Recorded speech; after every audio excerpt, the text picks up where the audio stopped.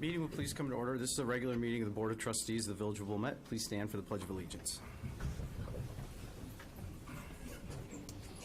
I pledge allegiance to the flag of the United States of America, to the republic for which it stands, one nation, under God, indivisible, with liberty and justice for all.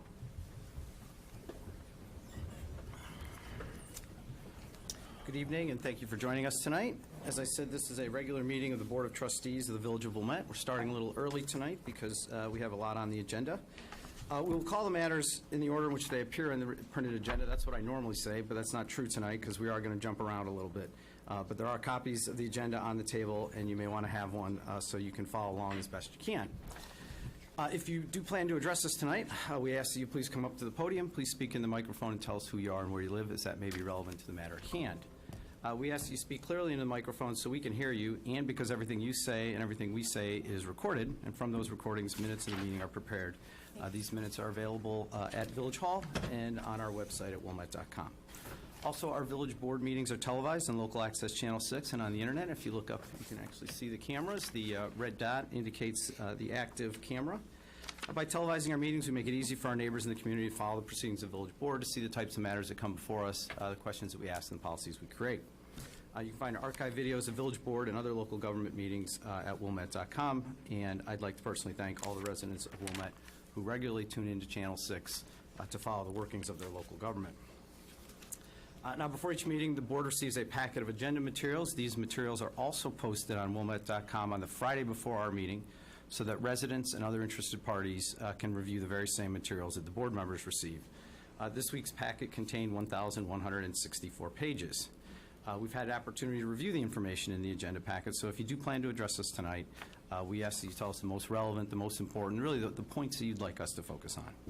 Finally, we are community neighbors, and as such, we want our meetings to be as civil and courteous as possible, and so as a courtesy to those around you, please take this time to turn off your cell phones and your other devices. And while we're turning off our phones, I'd ask the clerk to please call the roll. Trustee Sullivan? Here. Trustee Barrow? Here. Trustee Dodd? Here. Trustee Kurzman? Here. Trustee Kennedy? Here. Trustee Plunkett? Here. And President Belinsky. Here. We're all here, so we obviously have a quorum. Next item on the agenda is item 2, public comment. Because we started our meeting early tonight, much earlier than normal, I'm going to defer public comment to the end of the meeting. Next item on the agenda is item 3, which is the consent agenda, and as described on the printed agenda, items which are routine business that are not normally debated by the Village Board are placed on the consent agenda. So all items beginning with the number 3 are on the consent agenda, and tonight that means starting on page 1 with item 3.1, and all the items on page 2, and about half of the items or so on page 3 ending with item 3.16. Items on the consent agenda are up for approval tonight, and if an item is not removed by a member of the audience and is not removed by one of the trustees, the item will be approved and it will not be discussed. So I'll begin by asking, is there any member of the audience who would like to remove an item from the consent agenda? May I see a show of hands? Moving on, are there any items that any of the trustees would like to remove from the consent agenda? Okay, hearing none, may I have a motion to adopt the consent agenda? So moved. Is there a second? Second. All right, it's been moved and seconded. Would the clerk please call the roll on the motion to adopt the consent agenda? Trustee Sullivan? Aye. Trustee Barrow? Aye. Trustee Dodd? Aye. Trustee Kurzman? Aye. Trustee Kennedy? Aye. Trustee Plunkett? Aye. President Belinsky. Aye. So the motion carries. The consent agenda has been adopted. If you're here for an item on the consent agenda, it was just approved. And I'll clarify for people who are here tonight, again, all the items beginning with a 3 have been approved, but that includes land use item 3.3 and 3.4. So if you're here for one of those items, it was just approved. There'll be no further discussion of those items or any of the other items on the consent agenda. So you are free to leave, but of course you are more than welcome to stay for the rest of the meeting. If you are leaving, I know there are a few people that will be leaving. It is early, so please stop by one of our downtown restaurants before heading home. And by the way, normally we have coupons, but apparently tonight we have no coupons. Normally we have a $5 coupon for use this night only.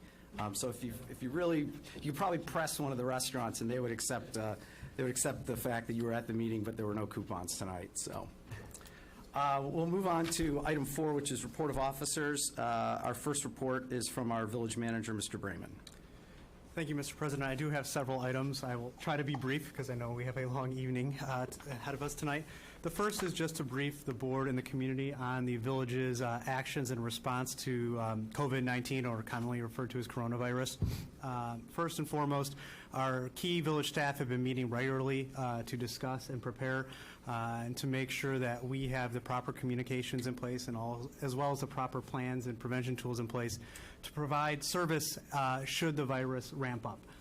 As we may or expect to have fewer staff available, we do have contingency plans in place to provide continuity of service to our residents and to our businesses. Also, we've been working closely with other units of government in Wilmette, as well as all of these schools, public and private, to ensure that we're all working together on prevention, preparedness, and communication. To that end, the village coordinated a meeting of all these bodies last week to begin our discussions and planning jointly and cooperatively, which was really important in wanting to ensure that we have consistent plans and messages that we are sending out to the community.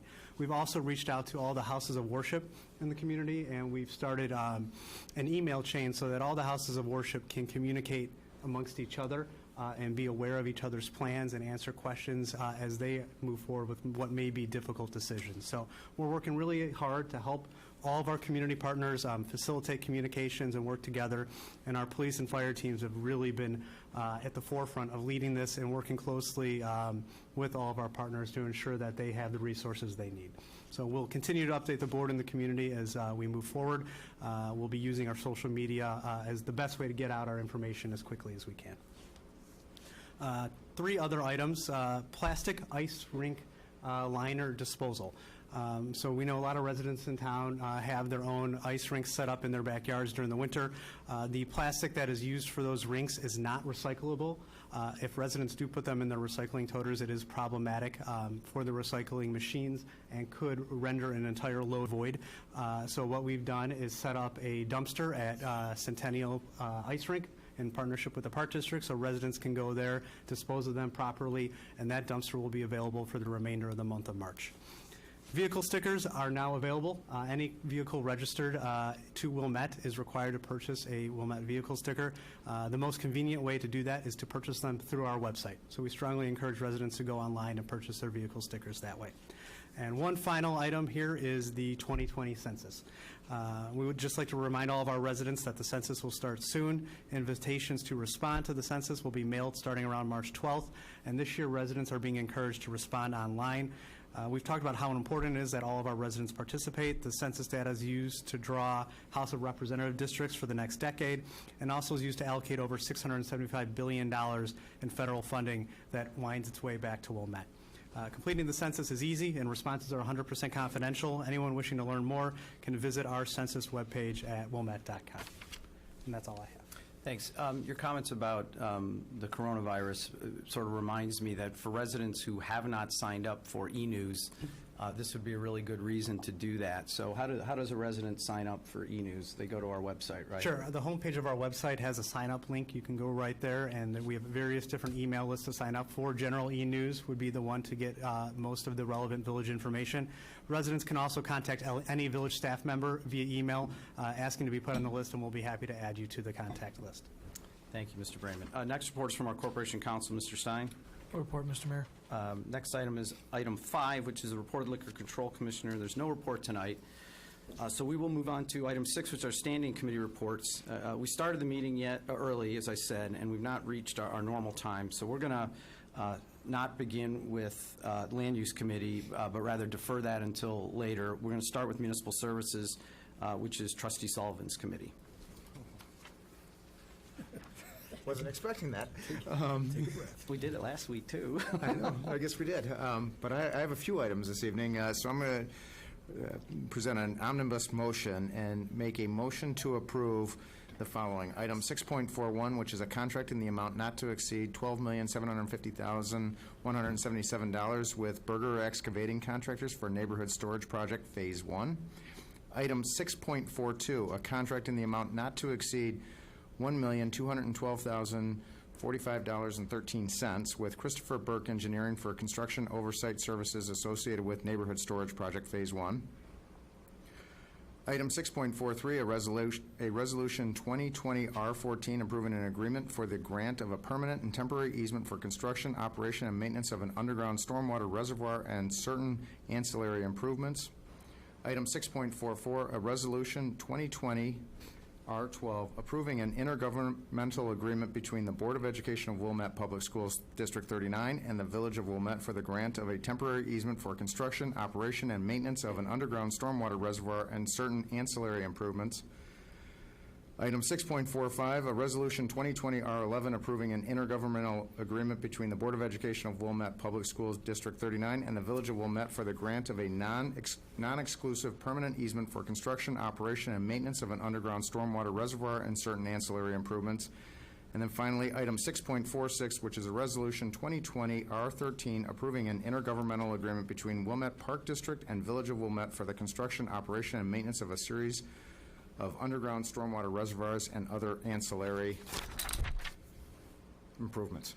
And before I ask for a second, we'll just note that the amount on item 6.41 was changed versus what was in the agenda Correct. materials. The amount in the agenda materials was the old number, which was from 2 weeks ago, and so it's a slightly larger number given the ads that were described in that. I don't have to read that again, do I? No, just saying that. Okay, so there's a motion. All over then, Trustee Trustee Sullivan, sorry. Jeez.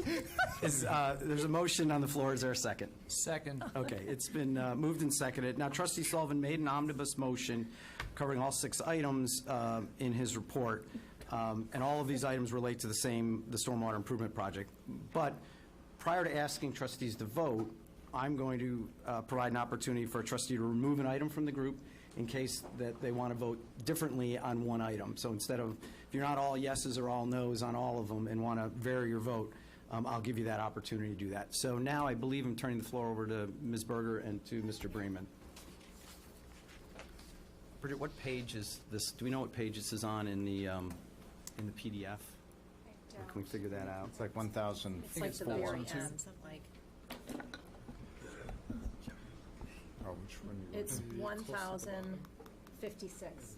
Okay, so literally the very. Excuse me, okay. 11,056. Yeah. Oh, 11,056. 1,000, yeah, 1,000. We do not have 11,000 pages in this one. 11,56. Big pack. It would be a big agenda. Yes, that would be a big really agenda. big We would need agenda. more than we need. Ms. Berger, welcome. you. How are you? Good Thank to see you you. tonight. Good evening, Mr. President, Village Board. It is my pleasure to talk to you tonight about 6 items on the agenda, hopefully for approval, that will transition our stormwater project, Neighborhood Storage Phase 1 at Community Playfield, from the planning stage to construction, and we're very excited about that. Real briefly, I'd like to just walk you through the changes that have been made since these items appeared in your packet 2 weeks ago.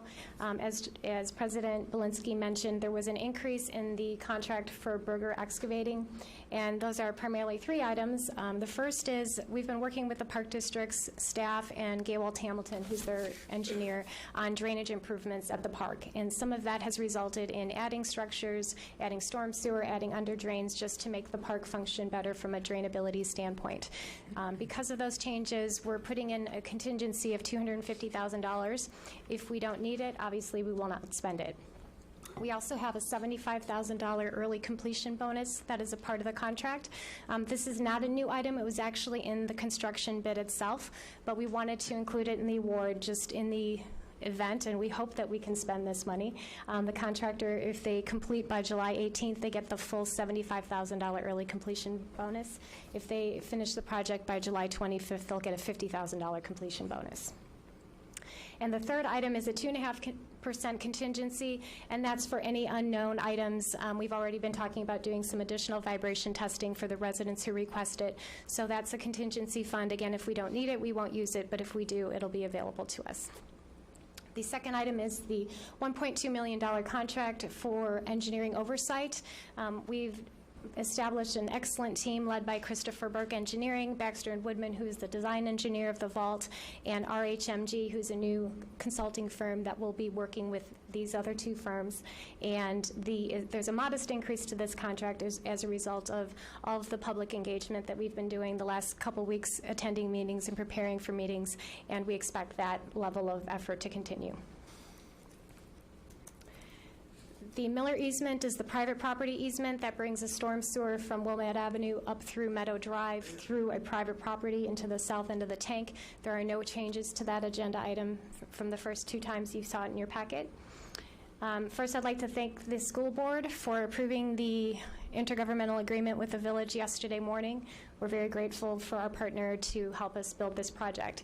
The school board has 2 intergovernmental agreements, one for a temporary easement that allows the village access from Hunter Road into the park through the High Crest parking lot. And the second is for a permanent easement for a 36-inch new sewer. It's part of the optimization plan that will allow the village to establish flood relief to additional neighborhoods. There's a couple minor modifications in the temporary easement with the school district. The first basically says if our landscaping dies this fall, that we have the ability to access the High Crest parking lot site between fall and May 1st of next year in order to fix that landscaping and make sure that it takes. The second is an amendment to the cost and mediation provision in the agenda item. And this basically says that if our project, which we don't anticipate, but if it were to disrupt the operation of the school, then the village would make the school district whole with whatever expense would be necessary. Again, we don't expect that provision to be enacted. 6.45 is a permanent easement. The first clarification basically says that any items that are part of that easement currently, a driveway, bike path, those are not considered encroachments, and therefore they're in compliance with the IGA. And the second provision is the same one that was in the temporary easement, which is the cost and mediation. If for some reason in the effort to repair and maintain our storm sewer, if we were to do any damage that would cause disruption to the operation of the school, we would make them whole. And finally, the Park District Agreement, 2 changes there. The first is inclusion of a storm structure exhibit in the IGA. This was of great concern to the Park District. Their whole goal is to make the park field, the field more playable. And this exhibit was, like I said, finessed between our staff and consultants and their staff and consultants to make sure that they could have maximum playability. And we wanted to make that structure exhibit part of the agreement. And lastly, there was a very important amendment that I know the residents are very interested about, and that is the amenities that the Park Board has been discussing and added as part of our IGA, and that is the language change from they shall build those improvements to they may build those improvements. So it gives a little bit of flexibility as the Park Board moves forward with that public engagement. So we've been very busy the last couple weeks. We, after our meeting on the 25th, we hand-delivered a couple hundred notices to the neighborhood in the vicinity of Community Playfield. The purpose of that notice was to invite the residents, the primary stakeholders involved in this project, to a neighborhood meeting. And we received about 30 people who attended. I want to say right off the bat that it was a valuable meeting. We learned a lot from them. I think they learned a lot from us. I want to say one thing we learned is we probably held that meeting too late. So for that, we apologize. And we learned from it. And the next couple of rounds, we'll have those meetings sooner. There were some questions that were circulated to neighbors. I believe we've got an email list. Those went out today, right? Because the board members were That's copied on correct. that. And so were those questions, did those questions come from that meeting? They did. Okay. Yep. And if it's okay, a little bit later on, I'd like to just touch on a few of those Yeah, important absolutely. points. If you would highlight some of those for us, that would be great. Please. The next, after the March 4th meeting, now we're preparing for the March 19th open house, and in doing so, we mailed out 600 notices to, again, a little bit wider area of influence, and that open house is March 19th from 5 to 7. Residents can come and go within that time frame. And we'll have our entire consulting and design team there to answer questions. We'll have some quality exhibits, of course, construction plans, and we're there to answer any and all questions folks might have. The last 2 weeks in March are really devoted to stakeholder engagement. This is setting up meetings with the school district staff, the park district staff, and making ourselves available for individual resident meetings. We're thinking about having times designated where we'll be out at Community Playfield where residents can set up times to meet with us. We can walk the site with them, go into their backyard and show them what they're going to be looking at. We can also do that by appointment. So we are available 24/7 for the residents in the next 2 weeks as we gear up for construction. Yeah, just one comment, given the calendar here, be mindful of spring break in terms of things like that, because I think it is the week of the 23rd. I think it's isn't it? sure. So that's why we are making that a 2-week period. So hopefully we should catch everybody in that during that time frame. Bridget, I'm sorry, can I just add, so the open house that you're having on March 19th, is that intended to be for residents living near Community Playfield or all residents impacted? Everybody. Okay, then Everybody for can everybody, maybe, would you expect then next year, as we start Community Playfields, assuming we get the approval, that there will be additional public outreach for the Hibbard Park, and then the following year there would be additional outreach for Thornwood? Absolutely. Yep. Okay. This is very. So I just think it's important for us to clarify that to the Sure. residents, that this is just, this is helpful outreach, but, It's and we'll have information to share, but it's not the end of our outreach. beginning, right. It's the It's beginning of our outreach. And the whole purpose of this open house is Community Playfield. So if we don't have, residents can come and talk about Hibbard and Thornwood, but we haven't started those designs yet. So this is really focused on community. Okay. So some key takeaways from our meeting with the residents. I can't stress enough that this is a continuous dialogue between our staff and our extended staff through our consultants with the residents to address their concerns. I can't express enough that construction is going to be disruptive. It's going to be dusty and noisy, and I'll talk a little bit about the working hours. But things that are within our control, we will do everything we can to make this as palatable as possible for our residents. We talked about additional vibration testing. Again, for any resident who's watching, we're very confident that the type of construction equipment that will be on site and the vicinity of the activity to the foundations will not pose a structural, will not pose damage to those homes. However, if there's a resident who's concerned, we are absolutely willing to go out and do photo or video documentation of the foundation to get pre-construction conditions if they want, and that way we can have that information available to us. We'll also do additional vibration testing around the perimeter of the work zone. There was some concern about the late access, and forgive me, I'm going to jump ahead here a little bit. The late access route, and just again, because in case somebody's watching and new to this, if we cannot complete this project for weather or whatever reason by August 1st, which is the date that we need in order to resurface the High Crest parking lot, then unfortunately we have to go into a Plan B, which we call the late access phase. And this means that we're coming down Birchwood, and then in that light blue shaded area, we'd be coming south across the Birchwood and Pomona cul-de-sacs. And we heard loud and clear that there's homes that are very close to that truck route.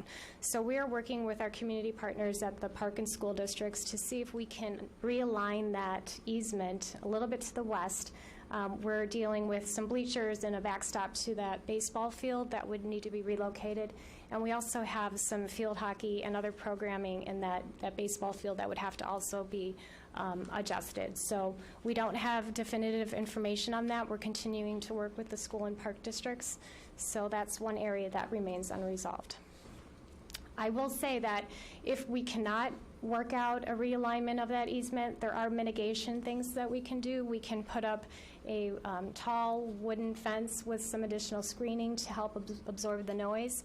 We would put down a special matting to help control the vibration as the trucks go across that frontage. So there are things that we can do to minimize the impact. And hopefully the biggest thing we can do to minimize the impact is to make that time frame as small as possible and hopefully not even have to use it.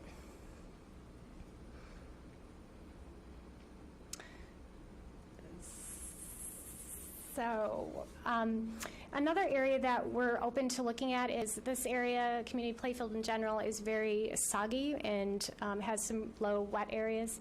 So where it makes sense, where we talk to residents and they have rear yard drainage problems that extend into the park, if they're outside of the work zone, but they're close enough that we can run some under drain to help drain out those backyards a little bit, I think we're open to doing a cost benefit to make sure it's cost effective to do that, but that's another thing that we're looking at. A few other items that aren't on the slide, but I'd like to just address that were of concern to the residents, and that's tree protection.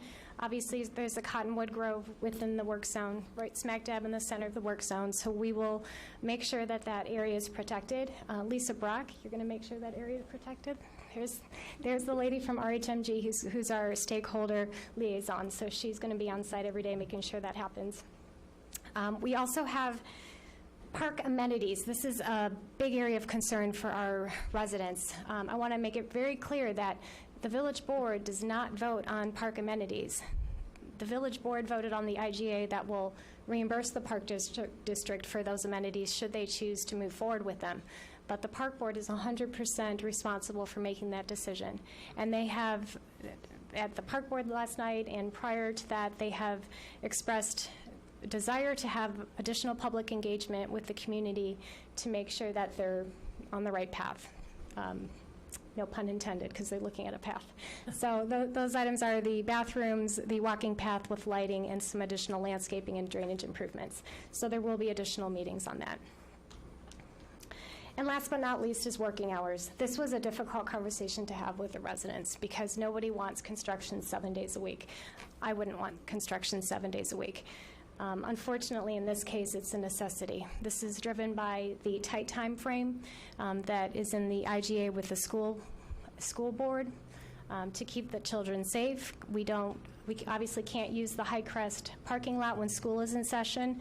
So the longer the construction period, the more likely we would be coming down Birchwood and impacting those residents as well. So unfortunately, Sunday work is likely. My early conversations with Berger Excavating is that they want to try and get ahead of the schedule and work Sundays initially if they have good weather to, again, try and get some momentum and progress early on the job.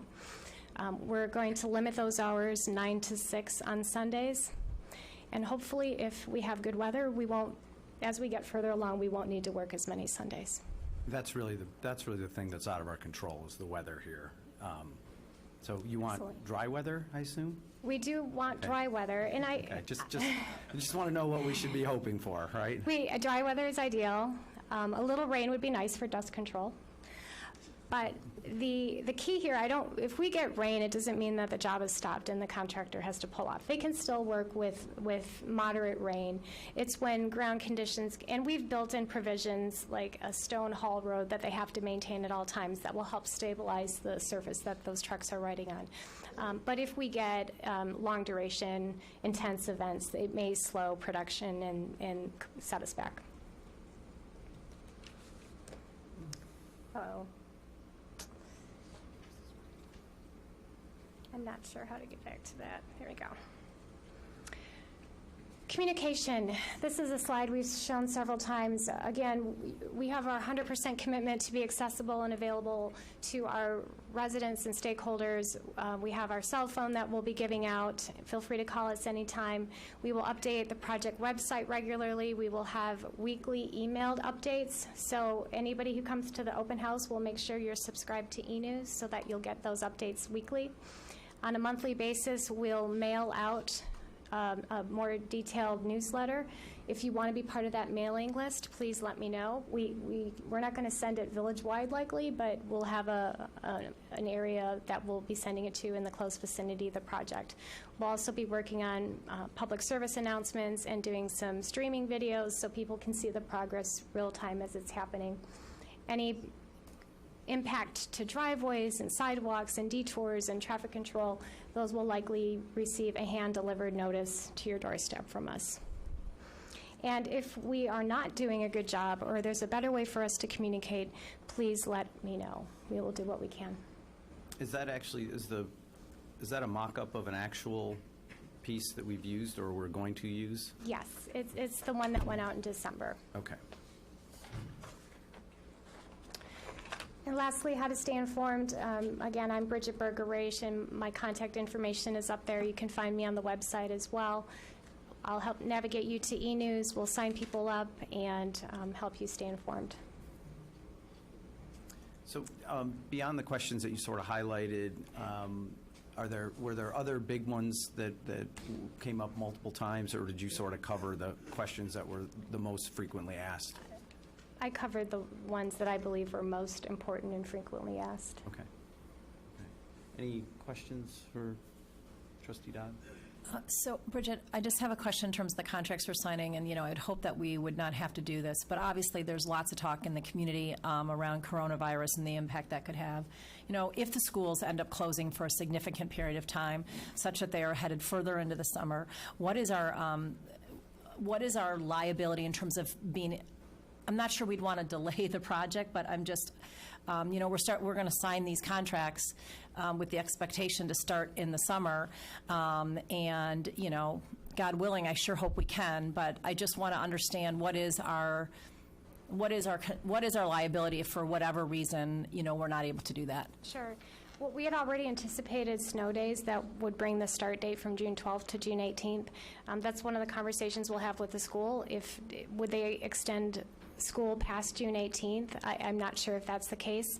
And then it would be a decision by staff or recommendation to the board that we proceed with the understanding that we would most likely be using Birchwood as a primary access.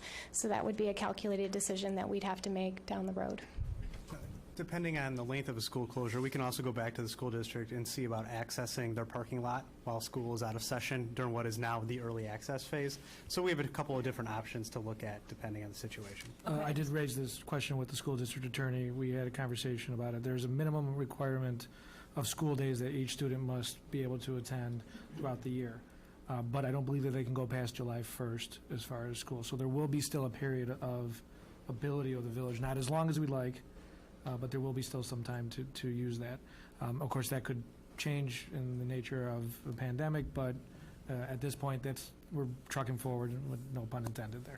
Yeah, and my understanding is also that District 39 does have some remote learning capabilities which may apply for the 5th and 6th graders at Highcrest. I know they at least have experimented with it. I don't know if it's fully operational. I think the parents would suggest maybe it's not, but that's out there as well. But I guess then the answer to my question is, once we sign this contract, we're committed to doing it this summer. Yeah, and I should have started by saying we're starting April 6th. That's what I'm asking. Yeah, I think, Mike, even though we don't have full access till when school is out, we do have access through the Northern Drive. Right, before and after school, right? Before and after. I'm sorry, I guess I don't have that.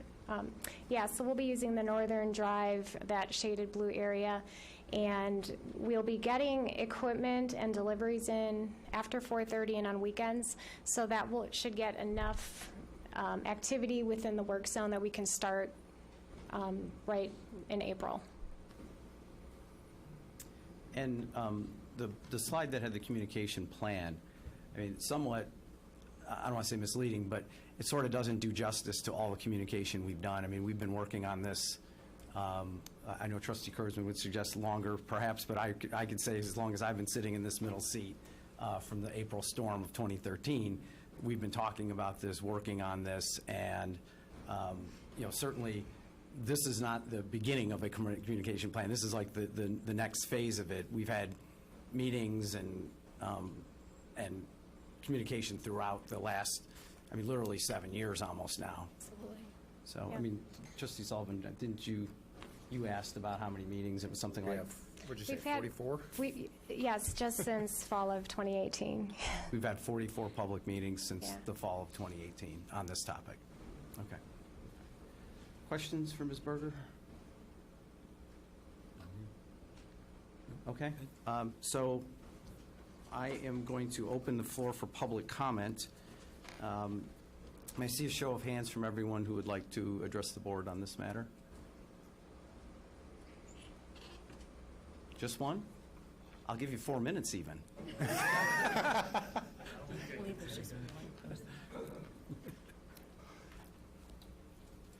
evening. Rick Prohoff, 2435 Pomona Lane. I won't need the whole 4 minutes. I'm going to tell a few stories about the 32 years we've lived here and the appreciation we have for the village when it works with us instead of maybe not as well with us. When we first moved in, we had a water heater put in and it kind of exploded. The fire department was there in a matter of minutes, put the fire out.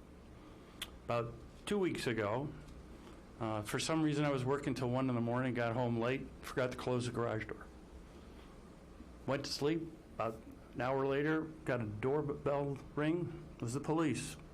They wanted to know if I wanted to close my garage door. It was not safe to keep it open. And then more recently, we had the pleasure of me and Jeff Stein met, and I think a lot of progress has been made in terms of the transparency that we were looking for all along. So I'm glad that there's been somewhat of an acknowledgement that we can probably do a better job of working together as this project goes forward. And as you might recall, we were never trying to oppose this project for those around us that lived around the park at community playfields. But we did have concerns, and some of those concerns took longer than we liked, but I think they've been, for the most part, addressed in a very civil fashion. Thanks to Mr. Bryman and Mr. Stein and Bridget, the engineer, that we're not happy about the project, but we understand it needs to be done. So thank you very much. Thank you. And, you know, look, I think you've heard from the staff, but we're not in the business of trying to inconvenience our residents, and hopefully we can work through as well as possible, understanding it's a big project, and frankly, you know, with construction comes inconvenience. So we appreciate your constructive approach here, and again, hopefully the actions and plan that's in place will work well and keep communication up. Just one last thing. I do want to thank John Adler, too. 20 years ago, he was very responsive as well when we had the flood on Pomona. Thank you. It's a nice thing that we have village staff that has been as tenured as they are. All right. Anybody else for public comment? Okay, so I'll close public comment then. You know, these items represent the culmination of literally years of public policy debate on the stormwater improvements, and we made the big policy decision last year in terms of which direction the project was going to take, and these items really relate to implementing that policy decision. And as Ms. Berger outlined, we've got a construction contract, an engineering consulting contract, an easement, and 3 intergovernmental agreements, 2 with D39 and 1 with the Park District. So I would open the floor if there's any discussion or any questions from the trustees. Trustee Kurzman? Yeah, I feel obligated to say something, although words really do not suffice. I just want to thank the village and my colleagues here on the board for making this happen, as I do for all landmark dates on this issue. I bring with me the agenda of my first stormwater meeting. My first stormwater meeting was August 23rd, 2007. I've subsequently, though, done my homework and read all village proceedings on the issue going back to the mid-1980s, and have seen the progression of recognizing a problem and solving it for half the village in the early 90s, and then putting off the completion of the job. And what this represents is the completion of the job of bringing a standard level of municipal services to the entire village. And the other memento I came across the other day was in my home office, seeing a note of how I spoke to the village, and my case file got transferred from Joe McRae to a newly appointed assistant village manager, Mike Brayman. And history would suggest that it didn't get done quickly as with assistant village manager Mike Brayman, but is getting done very quickly as village manager Mike Brayman.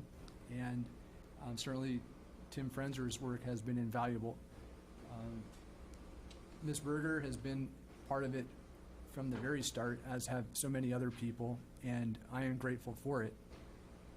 Last night, we heard from some residents who also have been involved for a very long time, and I just think that this is reflecting the best of us and making the best of what, for a while, looked like it was the worst of us.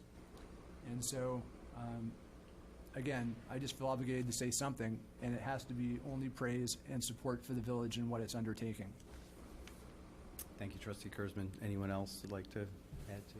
Well, I appreciate it. I thought Trustee Kurzman, who I know has worked on this and championed this effort probably the longest on the board, so appreciate that comment. But I would be remiss to not echo some of that. And I think this continues to be an exciting day, and I said it when we voted to move forward with this project, but we're embarking on the largest project that the village has undertaken, and it's a big one. And I think, we should, what Mr. Brayman and Ms. Berger and Mr. Stein and the whole team has done, especially over the last month, as Mr. Brayman was assuming a new role to work collaboratively with the other government entities to get to this point is quite an accomplishment, and I think worth recognizing the efforts and compromise that they did to get us to what we've seen here in the packet.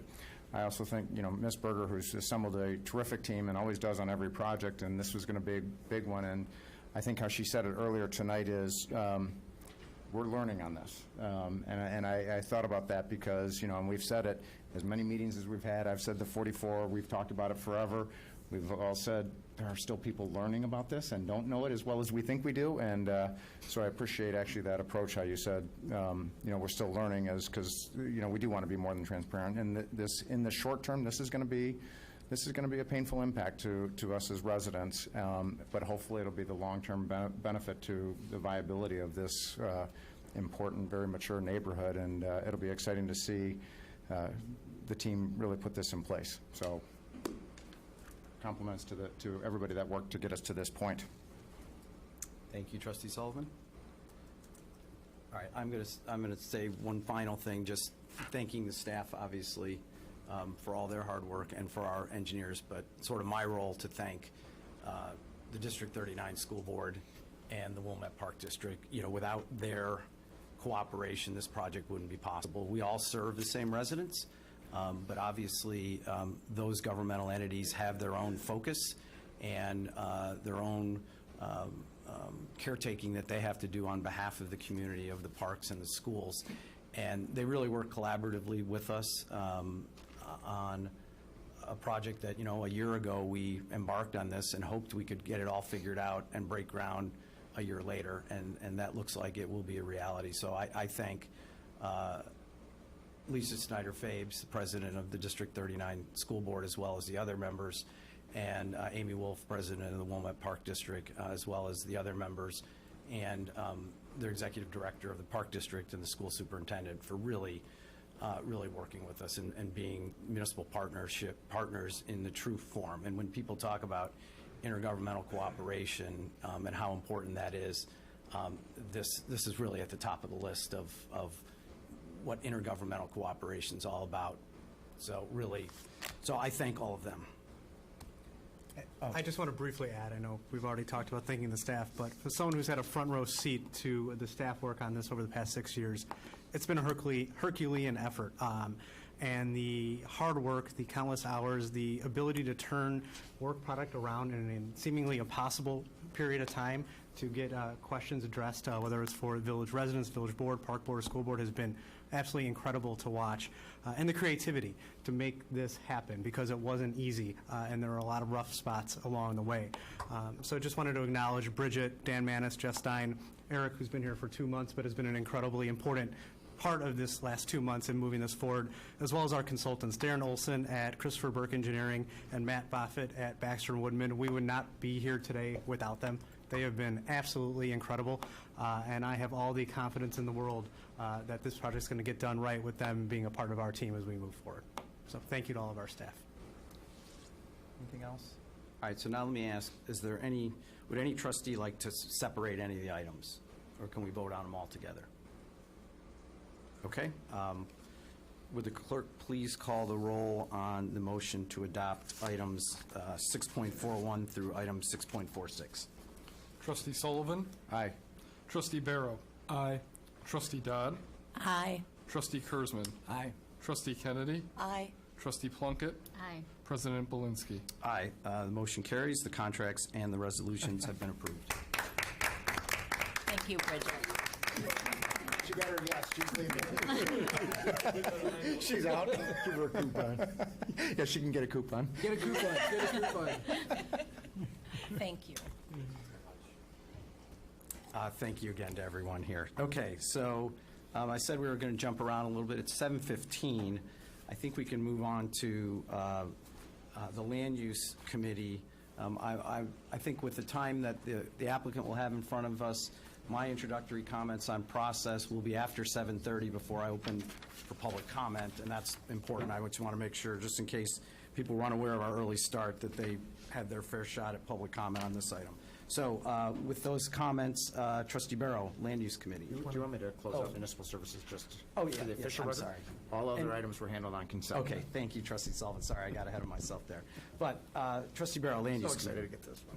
Thank you, President Belinsky. We have item 611, and I move to approve Plan Commission Report, case number 2019 P3, 1210 Central Avenue Planned Unit Development, regarding request by Green Bay Wilmette LLC, Optima Wilmette, for approval of a planned unit development preliminary plan and special use permit to permit the construction of a mixed-use building containing commercial space and approximately 109 dwelling units located in the VC Village Center zoning district, pedestrian commercial west, in accordance with the plans submitted. Is there a second? Second. Okay, it's been moved and seconded. This item comes to us with a negative recommendation from the Plan Commission, so we'll need 5 votes tonight to be approved by the Village Board. I'm going to have a few introductory remarks to cover process before we get moving here. So first off, as we all know, this is a proposal for significant development in our Village Center. The process that we're going to follow is as such tonight. This is our second meeting on the proposal. At our meeting 2 weeks ago, I said that I expected the matter to be continued and carried over to this meeting, and indeed it was. I was actually a lousy estimator of time, and our meeting ran much later than I thought it would. But in our first meeting, Mr. Adler, who is our Director of Community Development, described the relief requested by the applicant, the relevant sections of the zoning ordinance, as well as the relevant sections of the Village Center Master Plan. He will not repeat that presentation tonight, but I will ask trustees if they have any questions for Mr. Adler that they'd like answered at the front end of the discussion. And of course, he's going to be here throughout the meeting, so you will not lose your chance to ask him questions if you don't ask him anything up front.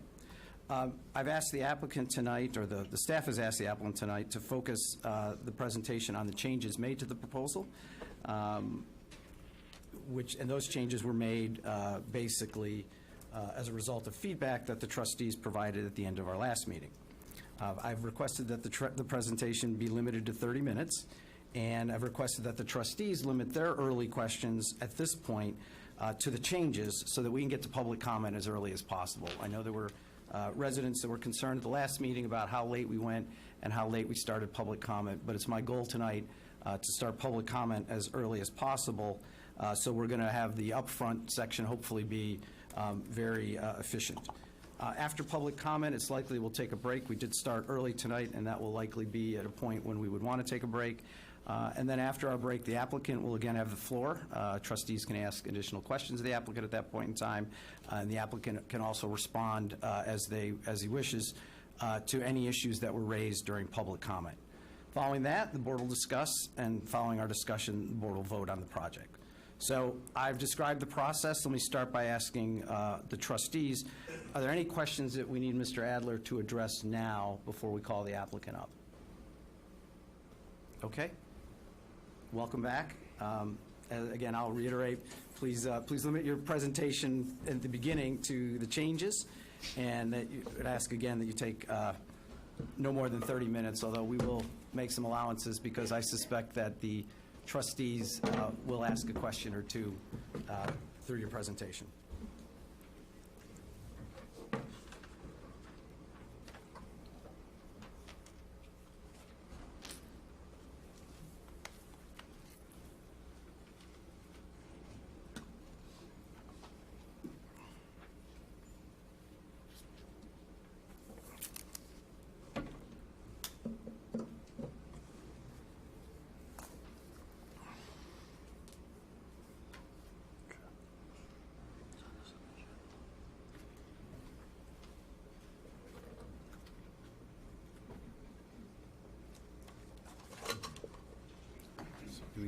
tech assist there. Oh, there we go.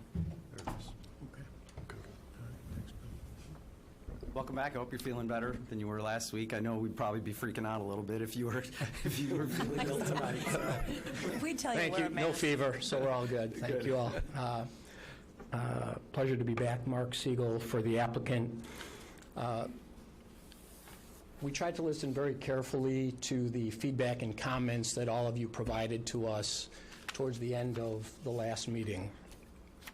One of the benefits I have of working at Optima is that we are a vertically integrated firm, and so we were able to sit down with our design team and really focus on trying to respond to the concerns that we heard you express at that meeting. And so if I was to generalize, I would say the feedback that we really took away was a desire for a setback along Green Bay Road, a change to the sense of massing, and appreciation and respect and focus on the front door nature of this site for the village of Wilmette, and improving the pedestrian experience, as well as providing additional public benefit. One idea that was put forward was contributing towards more infrastructure costs of the village. And so what we're presenting to you tonight is really our effort to respond to those concerns. So here you see our response. This is a rendering of the northwest corner of Central and Green Bay. We have revised the 5th and 6th floors of the building. We have set those back 7.5 feet from the frontage on Green Bay Road and on Central Avenue. The facade of the building that you now see on Green Bay Road is pushed back 5 feet from the property line at floors 2 through 6. But we believe that there's an important experience for the pedestrian to have, and so we preserved the feeling that we had with the initial 5-foot setback along Green Bay Road to further set back that first floor by an additional 5 feet.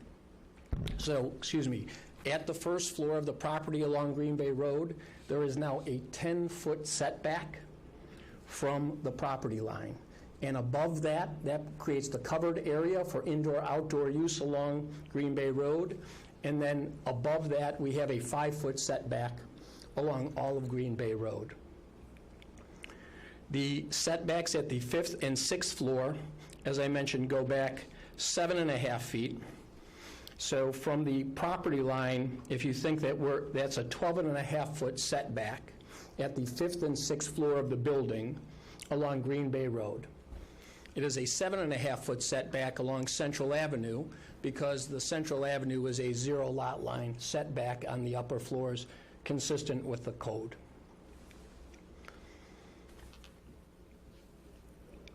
Excuse me.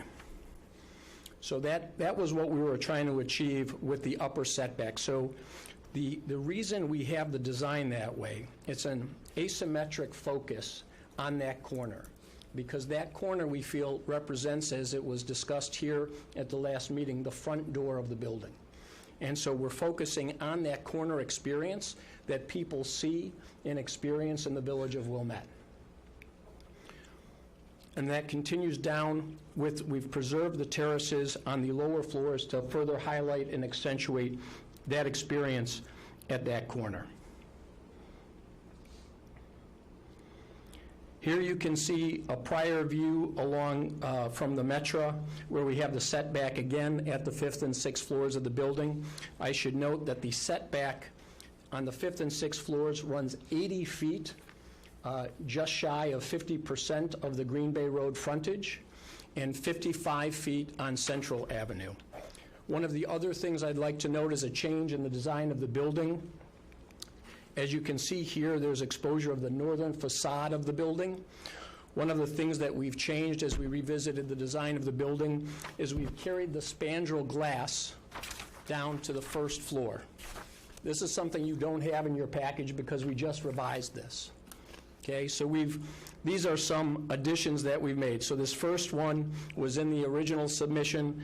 The second one A portion of it, I believe, was in the original submission, but we now have further enhanced this by eliminating the concrete wall that ran along the northern facade of the building at the first floor to carry the consistent spandrel glass that occurs on floors 2 through 6 down to the first floor.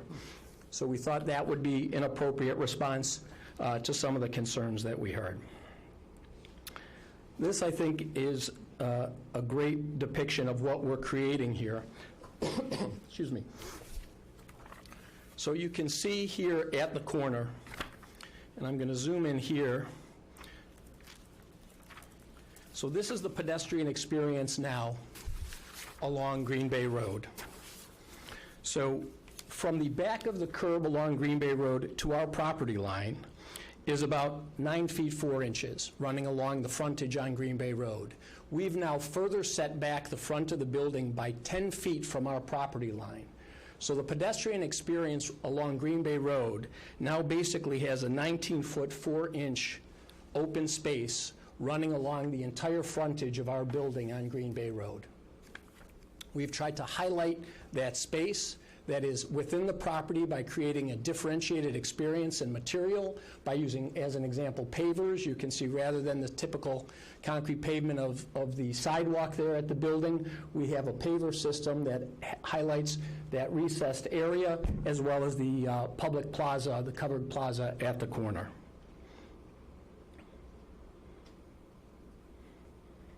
This is another view where you can pick up in this upper section the setback at the 5th and 6th floor. This is another interesting perspective because you can see with the setback at the 5th and 6th floor, particularly the 6th floor in this corner, how it just opens up to the sky and gives a much greater sense of relief at that corner.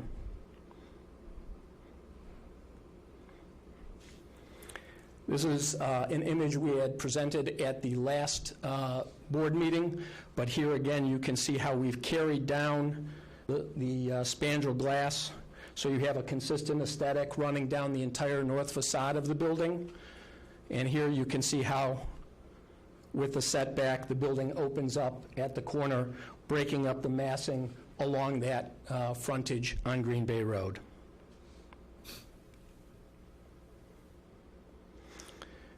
We were asked to provide a perspective from Lake Avenue looking south to pick up the north side of the building. So this is at Lake Avenue looking down. So you can see here our development in the 611 building in the distance as well.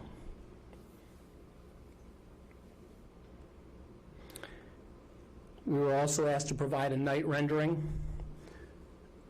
And here you see the building illuminated at night. We did this at a time in our mind that the restaurant space on the first floor would still be open in the evening. So you have the illumination of that space along the first floor. And you can see here how the building would be viewed in the evening. This reflects the consistency of the window treatments that we discussed at the earlier meeting. As a rental apartment building, we control what is used on the windows. It reflects the fact that we lamp our apartments more on the interior of the space with a warm lighting.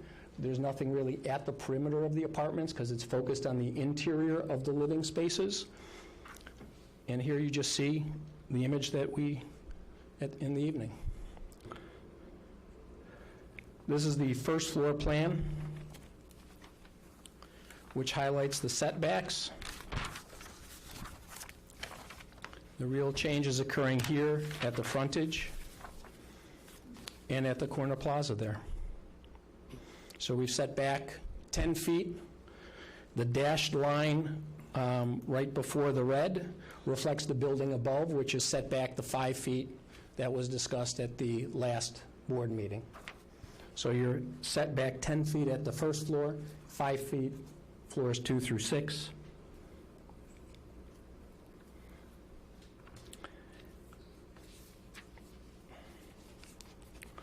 We're really excited about what we're showing to you tonight. We appreciated your comments and feedback, and we think that's helped us to create an even better project for the Village of Wilmette. And in addition to what you're seeing here tonight, we are prepared to make a $120,000 payment towards the premium items in the village's streetscape plan that would have been covered out of the village's general reserve fund, in addition to the other public benefits that we've discussed previously. Questions? President Polinsky, I have a question. Go ahead. Mr. Siegel, would you speak to what your contingency plans might be if the hanging gardens that you show don't truly grow in the manner that the renderings show? We know that you've done those in Arizona, and they look terrific here, but we've all lived here, kind of long time, and, winters are tough. And so if it doesn't work quite as you show or anticipate, what would you do? Well, if that were to be the case, we would continue to work at making it show as we have it showing here. The plant selections that we're talking about are native plants to the area that are evergreen plants. They're perennials. And while they may go into a dormant state, they retain their green nature. So based upon the experience of the landscape architects that we've been working with, we don't think there will be an issue. But just as we work to try and address the concerns that were expressed at the last meeting, we're not making this investment in this design to fail. We will simply work at it until we solve any problem that may exist. But I come to you tonight saying we're very, very confident in our ability to deliver this. Just to be clear, what the renderings you see here show is color on top of the green. And obviously, as Mr. Hillman spoke at the last hearing, we expect that coloring to go away because that's more of an annual experience, but the green will stay active on those plantings, which are more of a falling planting. And if I may,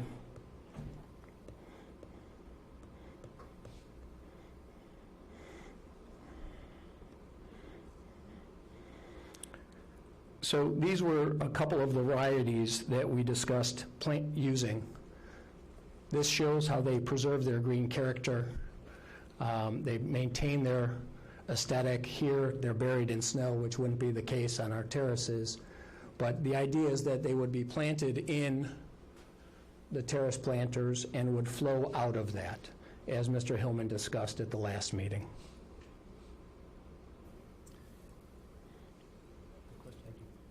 So the main rendering of the corner of the building, you could put that one back up. I'm sorry. Oh. You back down to the logo there.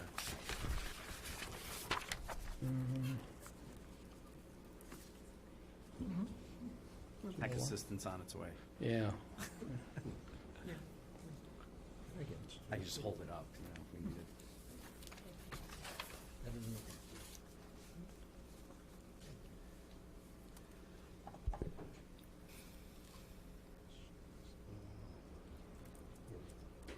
Okay, thanks.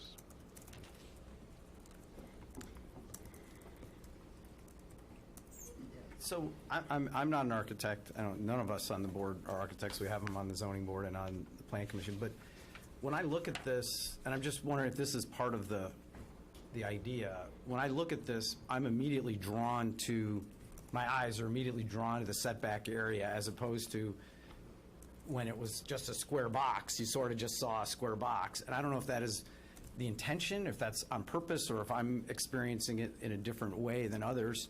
But that, to me, you sort of look right at the corner then, instead of the whole building. I mean, is that the design theory? It is the here or design whatever? intent. As I said, we approach this as an asymmetric approach to focus on that corner, so that view that people approach experiencing the building on Green Bay and Central would get that sense of relief at that significant intersection. Got it, okay. Trustee Dodd. First of all, I want to thank you for the efforts you've made on behalf of the comments we had. So it's very clear that you listened to us. So thank you, and listened to some of the feedback that I provided. And I appreciate what you did on the north side with bringing the glass all the way down. So thank you. I just have a question on kind of building on what President Belinsky said around, your focus to that area. Could you just clarify for me why you decided to do this and kind of offset on the 5th and the 6th floor as opposed to offsetting on the 6th floor on the south, on both, on the southeast corner and the northeast corner, since I've been, I've spent a lot of time asking questions about the view from the north. And so I just wonder if you could just clarify for me kind of, and do you understand what I'm saying? So instead of having the balconies on the 5th floor, you would you would go up that floor and move the balcony over to the other corner. So what we heard was a concern about massing, in a sense of massing at the property. And what we felt was that if we tried to do something on one floor, it wouldn't provide the sense of relief of the mass of the building. And so having a 2-floor concentrated run on that corner really helped provide more relief to the sense of massing there, and focusing on creating more of a differentiated bottom, middle, and top on those 2 facades. The other thing we were trying to respond to is we do have a different break on the north facade of the building because we have that interior courtyard as well. And then the other obvious thing is we're trying to focus on what we can control today, which is that corner, not knowing what may happen in the future on the north facade. Can you show me again the rendering you have of the north that you brought today? Do you see the courtyard? So again, you're not going to, if you look at this rendering, you're not going to see from the street right here the courtyard. You can get a hint of it if you see right here. Okay. Okay? Okay. If you were standing at that entry drive to Imperial Motors and you looked in on a more acute angle, you'd have a better view of the courtyard itself. So it's all a function of the perspective. Yeah, so in other words, where the person actually is in this rendering, if they turned around, they would be able to see it, because my recollection is that Imperial Motors at that point, that's parking lot. That's correct. There's a 1-story building at the western end of the property. But that building that's in here is not the true placement of the Imperial Motive building. Yes, it is. Is it that close to the building? I think it's just the angle. Yeah. It's the angle, because of the parking lot is sort of hidden here. And so let me just ask you one more follow-up question, which is, was it designed as much as a concern around what would possibly be built right up to the design of that building? So if we were to make modifications such that there wouldn't be any building taller than, just for lack of, 2 stories, let's just say, I'm not proposing that, 2 stories on that particular parcel, would that change what you are doing? No, we believe the design we're presenting to you is the best design for this site, focusing on that primary corner, having the 2-story setback to really break up the massing there. We think that is the right solution here. It does. I'm surprised by it. I didn't expect it, but you showed it, and it shows a little bit here that you're sort of looking up, you see, even though there's still building elements there, it does sort of open up the sky a little bit more off the corner. So, questions? I have a question Trustee about Kennedy, the you're leaning north in. facade. Is there still a wall between those 2 vertical portions of the north facade where the courtyard is? Or is that spandrel glass as well? There will be spandrel glass. There is a wall, but it is covered in spandrel glass. So the entire north facade that abuts the property line is now going to be covered with spandrel glass. Even where that wall was? Yes, the wall that you had was the same wall that extended. All the way across, right. So all the way across. That will have spandrel glass over the entirety of that run. Okay, and I was told that you do something to treat spandrel glass to make it bird-free, since whatever you're using on the other windows isn't going to be effective. What kind of treatment do you use to make sure that the glass is bird-free when it's opaque? So bird-friendly design for glass can take a number of different forms. It can be a frit, or it can be a reflective element in the glass. I will tell you, we're evaluating exactly what that definitive treatment will be. But as we said, we're prepared to tell you that we're going to deliver Zone 1 under the lead pilot credit 55. Zone 1, which goes through the first 3 floors, will achieve approximately a 14.3 score out of the 15 limit. So we're still evaluating with some of the glass manufacturers what that will look like, but that will be treated in a manner that makes it bird-friendly, just as the 2 upper, the second and third floor would. Okay. Yeah. Thank you. Other questions for the developer? And then the developer is going to come back, the applicant is going to come back after public comment, so if you have none now, you're not losing your chance. I'm just going to add, because obviously I, late night, made a passionate plea for a greater setback on Green Bay Road, and I know that it is not an insignificant change in terms of square footage for the development when you multiply it by the width of Green Bay Road and 6 floors, and not to mention the setback on the 5th and 6th floors. But I think it is the right answer, when we are discussing Green Bay Road in general. I think the opportunity to have a pedestrian-friendly Green Bay Road and a wider setback, I think, is very important for our residents. And I hope this would be something that would be a precedent going forward if we're discussing future development. But on this, I realized that, it was a cut to come up with this plan. But I think on the Green Bay Road side, it's the right answer. Thank you. Yeah, I'm just going to piggyback on something you just said, Trustee Plunkett. I think, when you look at our zoning code, I think it's important to, constantly be evaluating our ordinances and our policies to make sure they're consistent with, the world as it stands today. And now, the analogy I'll use is on the Village Center Master Plan, we sort of have, if this project was approved and gets constructed, you sort of have 2 pieces of the puzzle in place now that weren't there 10 years ago when people were conceptualizing what Green Bay Road could look like.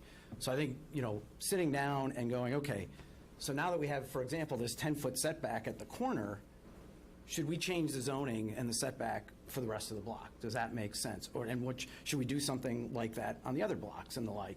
And I think that tweaking the zoning code potentially is something that we definitely should talk about. Maybe we get some of our outside consultants that helped us on the master plan to talk to us a little bit about what they might suggest and the like, but I absolutely think it's appropriate to, when you have sort of a project like this and the impact it could have, to not lose that on how our zoning code exists today and just have it be one site-specific thing. So you had suggested that, Trustee Dodd had suggested that, and I think it's a great idea that we take a look with 2 puzzle pieces in place potentially at what the rest of the puzzle we'd like it to look like. So I want to acknowledge both of your comments on that, and just that seemed to be a good spot to make that comment, given your comment. So, okay. Other questions? Because we can go to public comment, and this is even earlier than I had hoped. So hopefully the residents appreciate that. I surprised you, didn't I? So, pardon? I surprised you, didn't I? No, you focused on what we wanted to focus on, and we appreciate that. Okay, so I am going to move on to public comment. It's 7:45. We are after the normal 7:30 start time, so I'm completely comfortable doing that. Can I see a show of hands from everyone who would like to address the board tonight? Just want to count. We got 1, 2, 3, 4, 5, 6, 7, 8, 9, wait. Hang on, I got to start. 1, 2, 3, 4. Okay, I got 11 on that side. 6 on that side. I've got, Roughly. he has 19, 20. I had 17. Okay. Somewhere on that. We'll say, Hands keep going. right, okay. Let me remind everyone of the village's rules for public comment during a village board meeting. In order to give every person a fair and equal opportunity to address the board, each person will be allocated 3 minutes to speak, and individuals will be allowed to address the board only once tonight. So we counted about 20 people, and if everybody uses their entire 3 minutes, that would be an hour's worth of public comment, and that would run from about 7:45 to about 8:45. As a matter of courtesy to those who are waiting to address the board, please be concise and try to avoid repetition. And if another speaker has basically said what you want to say, you can certainly just come up and say, I agree with that speaker as well. Our Assistant Village Manager, Mr. Hallgren, will be responsible for watching the time for each speaker, and he will let speakers know when they have a minute left, and he'll also let them know when their time is up. Finally, I would ask that all speakers be considerate of each other tonight. Please be respectful of each other's opinions. Refrain from commenting unless it's your turn at the podium, and also please refrain from applauding or booing or otherwise making comments or noise. Please address your comments to the board and not to individuals in the room. So I think we only had 6 or 7 on this side. So let's start with the first 4 rows of this side. So if you're in the first 4 rows and you'd like to speak, please queue up at the podium.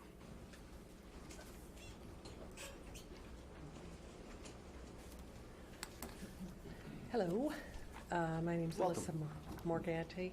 I live at 1330 Sheridan Road. You need to lean into the mic. Oh, or sorry, push sorry, up. sorry. Taller people, I don't have this problem, but taller people sometimes have to lean into the microphone a little All bit. right, Alyssa Morganti, 1330 Sheridan Road. First, I wanted to say that I think you guys did you have been doing an amazing job critiquing this building and not being architects, that you have really pushed on some very important issues. And when I think about what it looked like, the very first iteration of it, I think it's really improved tremendously. And I also think that Optima has done a very good job at responding to your comments and made some really great improvements. I think that 19-foot setback on Green Bay Road is really a significant space, and it'll be interesting to see how that gets used, and how it informs that street and whether it is something that wants to be changed in zoning. And it's a really big change to our community, which is why I just wanted to take a minute to say I think the process is working. I think John Adler's done a great job in kind of keeping it all going. So my next comment is basically that I think the master plan was really, a lot of thought was put into it, and there's some very, very good concepts for the master plan. But I do see it as it was a guideline, and that they were suggestions on what should be built and how high we could go and how we could transform Green Bay Road. And I feel that this is a positive impact on Green Bay Road, and it's a positive impact for our community to add the density, and opening up the 5th and 6th floor is really phenomenal. And Speaker has 1 minute remaining. I'm sorry? You have 1 minute remaining. Okay.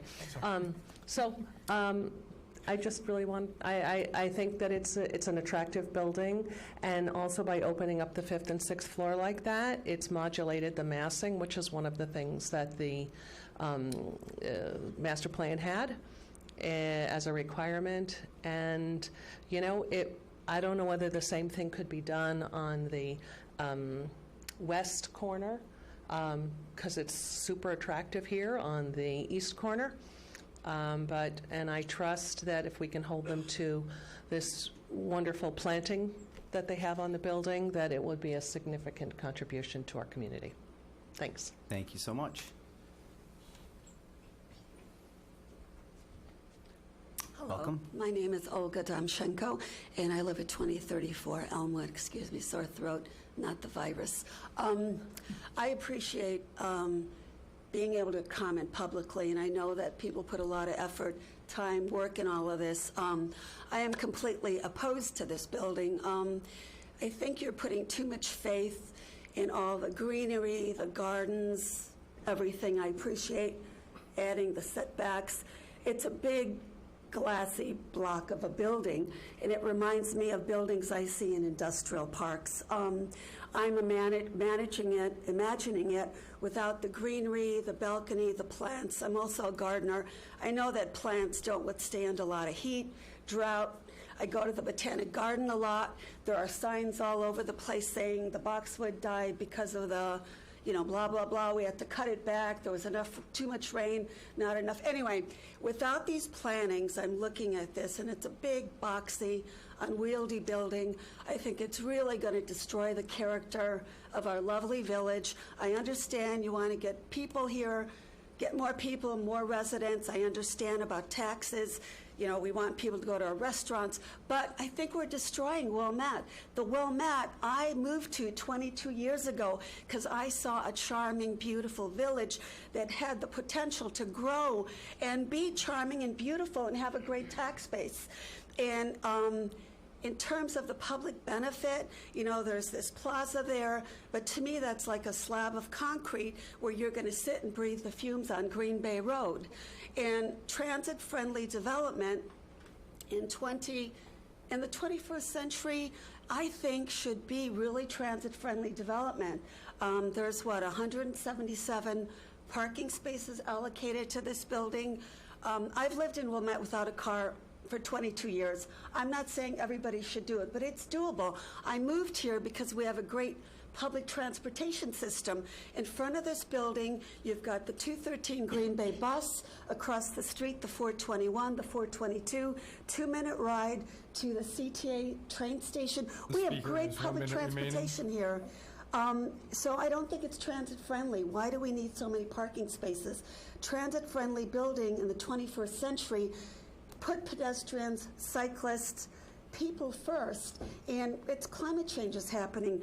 We need to figure out how to build buildings that are truly transit-friendly, and I'm sorry, but this isn't it. And there are other issues I had with it, but I think my time may be up, but I'm really opposed to this building, and I think it's going to be very lit up at night, and I don't think it's going to be as bird-friendly as we've been told. I've done a lot of research and studying on glass buildings now.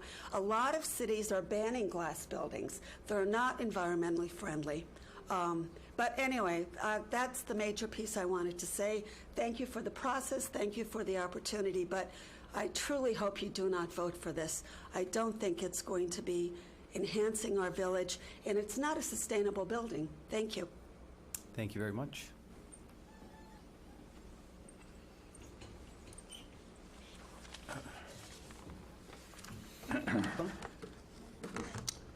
Mr. Chairman, members of the board and staff and fellow residents, my name is Don Hackle. I've been a practicing architect for 52 years and have lived at 1534 Walnut for the same period of time. Just by way of background, I served as the national president of the American Institute of Architects, and I served as the chancellor of the College of Fellows, of which David Hovey is a member. I also served for 20 years on the board of the International Union of Architects, which represented United States architects in a non-governmental organization worldwide.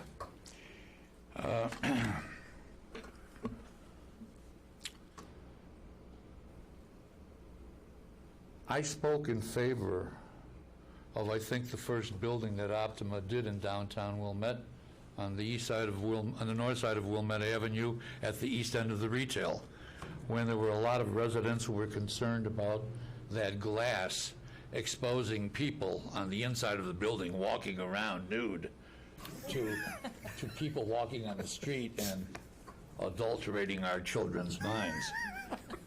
Well, to the best of my knowledge, that never happened.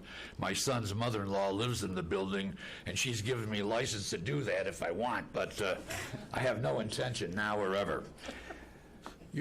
You're working with a very good architectural firm. I know this firm. I know David, and their work is remarkably good. It's way above the standard cut, okay?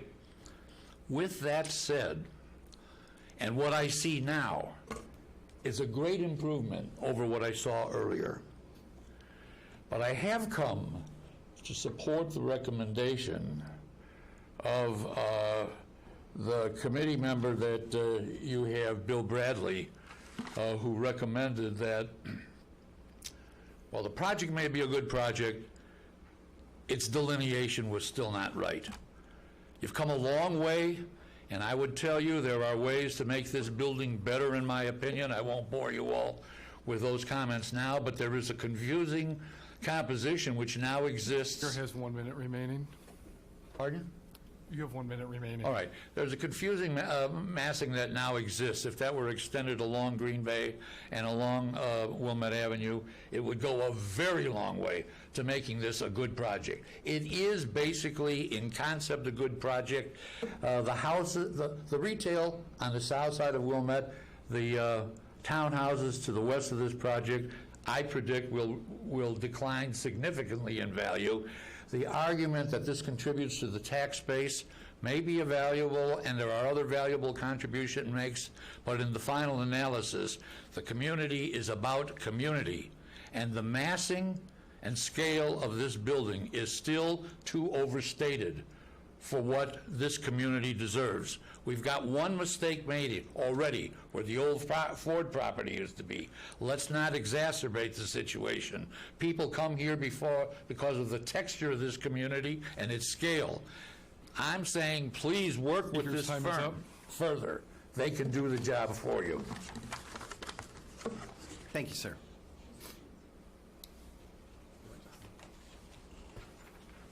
Welcome.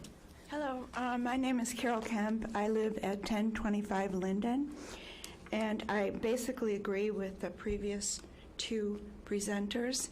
My main comment has to do with the fact that there was a master plan that was developed that many people spent many hours developing, and the building, the Ford building, is clearly an example that the master plan wasn't followed. The main objection is the height of it, the height of this building.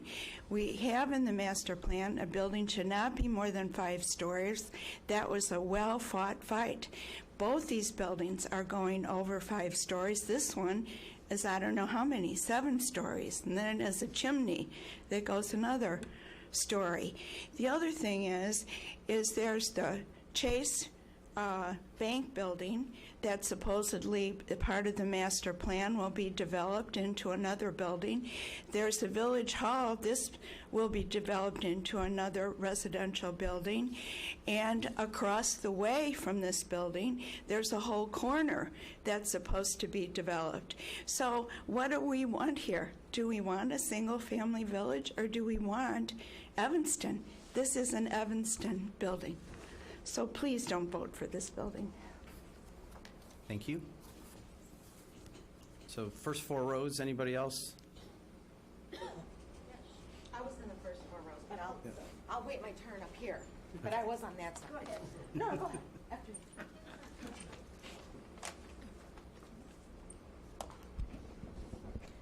President Belinsky, members of the Board of Trustees, Optima representatives, and concerned Wilmette residents. My name is Dorothy Dygos, and I live at 1238 Central Avenue in Wilmette. Thank you for offering an opportunity for residents to comment on the proposed development by Optima at 1210 Central. I do believe there's room for improvement at this site where the International Bank building now stands.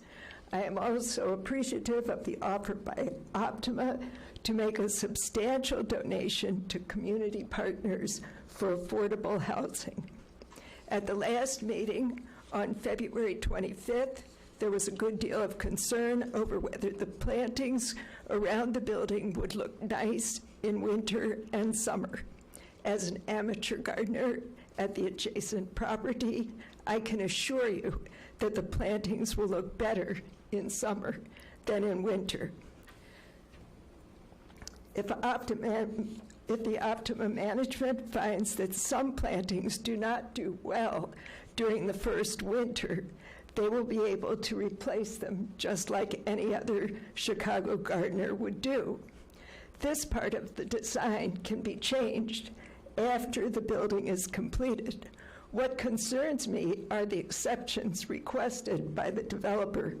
These include a very large increase above the permitted building code of the height of the main building, roof terrace, amenities penthouse, elevator housing, and mechanical equipment. These requested exemptions were the reason that the Planning Commission voted 5-2 against the construction of the development. The current plan for access to the building only by the alley will negatively impact our property in the Wilmette Village Commons townhome community. Some conclusions in the traffic study have been drawn from inaccurate information about the alley. Page 8 1 minute. Page 8 of the traffic study states that there is a north-south public alley that is generally in good condition. This is at best fair. Page 8 of the traffic study also says that it has a width between 16 and 20 feet. This is not exactly true. At the garbage cans, the width is 12 feet 6 inches. The study also states that no trucks were utilizing the alley. This is not true. There's residential garbage pickup, recycling. There's also business garbage pickup and recycling. The business pickup is every day. The residential pickup is Tuesday and Thursday. The truck is 11 feet 6 inches wide, and you cannot get a car past the truck when it is in the alley. The speaker's time is up. Okay. Thank you very much. Thank you, ma'am.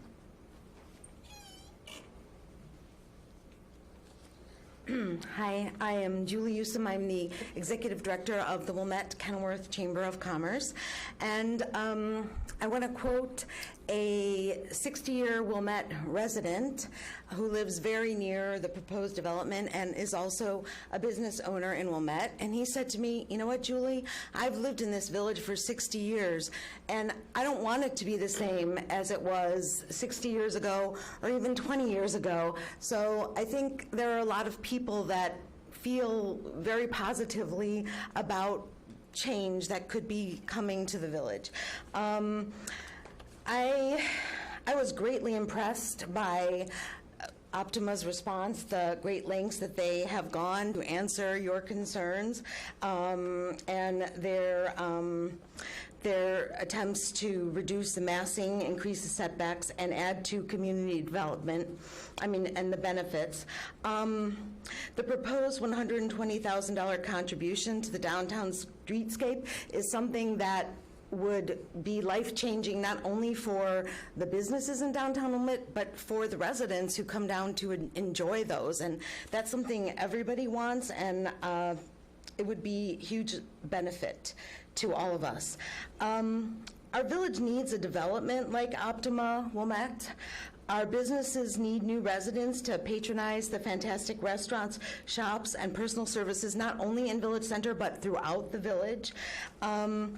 And also, luxury apartments and condos in this area will encourage our aging residents to stay in Wilmette instead of going to Evanston or somewhere else. When they downsize from their Wilmette homes, they will then be able to continue to patronize their favorite establishments, and the turnover will help bring new families to move to Wilmette, who will then, of course, enjoy all of these amenities. I do appreciate what a hard position you're being put in. Sometimes 1 minute. you have to make tough choices in the name of progress. And if Wilmette is to retain and grow in its vibrancy and desirability as a community, it may be necessary to take a risk and depart slightly from the master plan. Optima is prepared to bring many, many benefits to Wilmette, and I hope you will conclude that these benefits are worthy of your votes in favor of Optima Wilmette. Thank you. Thank you. Okay, so I think that's the first 4 rows. What about the, no, I think the first 4 rows are done. So anybody in the in the last rows in the yellow section over here on the right that hasn't spoken. Okay, so we've got 2 more. Okay. Hi, good evening. My name is Julie Nelson. I live at 714 Elmwood. I think we can do better. Even with all of these changes, it is still a very massive building. It is 6 stories. The plan says 4, no more than 5. It does not fit with the master plan. It does not fit with the village. I'm actually surprised that an architect would not complement the village character, and instead they put a very urban, very modern, contemporary looking building that will be very much outdated in just a matter of years. I'm skeptical on the landscaping. I think we've heard that many times. I mean, we all live through the terrible winters of Chicago, and they have not answered the question whether they've done it here successfully. They continue to talk about doing it in Arizona. We all know that this is not Arizona. The affordable housing is still not where the village board asked it to be. What's next?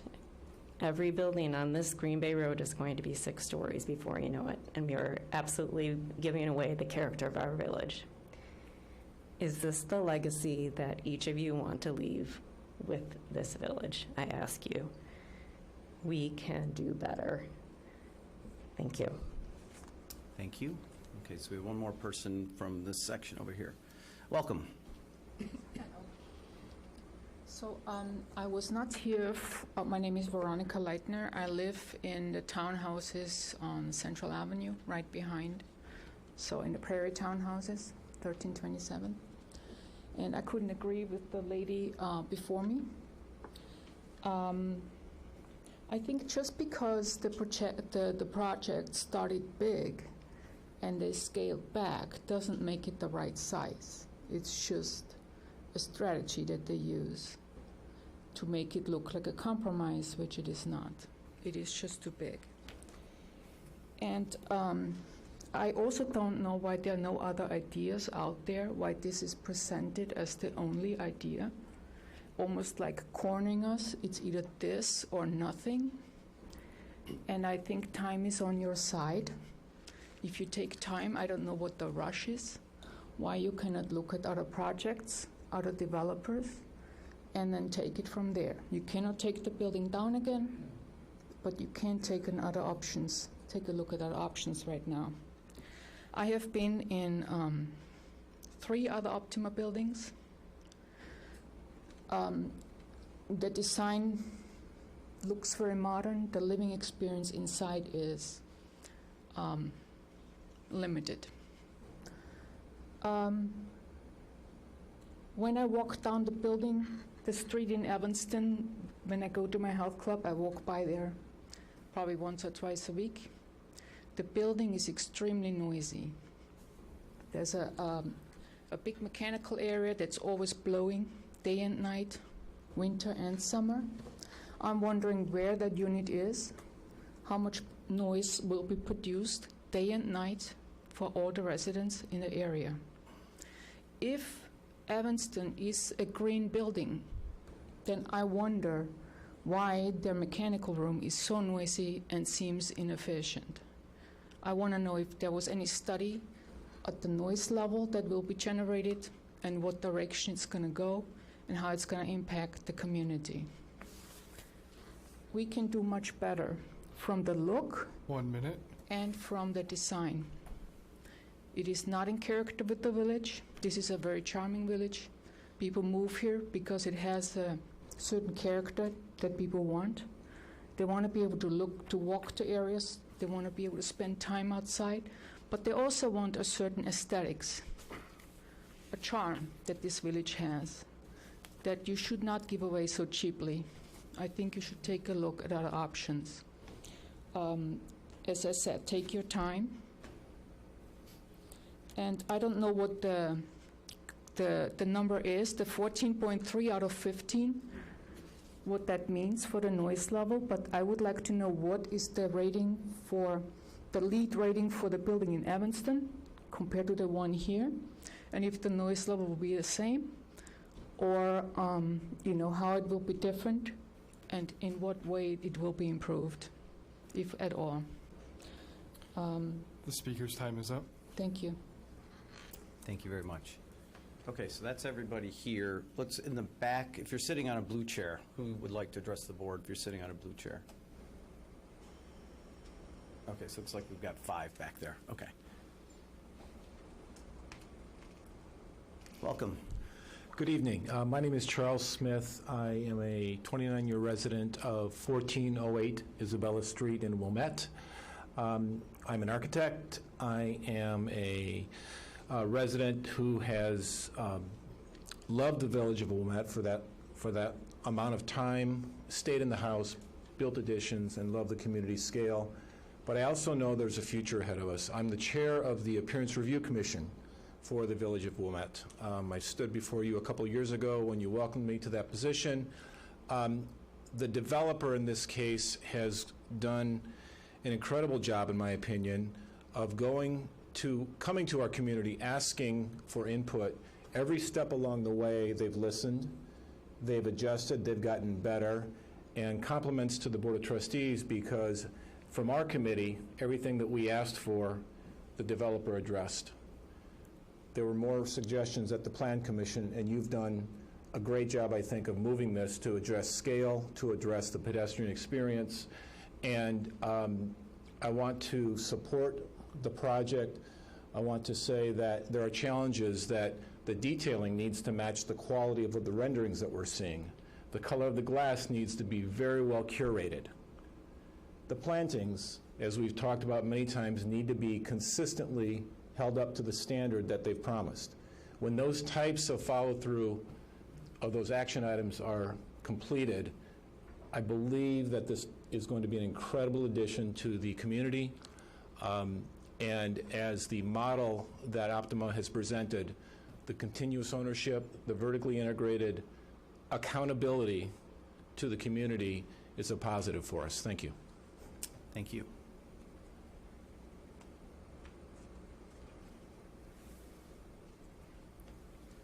Good evening. I'm Lorelei McClure, 1135 Wilmette Avenue. Assuming that this is going to be approved, my understanding is that the village pretty much relinquishes any major control over the development or the developer. However, my personal understanding would be that as trustees of the village, you always retain moral and ethical authority over anything of import that occurs in our village. To that point, of course, I'm asking, as I did before, that if there's something that comes up that seems to stymie or become problematic in the larger development, but of course my greater concern is with the affordable housing aspect of the project, that you would intervene to the height of your powers to see that it is repaired and attended to. The second point I made before, and it's tangential to this, but for the future, I really plead with you to begin to seriously consider the establishment of an inclusionary zoning ordinance for our village. Thank you. Thank you. In the back?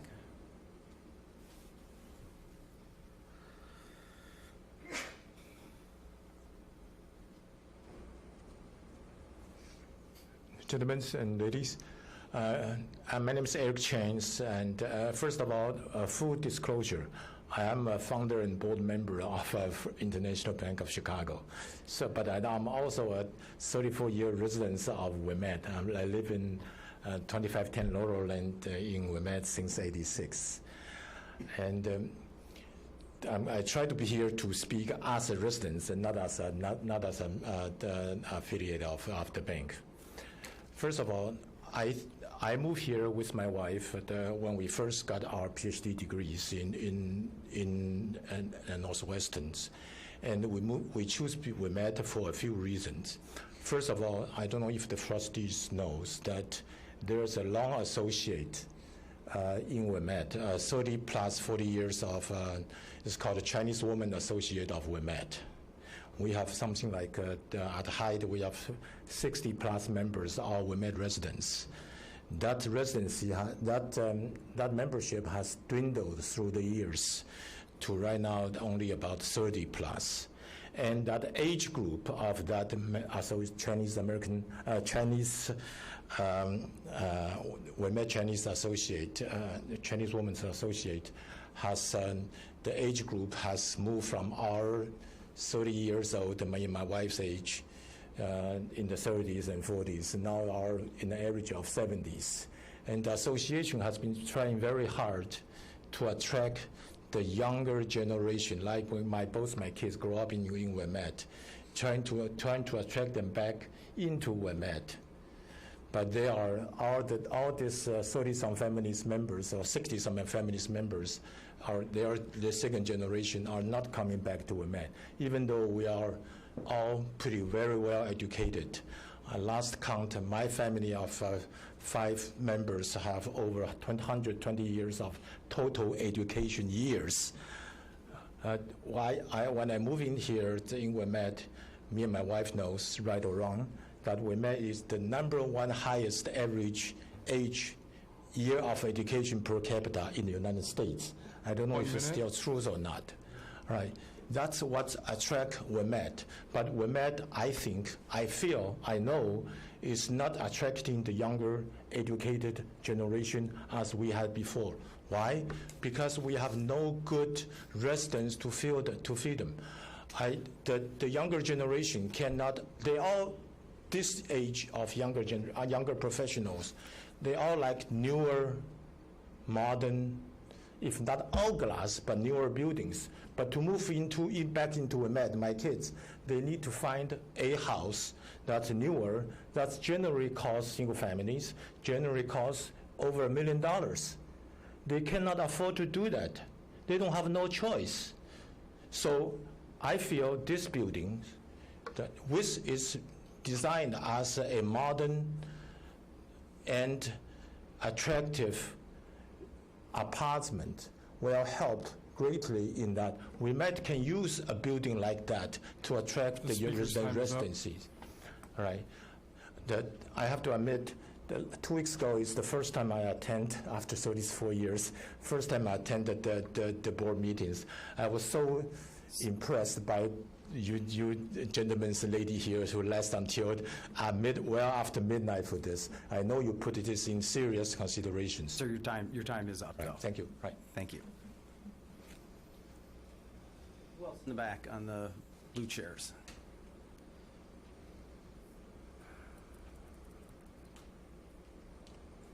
Welcome.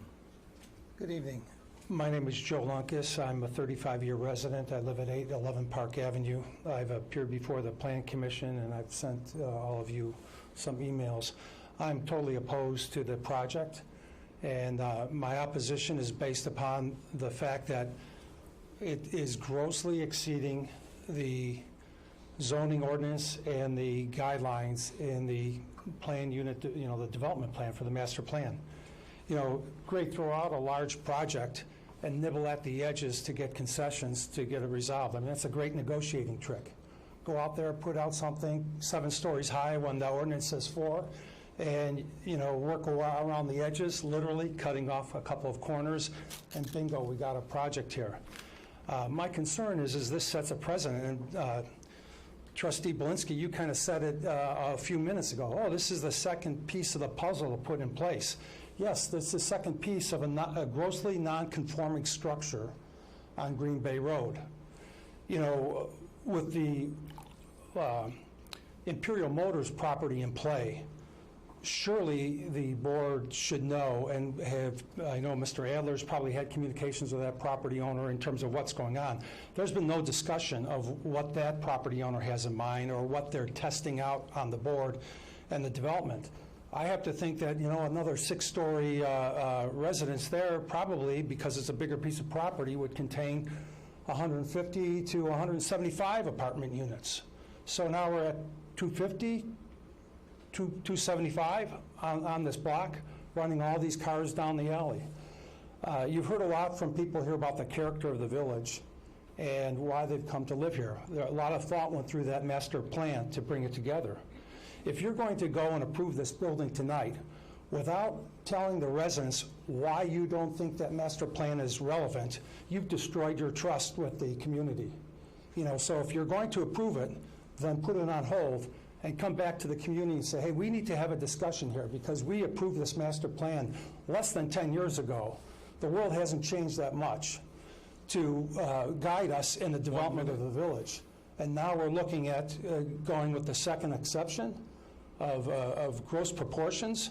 There'll be more along the way, and you'll have a harder time when you put puzzles 3, 4, and 5 in place on the development of the village. So I think we need to send these guys back. You know, they can come back with a 4-story building and some modifications. And frankly, and call me a cynic, but I look at that north wall on that property and the Imperial property, and I'll bet you dollars to donuts within 10 years they're back here looking to put up the North Tower on the Imperial property with a 1-story common area in between. And you know, if that happens, I think it's a bad reflection upon your discharge of your responsibilities as trustees. I appreciate the work you've done for the village, but I also think you need to be more diligent and a little firm in dealing with these developers that keep coming in here with grossly oversized properties pursuant to our master plan. Thank you. Thank you, sir.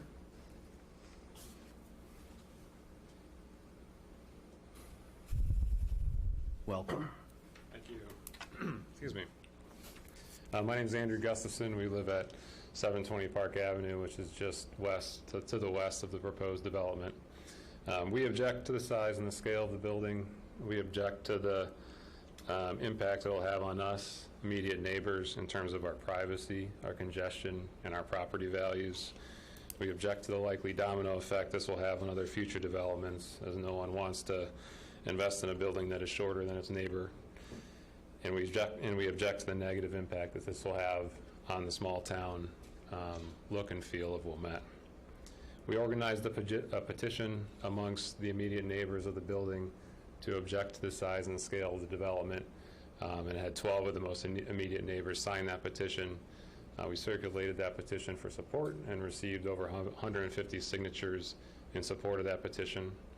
We also put together a survey to try to gauge how people in the community felt about the development, and to increase awareness of the development, as most of the people we talked to didn't really know much about it.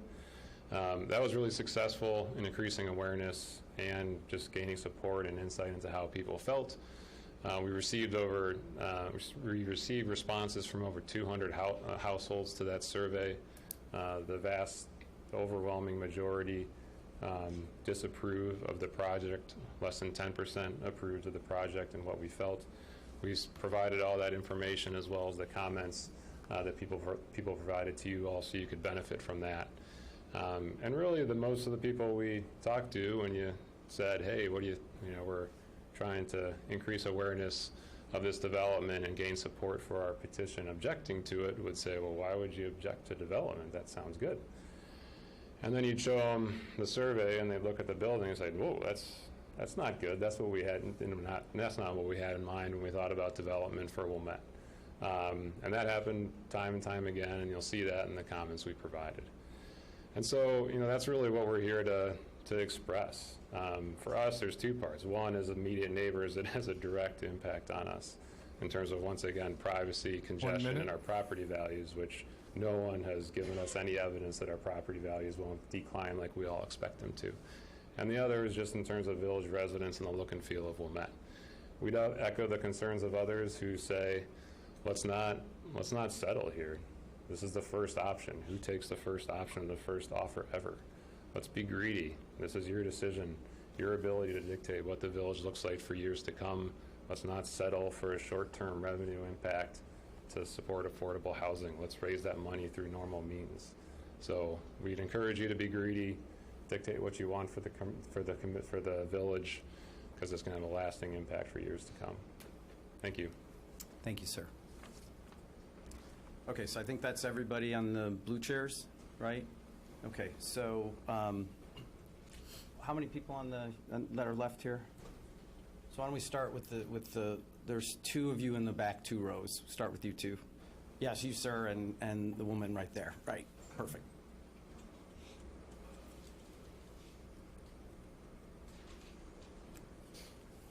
Welcome.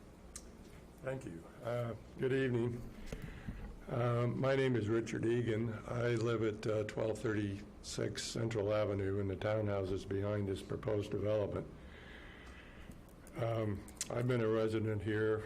I thought I'd probably be the oldest one here in terms of my time, but I've only been here 50 years. And this is, in fact, my third house, townhouse now. I had one house, a bigger house, and now back to a smaller house. And that was one of the great things about being here in Wilmette, and I love this community. I think, as I've listened to all the comments back and forth, it's hard not to be somewhat repetitious. But to me, the real issue here is, now that we have a master plan, which I think is a very good thing, and I recognize the need to increase the vitality of the downtown Wilmette, increase the tax base. Those are all good things. But to me, what we're doing here is trading it off against a project, as good as it may seem, would be more appropriate for Evanston or Chicago. This does not seem to me at all to fit into the character of the village I've known for 50 years. And all the comments I've heard about not taking the first option that comes along, I think you really should consider. There has to be other ways to do this with a building that would fit within the original intent of the master plan, not be another piece of the puzzle, as you said, that now exceeds again the limits we put into that. So if you guys do, and women, guys and girls, do two buildings in a row that far exceed the limits of the zoning, then I think it's Katie bar the door. Everybody that's going to come for a redevelopment here is going to want a 6, 7-story building, and you're going to have a row of these along Green Bay, and it's going to totally change the character of downtown Wilmette. I think you should carefully think about that. And I hope that you decide, together with the review commissioners, that this project just should not be approved, and we should go back to the drawing board and figure out another way to do this. Thank you. Thank you, sir. Ma'am, yeah, I think you had raised your hand, right?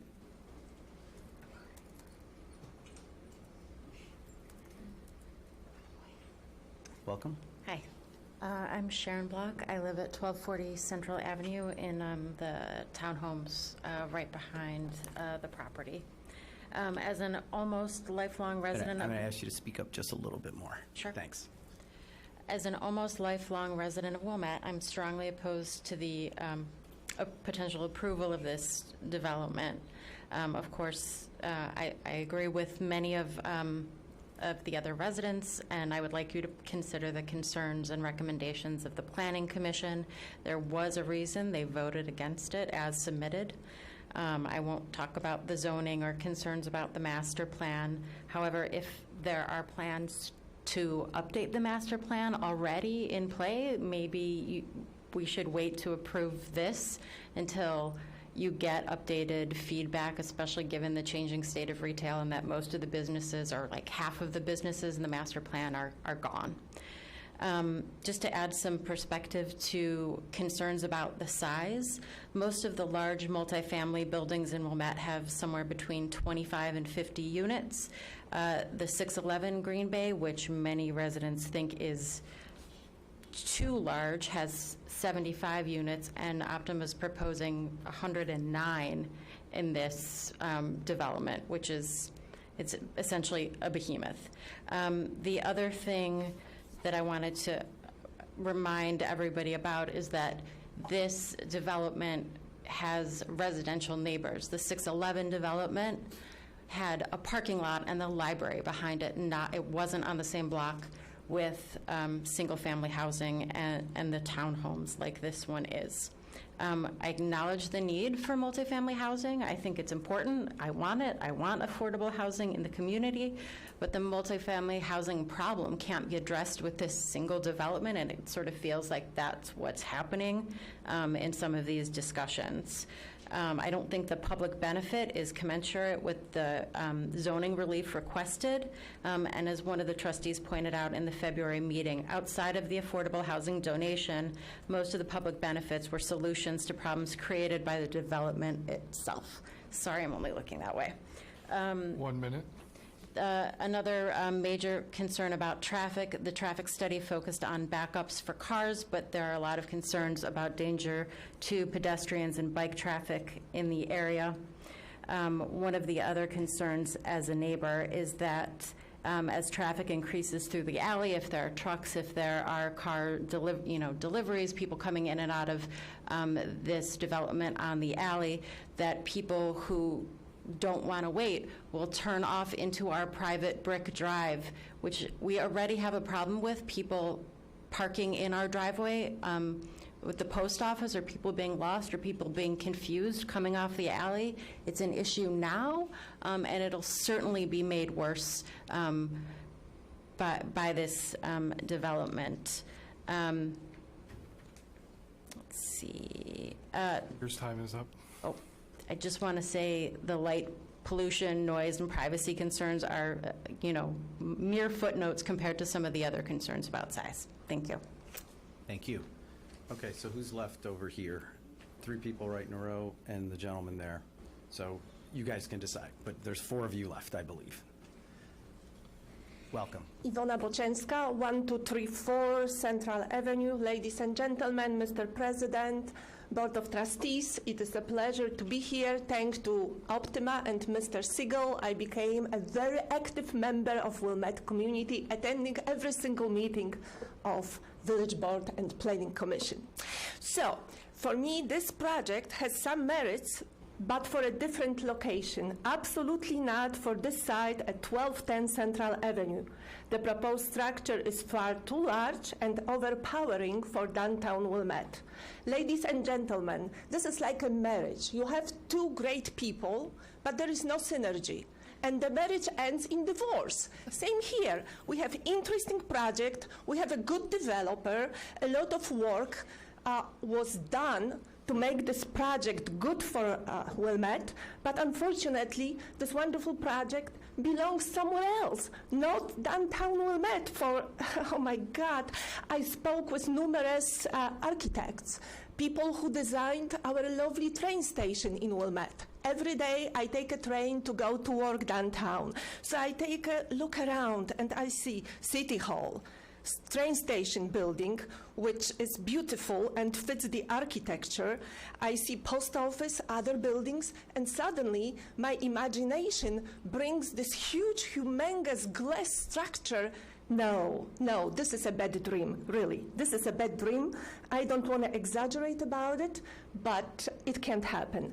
Lady representing Chamber of Commerce mentioned change. Ladies and gentlemen, change could be for better, but also change could be for worse. Unfortunately, it works both ways. So life is about choices, I understand that, but we want a choice for better.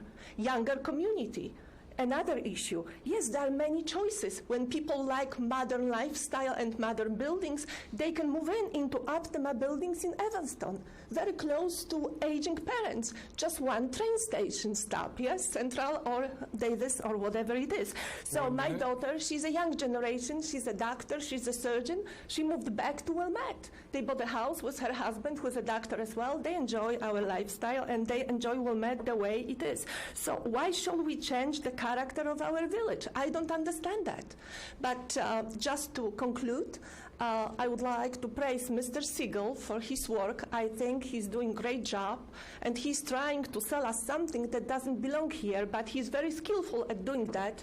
So I learned so much from you, sir. I appreciate that. Pleasure meeting you in my life. Thank you. Okay, thank you. I was going to say, the speakers, please address the board, not individuals in the room.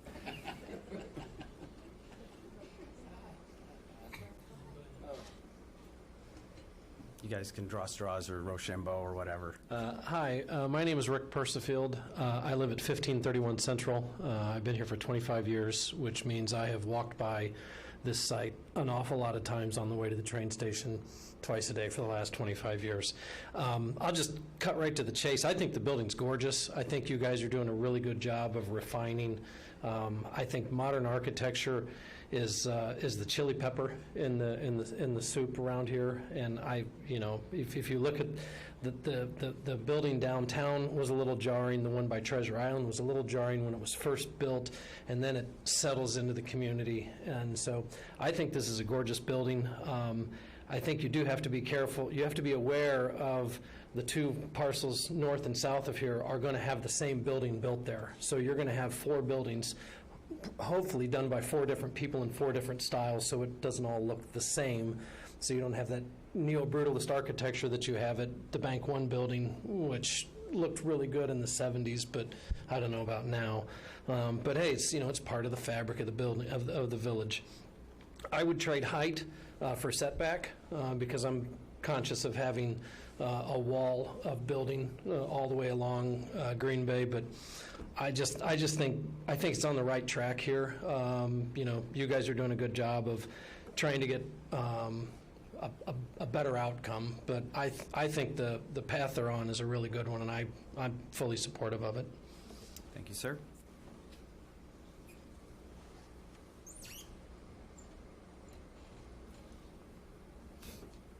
My name is Anita Gerber, and I've lived in Wilmette for 36 years, 34 years at 1111 13th Street, and 2 years at, 1230 Central, the building right in back of where the new building is proposed. I think everything that I wanted to say has really been said already. The only thing I think that really hasn't been addressed adequately is the traffic study.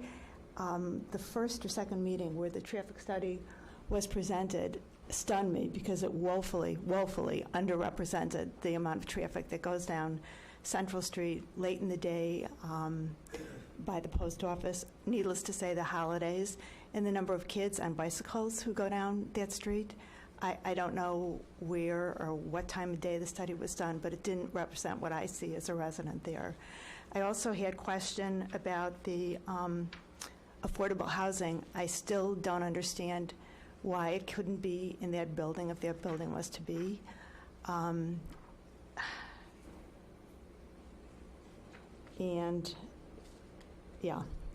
So I guess I would just strongly say that I hope this building doesn't happen. I don't think that our village is the appropriate place for it. Thank you. Thank you. Last speaker. You're batting cleanup, sir. Pardon? I'm the You're cleanup. batting cleanup. You're the last speaker, so welcome. We're going to lose the Oh. game. My wife just spoke. I'm Joel Sugar. Anybody else who wants to speak, I've been trying to be organized here. Please queue up. I'm not Okay. not cleanup better than. I'm Joel Sugar. I live at 1230 Central with my wife who just spoke. I've lived in Wilmette for 36 years. I strongly oppose this building, as I have mentioned at previous iterations before the planning board. I think that you're rolling over to let them violate so many ordinances seems senseless. It sets a precedent that will be inviolable because anyone else who comes is going to say, you did it for them, you got to do it for me. I think having more storefronts on Green Bay Avenue, which is, I understand, is part of the long-range plan, is probably foolish. We have the Rock House, we have Ladd and Lassie both looking to put in restaurants. You want to put a restaurant in here, the restaurants are going to start cannibalizing each other for customers. I don't think we need another restaurant. An issue that I brought up at the planning board was the working hours if this gets built, or if it is built, the working hours for deliveries. If a restaurant's there, are there going to be deliveries at 4 o'clock in the morning so that there can be fresh whatevers for breakfast? Are there going to be deliveries late at night for fresh whatevers for dinner? Nothing has been addressed about that. What are the working hours going to be during the day? Is the village going to enforce those? I hope that if this happens, which I hope doesn't happen, that we will not be disrupted from our sleep either in the morning or in the evening. In general, then, I concur with the planning board's 5-2 vote, and I hope that you will also vote, as the planning board did, against this project, and will respect us, the residents who are most affected. Thank you. Thank you, sir. Okay, ma'am, you're the last speaker. I misspoke. I apologize for that. Good No problem. speaker I am not. We moved to Wilmette when I was 2. My first job was at the Ma'am, Wilmette Theater. Your name? Mimi Manding. I live at 1240 Central and own a rental unit in the Optima building on 11th.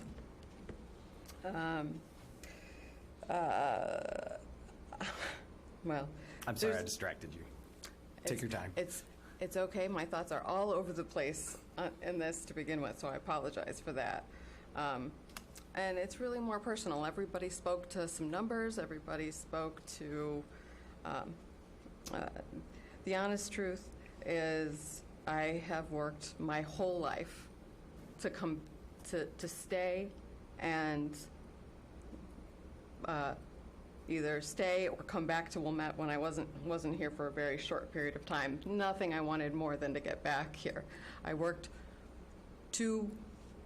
at least 2 jobs, sometimes a third side gig, just so I can live here. But this isn't about my property value, or I understand the tax base being important. I support the affordable housing even in my backyard. In fact, I really think it should be in our backyard where there's value of public transportation, etc. However, I spend way more than I live in a place beyond my means because it's a nice place to live. What I get for that, I get a quiet, clean, safe place to live. Close to public transportation and the lake. I don't want to drive somewhere else to take a walk.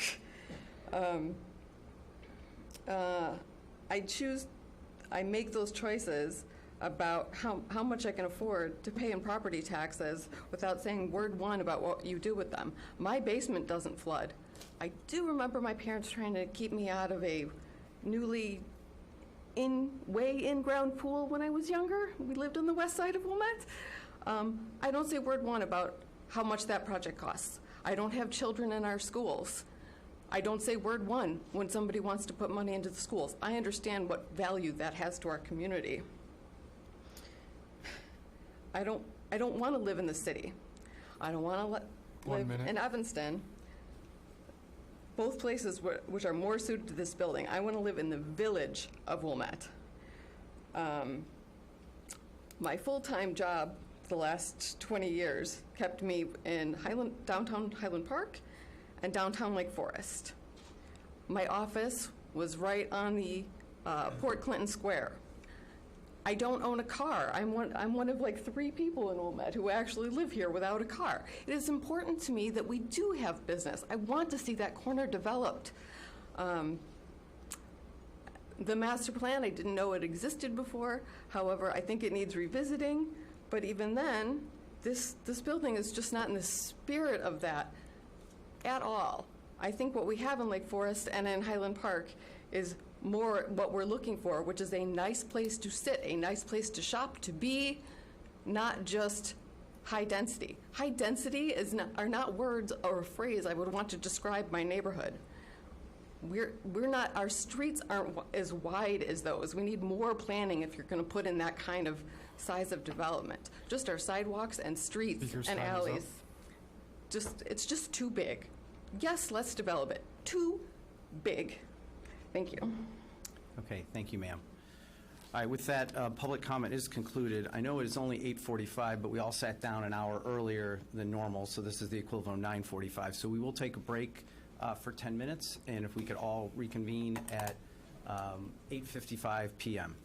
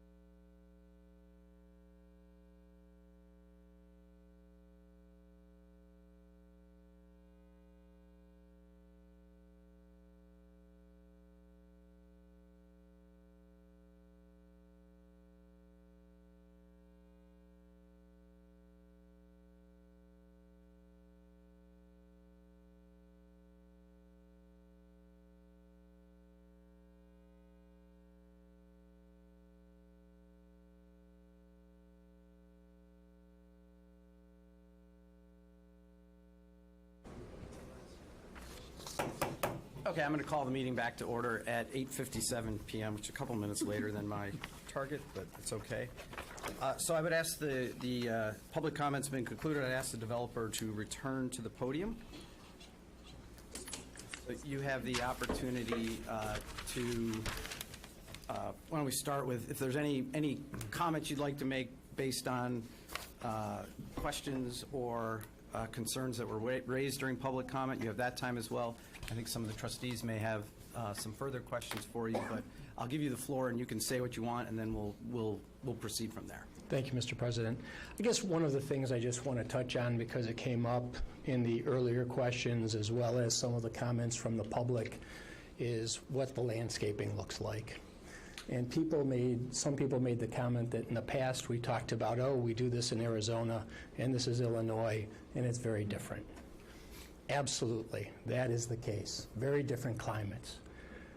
But when we decided to do what we did with the vertical landscaping in Arizona, people said to us, you can't do that. Do you know what a summer's like in Arizona? Do you know what the drought conditions are like? You're never going to be able to achieve what you're saying you're going to achieve. You're not going to have beautiful landscaping. And the reality is, we planned, we worked at it, we kept working at it, and we have absolutely spectacular vertical landscaping in Arizona.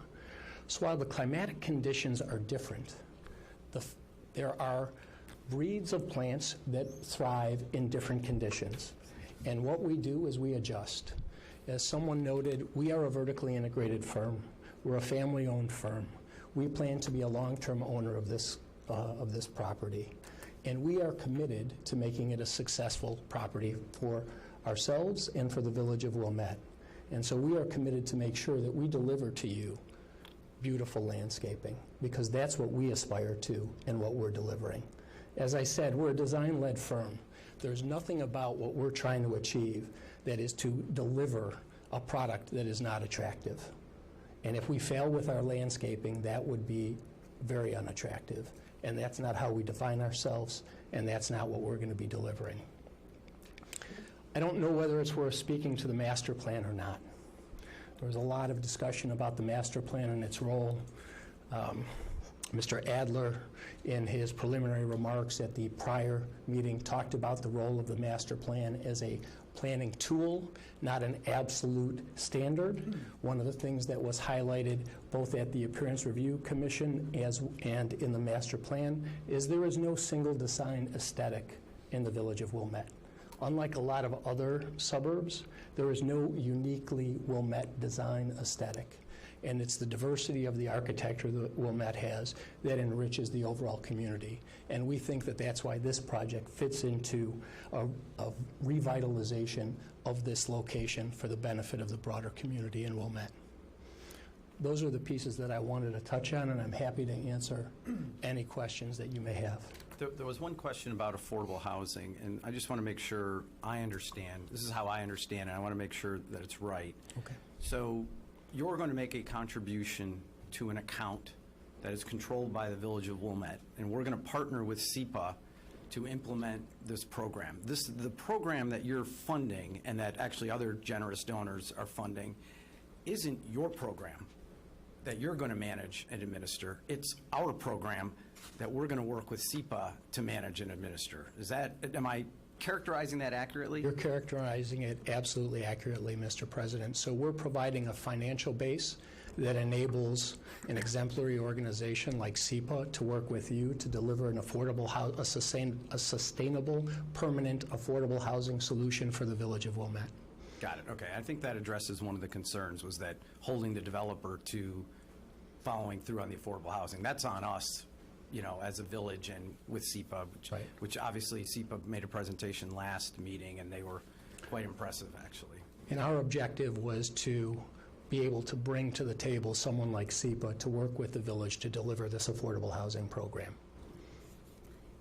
President Blinsky, I see someone from SEPA in the back. At some point, I had a couple questions for him. Sorry, I forgot your name, sir. Rob Anthony, the president of SEPA, if you're interested, he can come up and answer questions now. Rob? We're going to go free form here, and we'll call on whomever we need, including Mr. Adler. Don't go far. You may want to move interior a little bit. I suspect you're going to be up here, too. Hi, thank you. I'm sorry for forgetting your name. Oh, no problem. But I appreciated your presentation 2 weeks ago. I wanted to kind of get some more details about time frame and implementation. I believe the developer said 2 weeks ago that the contribution would be made upon the building permits. Is that Correct. correct? Correct. Okay. With that, information, can you kind of, help us understand, what the time frame would be for implementation and, the steps that would be taken? Sure. So our plan is to complete all 14 units over a 4-year period. And as I talked about a little bit at the last meeting, the idea is to stretch that out over a period of time so that we can select from properties that are available in the community. If we went out and tried to do 14 units in 1 year, it might be difficult to get those units. So that's part of the reason of the 4-year span.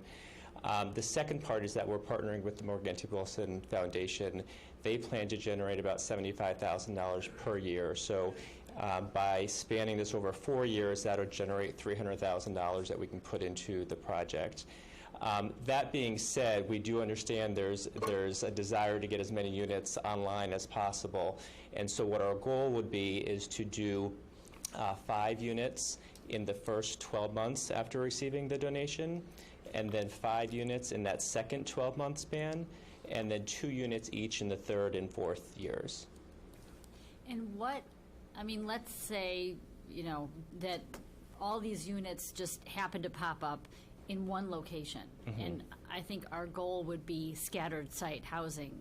Would the village, would there be discussions with village staff and SEPA about the future locations of these, so we made sure that we're not, Right. clustering them? So I think the way we could do that is to set the goal and the expectation that these would be scattered throughout the community. We tried to work into our budget a high enough range that we can help scatter those units throughout the community. If we get into a territory where we're seeing clustering going on, we can certainly talk with the village at that point and say, do you want us not to seek out any more units in this area? We already have 2 or 3 of the 14 in this area. So we can certainly work with you on that. And we wouldn't want to, the way that the process works for acquiring these properties is that we generally have to move very quick, so we wouldn't want to try to come back and get every property approved through the village board or something like that.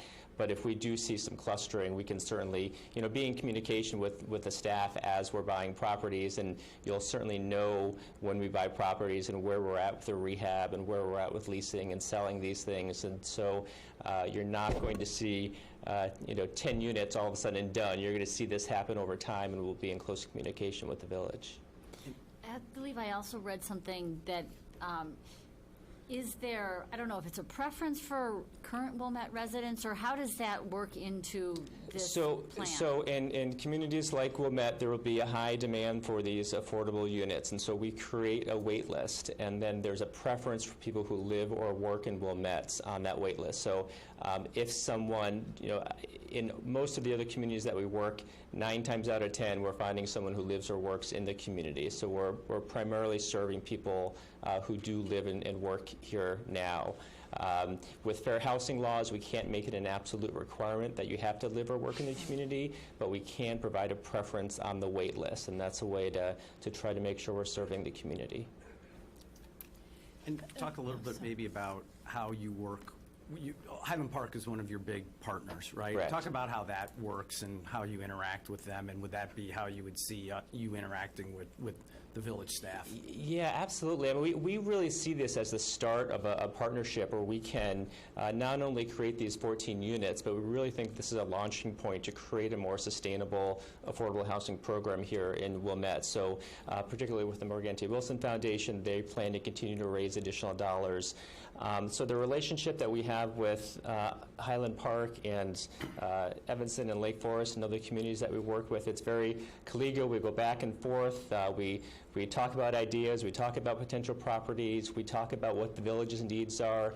As an organization, what we see our role to be is to help communities meet their affordable housing goals. So we don't come in and say, we're going to do this type of housing or serve this income range. We try to look and talk with the community about what they think their affordable housing needs are, and then we see ourselves as that administering entity to provide that capacity for you to reach your affordable housing goals. So it's very much working hand in hand with the village and the staff. Trustee Dodd, you had a question? So I have a couple follow-ups to what Trustee Plunkett was saying. So would you be comfortable as we, with some sort of agreement between our village and you around, first of all, that we would want a certain percentage near a transit-oriented area? Would you be comfortable with that? And I guess secondly, would you be comfortable with us saying, again, it would be an agreement that it would be, I don't want to say the word scatter, but I think if we did it closer to transit-oriented, it would kind of accomplish our goals. And would you be comfortable with something like that? So particularly if transit is oriented around the bus routes, the 422 bus route, not just the metro station or the L station.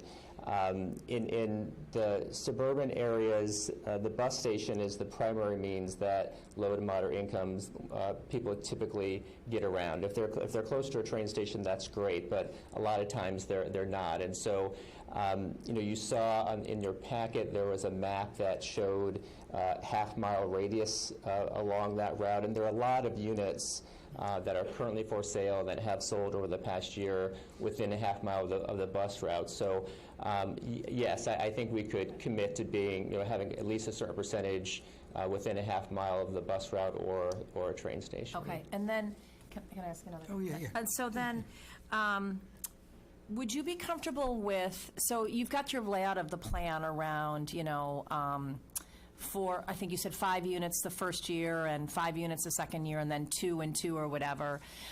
We've received some feedback from residents around just concern that it's going to be hard because there's not the affordability within the community, which I believe there is, based on what you've shown us.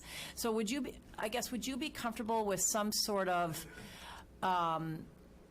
again, and this was something we'd expect you to work through with the staff, but some sort of agreement around, if you haven't gotten those first 5 units done 1 year following, that maybe you would look to in the short-term subsidized rent for people. I know you don't do subsidy of rent, but would you then have a partnership with so that we can, because it's important to us to accomplish this goal, and it's really important to us to accomplish this goal over 4 years. And so I'm just trying to understand, what you might be comfortable with in terms of, or what if you don't get the money, or you know what I mean, in terms of what things you might be willing to do, so we can feel more confident and tell the community that this is a plan that's going to stick. Sure. So we do actually administer a rental subsidy program. That's one of the programs that we have.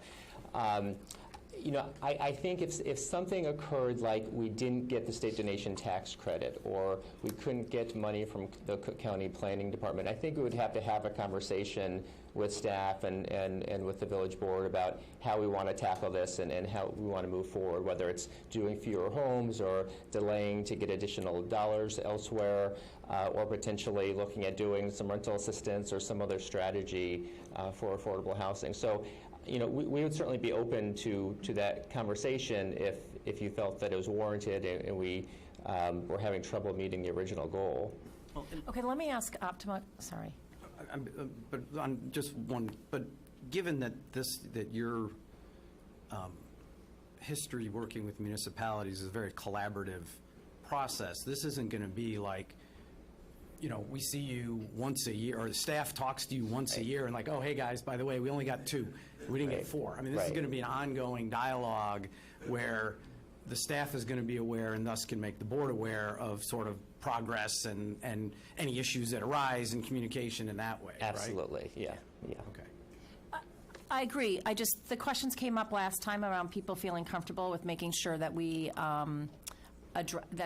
we address this. So I want to actually build on this and maybe ask a question to the Optima people, which is, if you don't get the money, are they willing to increase? If they don't get the state subsidy or whatever, I guess I'm asking, Mike, are you willing to increase your contribution to support the 14 units? As President Belinsky indicated, we're prepared to make a $1.6 million contribution towards affordable housing in the village of Wilmette. Given SEPA's experience, we think that will yield the 14 affordable housing units, but we're not in a position to increase the contribution further. But in your experience, and in our experience, frankly, with the HODC project, it seems like IDA, when there are projects in higher income areas that can actually diversify the housing stock and create affordable housing stock, that's actually the kind of projects that actually get looked very favorably upon by the state agency. That's very true. And like we spoke about that last meeting, we've used the state donation tax credit program many, many times. We have a 100% success rate in getting those tax credits, so we feel very confident about getting those tax credits. And then based on our experience with fundraising through the Morganti Wilson Foundation, the efforts that they've had over the past several years, we feel very confident with that number. I think the biggest question is the Cook County dollars, because that is dependent on what other types of projects they get in at any given time. That's about $300,000 that we budgeted, so we're looking at funding for 1 to 1.5 units with that money, maybe 2 units depending on the type of unit we're doing. So I think that overall our track record speaks to the success. I think we've been successful, and we have the reputation that we have because we tend to under-promise and over-deliver. We aren't going to stand here and try to sell some kind of affordable housing program that we aren't 100% confident is going to work. Trustee Barrow, do you have a question? I'd like to ask a nuts and bolts question, and it's kind of born of Mr. Siegel's discussion with President Belinsky and Trustee Plunkett's comments. As I understand it, $1.6 million will be paid to the Village of Wilmette and will be sitting in a fund controlled by the Village of Wilmette. Mm-hmm. What's your view on the conditions under which you can tap into that fund and the control, if any, that you envision that the village, be it through the staff or perhaps more appropriately the board, has regarding the disbursement of those funds? Sure. So the funds would be held by the village, as you say, while we apply for the state donation tax credit. And then once we get an allocation of the donation tax credits, that's when the transfer has to occur so that we can actually get that tax certificate and then sell it to generate the other revenue that would go into the project. So at that point is when money would trade hands. But there would be a grant agreement between the village and SEPA that would regulate the outputs and the deliverables and the parameters for which the program we would be operating would be. And certainly our feet would be held to that grant agreement, and if those funds were used for some other purpose, those funds would be repayable. And so there's that ongoing agreement that's in place between SEPA and the village. So what say, if any, does the village have regarding the placement of any particular unit in the village, either by type or by location? Well, by type, we proposed the layout in our plan between single-family homes, townhomes, and condos. So that's our intended unit mix. Mm-hmm. In terms of any kind of guarantees, as you pointed out, if you wanted to have something in the grant agreement that said 25% has to be within a half-mile radius of a train station or a bus route, something like that, we could work something like that into the agreement. And then there's certainly going to be ongoing communication with staff as we're buying units and we're letting people know where we're at with the project. There will be progress reports, things like that. But we're funding then, if I'm following this, before you've purchased a unit. Correct. Before you've identified a unit, before you've purchased a unit, we're funding this. We're funding this blindly.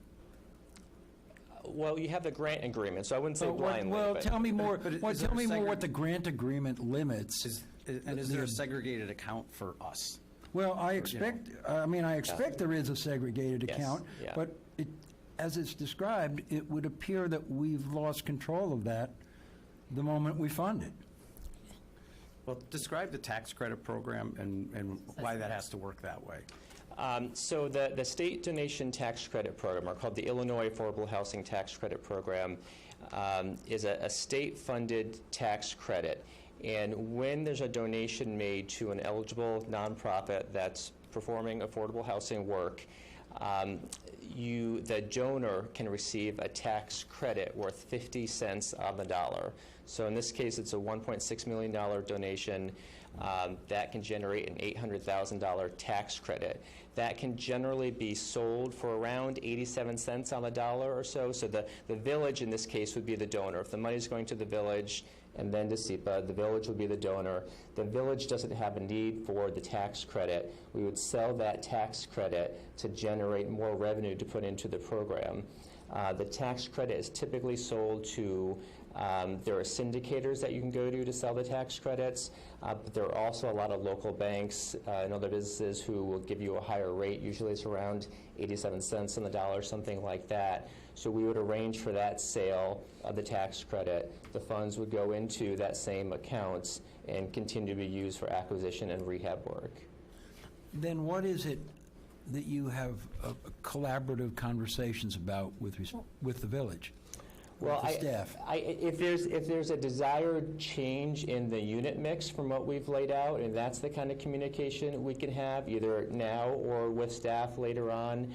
As we're buying properties, we're letting staff know, okay, we just acquired a property at 123 Main Street, and that's a townhome or that's a single-family home, and we'll keep that constant progress reports. And if the village is saying, hey, we'd like to see more units over here, we'll start shifting our attention somewhere else or a different type of unit mix. That's the type of conversation. And again, that unit mix and the time frames and those types of things can be in the grant agreements. Mr. President, So let me ask, Yeah. well, let me ask a Hang on, follow-up question. Sorry. Mr. Stein wanted to make a clarification here. Just want to state that the grant agreement is an agreement between this village board and SEPA directly. The village board will see the grant agreement prior to being executed. Whatever conditions we feel are appropriate at that time to the release of the money will be in there. Whatever conditions are not met that we feel are appropriate after the release of money, we will hold SEPA liable and have to pay that back or not release additional grant funds if things do not go the way that we envision them to go. The nature of this and why this works for the village, in my opinion, is that the money is coming to the village. This isn't the developer saying to SEPA, take your money. We do have a lot of control, and we have a lot of ability to either claw back or restrict funds going forward, depending on what we feel is appropriate. That's not something that I can give an opinion on. Probably Mr. Adler and this board can determine what that is, but we can build them in. But we'll actually have to approve Yes. the grant agreement because it's a binding contract on the village. Yes, this will come to the village board under an agenda item, and you'll see it beforehand, and you can approve it on consent, or you can talk about it off of consent. And staff can certainly talk with staff in these other communities in Highland Park and Lake Forest and Evanston and other communities about their experience with us and the grant agreements. We've never not met the goals in the grant agreements. I don't for a minute doubt your bona fides and the good work that you do. It's simply that the money that Optima has paid, we're really holding in trust for the village of Wilmette. Correct, absolutely. And it's our obligation to see that it's administered from our perspective correctly. So Mr. Stein has addressed, I think, a good deal that was on my mind about effecting continuing control over those funds. So, Mr. Stein, I have a follow-up question, which is, do you see, of this $1.6 million roughly, are we going to release it in 4 different grants, 4 different years, or is it going to be all at once? It would have to be at once to generate that tax credit. All at once, that's... But that's dictated by state and federal law. I know, I understand, I think that was just getting, I think what we were trying to understand. So the money goes over, but there are strings attached based on what we put in the grant agreement, and we have all the rights of a contract party in terms of enforcing those rights. And so at the enforcing time... those rules, if we will. Okay. But we won't release the money until you at least know that you've gotten the state tax credit. Exactly, correct. Okay. Right, and if I understand it correctly, I used to do this. The state gets an annual allocation from the federal government of these tax credits, and then IDA, Illinois Housing Development Authority, releases them to specific not-for-profits for specific purposes through an annual sort of like allocation budgeting process. Yeah, this is, just to clarify, this is the Illinois Affordable Housing Tax Credit Program and not the federal Low-Income Housing Tax Credit Program. So it operates the same way, it's just that it's a state tax credit, and it's easier to sell the tax credit because banks or whatever business buys the tax credit, they're in and out of the deal, whereas a low-income housing tax credit deal, they're sort of married to the deal for at least a 15-year period of compliance period. But, okay. Yeah. Sorry, I wasn't quite accurate in my comment. That's why I asked. How many units in our neighboring suburbs do you currently, or have you developed? So we have 60 community land trust units that are ownership, and then we have a total of about 90 rental units that we own and manage throughout the northern suburbs. We've also done a lot of acquisition rehab work outside of the community land trust program. So overall, we've either built, acquired, and rehabbed over 1,400 units throughout the region. And have they all been on, maybe not the rehab, but have the other ones been on this model of purchasing the tax credits and then? Several of them have. We did that in Evanston on several units. We've done that in Highland Park on several units. We did a senior project in Lake Forest with that. We just completed 12 new construction homes in North Chicago with the tax credit program.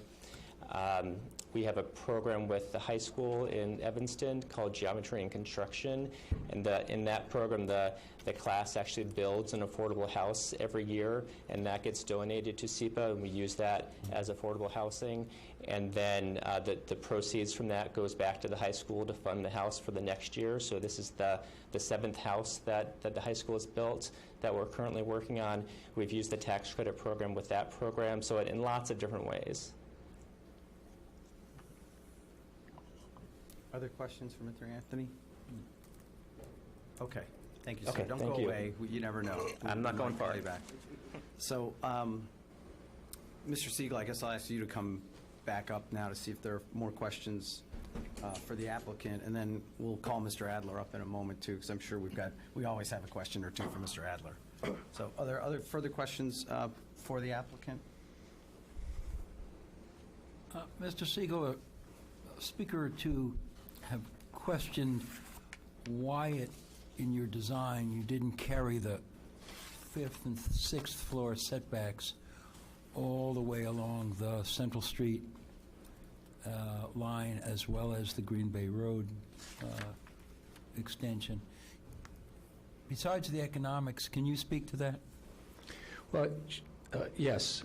Besides the economics, the idea is to focus the attention on that corner. That's why we did it, so that everything reads to focus on that corner.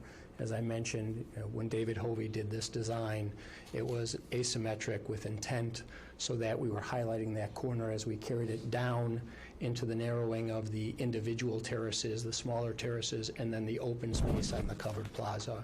So we're trying to give a great deal of prominence to that corner to draw people's attention to it, much as the discussion was raised at the last meeting of this is the front door to Wilmette. We want to make sure that we're presenting something that's reflective of the fact that this is our front door. Thank you.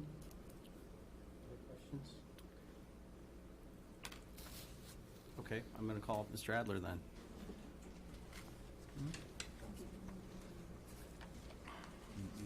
Questions for Mr. Adler? I'll let trustees go first if they have any. I have a question to start off with, Mr. Adler. This is a big building, obviously. Can you, in terms of, not the height, because we know the difference in height, But in terms of the mass of the building and the footprint of the building, is there any difference in this building than what could be built as of right? From the footprint, I think the big difference would be on the first floor. A by right building along Central would have to be built up to the property line on the first floor. You wouldn't have that setback, on Central. You'd have to build up to the property line, so where it goes 5 feet, 15 feet, and then further when there's that public area there. That, if it was a by right building, has to be built to the zero-foot lot line there off of Central. The same thing with the Green Bay roadside. The ordinance allows you to set back the building farther than 5 feet, but it could only be 50% of the width of that Green Bay Road elevation. So if it was a by right building, you would have, instead of a 10-foot setback the entire way, you could have a 10-foot setback half the way. The by right building would have to be closer to Green Bay Road by 5 feet. The setbacks along the alley and the setbacks along the north property line are conforming, so a by right building could do a similar setback there. A by right building could design it differently. So it's hard to say exactly, we have a courtyard here. If a by right building, if it was an office and you didn't need a courtyard because you could have an internal skylit courtyard, you might be able to do you could do arguably a building that's lot line to lot line with atrium providing light into say an office building, if this was an office building by right. I don't know if that answered your question, but It does. So the courtyard is not required? no, the courtyard wouldn't be required. Courtyard for a residential building, you're going to want something like that, but if this was a commercial building or an office building, much like the bank building, the Chase Bank building, if you've been in that building, there's a very large sort of unused space in the middle there.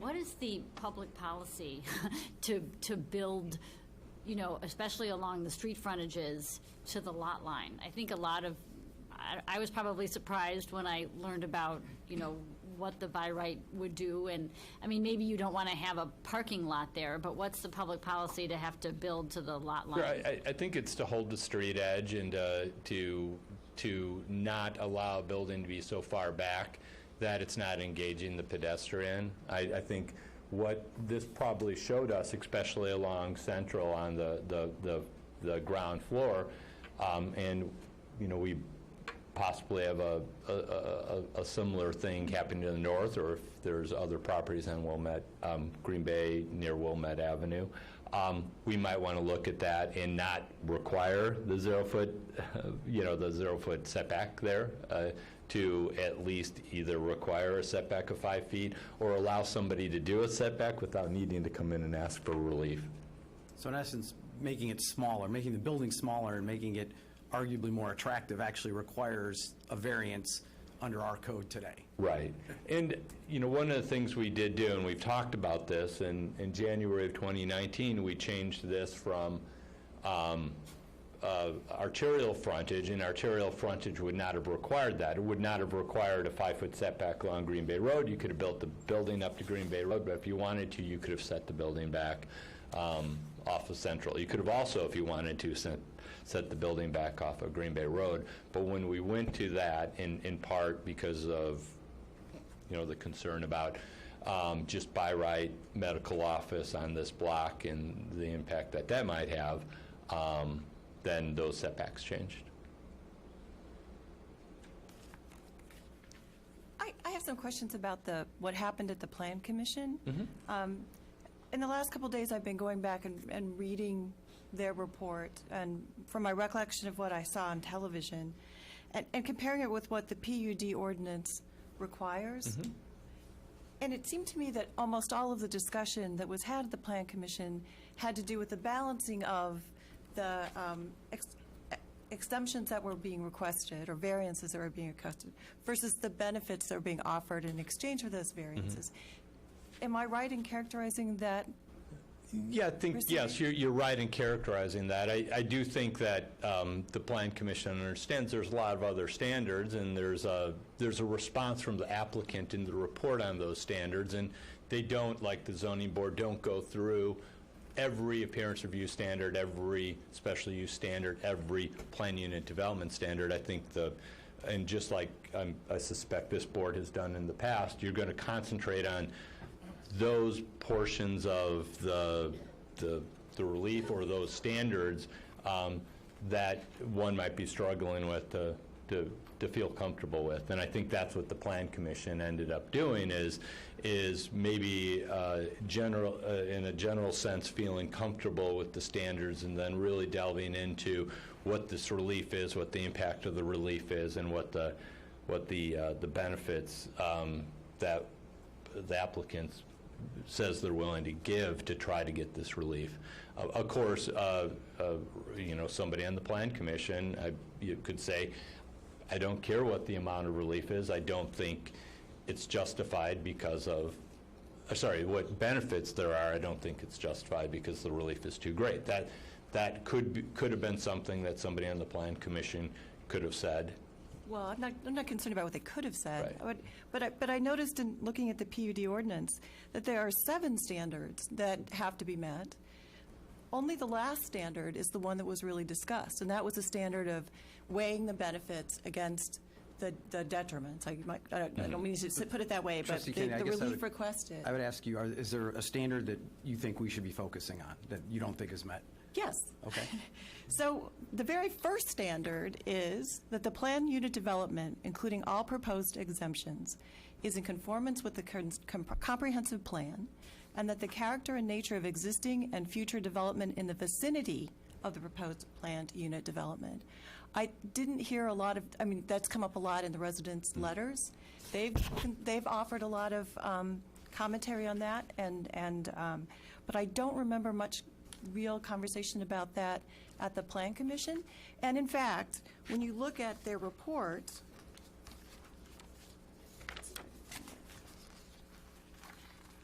excuse me for my disorganization here, basically their conclusion was a 2-sentence conclusion. It didn't go through any of these standards. It simply said that the relief that was requested was too great given the benefits offered, and it never addressed those other standards explicitly. So we don't actually have, as far as I can tell, a conclusion from the Plan Commission on those other standards. Well, I think for those who voted in favor of it, you could conclude that they felt those standards were met. They could have read... But that was only 2 members. Right. We don't know what the other 5 people Right, thought. and they didn't, each member didn't go through standard by standard to indicate what they felt. I think you could pick up on some of what each member said about what the chair of the zoning board said, the Plan Commission said. I believe he talked about his concern being the penthouse and the elevator overrun. That was his concern. I think, and I believe if that was taken care of, he thought this was a good development. That's you know. I know. I understand what you're saying. But this is a lot of conjecture, and what I would have liked to have seen. I can't go. Obviously, I can't go I know you back can't. and speak for the Plan Ultimately, Commission. it's our decision. Ultimately, whatever the Plan Commission, that's just a recommending body, it's our decision. And I would point out that the comprehensive plan, when the Village Center Master Plan was adopted in 2011, it is part of the comprehensive plan. So all the conversation about the Village Center Master Plan is conversation about the comprehensive plan. It was actually appended to the comprehensive plan. So I think it's a mischaracterization to say we haven't been talking about the comprehensive plan, because we've been talking about the Village Center Master Plan constantly throughout these meetings. no, we have, but I would hope in this process that we have a Plan Commission for a purpose, and that it is the Plan Commission's job to go through all of the criteria and to give us a report on those criteria. I don't like to have to sort of guess at what they thought or interpret what they thought based on comments. I don't know what they thought. And again, I found my thing, that the findings of fact, the only findings of fact at the Plan Commission were that the majority of the Plan Commission felt that the standards for a planned unit development were not met, as the proposed public benefits were not significant enough to warrant granting the relief requested. That's on one standard out of 7. But it only takes one standard to have a negative vote. Correct. And again, ultimately, that's our responsibility at the end of the day. I understand you'd like the Plan Commission to have done more. They didn't. And I don't it's know why now we in front can't of us. send it back, though, and ask for them to do a more thorough job of addressing all Because sections. it's our job. That's why. It's our job at the end of the day, regardless of what the Plan Commission says, to make a decision. That we're not in the business of punting things back to people to avoid making decisions. We need to make a decision. And it can be no. I'm okay with that. But at the end of the day, we are the governing body. We are the elected officials that are in positions to make those judgments. Excuse me, President Belinsky, I respectfully disagree. I think that we rely on our commissions and boards to give us advice because they have an expertise that some of us, like me, do not have. Some of the members of the Plan Commission are mere lay people as well. But at the end of the day, the authority is vested in this village board. Okay, and I apologize, I'm not intending to be argumentative, but the notion of sending it back to the Plan Commission to get a better answer, I don't believe that's fulfilling our duty as elected officials. So we can respectfully I disagree. think we with each disagree other. on this. Okay, fair enough. We will agree to disagree on that. More questions for Mr. Adler? I apologize, I'm not trying to get snippy. Well, and I'm not trying to get snippy at you either, but I do have, I think, a very different view of our role. It is eventually our decision, but our decision, according to our own procedures, are to get a thorough report from the Plan Commission and use that as the basis for our decision-making. And if we don't get that, I think we need to send it back and get an answer to these questions. Then we make a decision. I'm not trying to duck the decision at all, but simply to postpone it until we have a better sense of what the Plan Commission's feelings are. That is your opinion. I do not share it. I know. So, okay, fair enough. So I just want to follow up on Trustee Kennedy's question for a minute. So do you have, I'm not as up to, do you have what, she's referring to the 7. Could you bring that up? The things that she's referring to, I know you don't, we can take another question. It would be helpful to, I would like to see what she's referring to, Sure. just for my own purposes. So Yeah. it's, I know Yeah, we know can it's in put our it- packet. we can I put know it it's right in here. our packet. It's just a matter of Down very finding easily. it. Maybe you can grab it. Thank you. Sure. Yeah. I mean, I agree with you. I've been looking for it, and I can't find Oh, it. it's, sure, but it's really tiny type. Yeah, I I know, haven't but committed to memory. yeah, we'll do. I was I haven't getting wrong, committed to by I'm the sure way. you do. Sir, do we know what There, page? is that right? You know what page it is in our packet? It's not in the packet. It's in the code. No, it's in the packet. It's in the There's, packet. yeah, there's, But it's I in don't the remember packet. seeing There's it. all the standards that are, I mean, it Yeah. was in the presentation. I'm looking at the presentation. I'm looking at the presentation you gave us that's last Too time. small. And I just didn't. see Sorry. it. Okay. It may have been in the packet. The packet was 1,000 pages. I'm sure I overlooked things, but it was easy enough to look up on the website under the village code.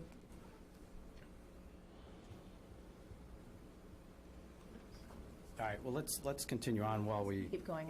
For me, it's helpful. While somebody, can you guys try and track that down? Yeah, plug it in if you can. I can't put any of them. Let's pull it up on there.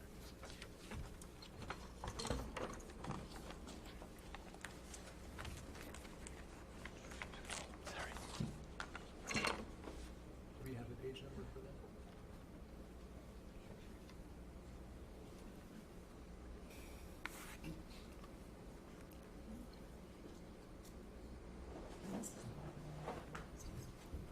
What are we doing? We got it? Go to page 651. 651 in the packet? Yeah. 651 in my packet. General standards. No, but it's not. Yeah, they're repeating it. They're not numbered sequentially. But prior to that are all the standards. It's the appearance review is 2 pages forward, and the special use, and then the PUD is. Is that the actual code language, or is that just a staff summary? Because I don't have it. I couldn't download it to my iPad. 651, right?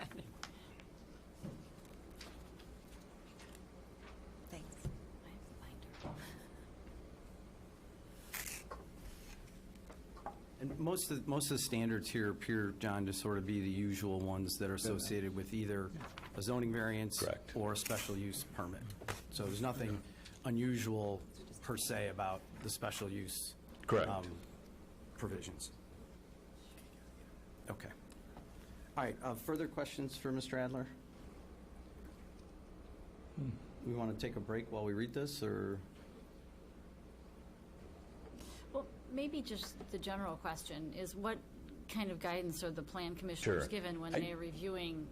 If I could just read what one of the commissioners said, Commissioner Head, because he went at the very end of his talk and he said, all seem to be in agreement that the building in general meets the goals of the master plan and would be a positive addition, but most commissioners have said that the benefit relative to the relief seems mismatched.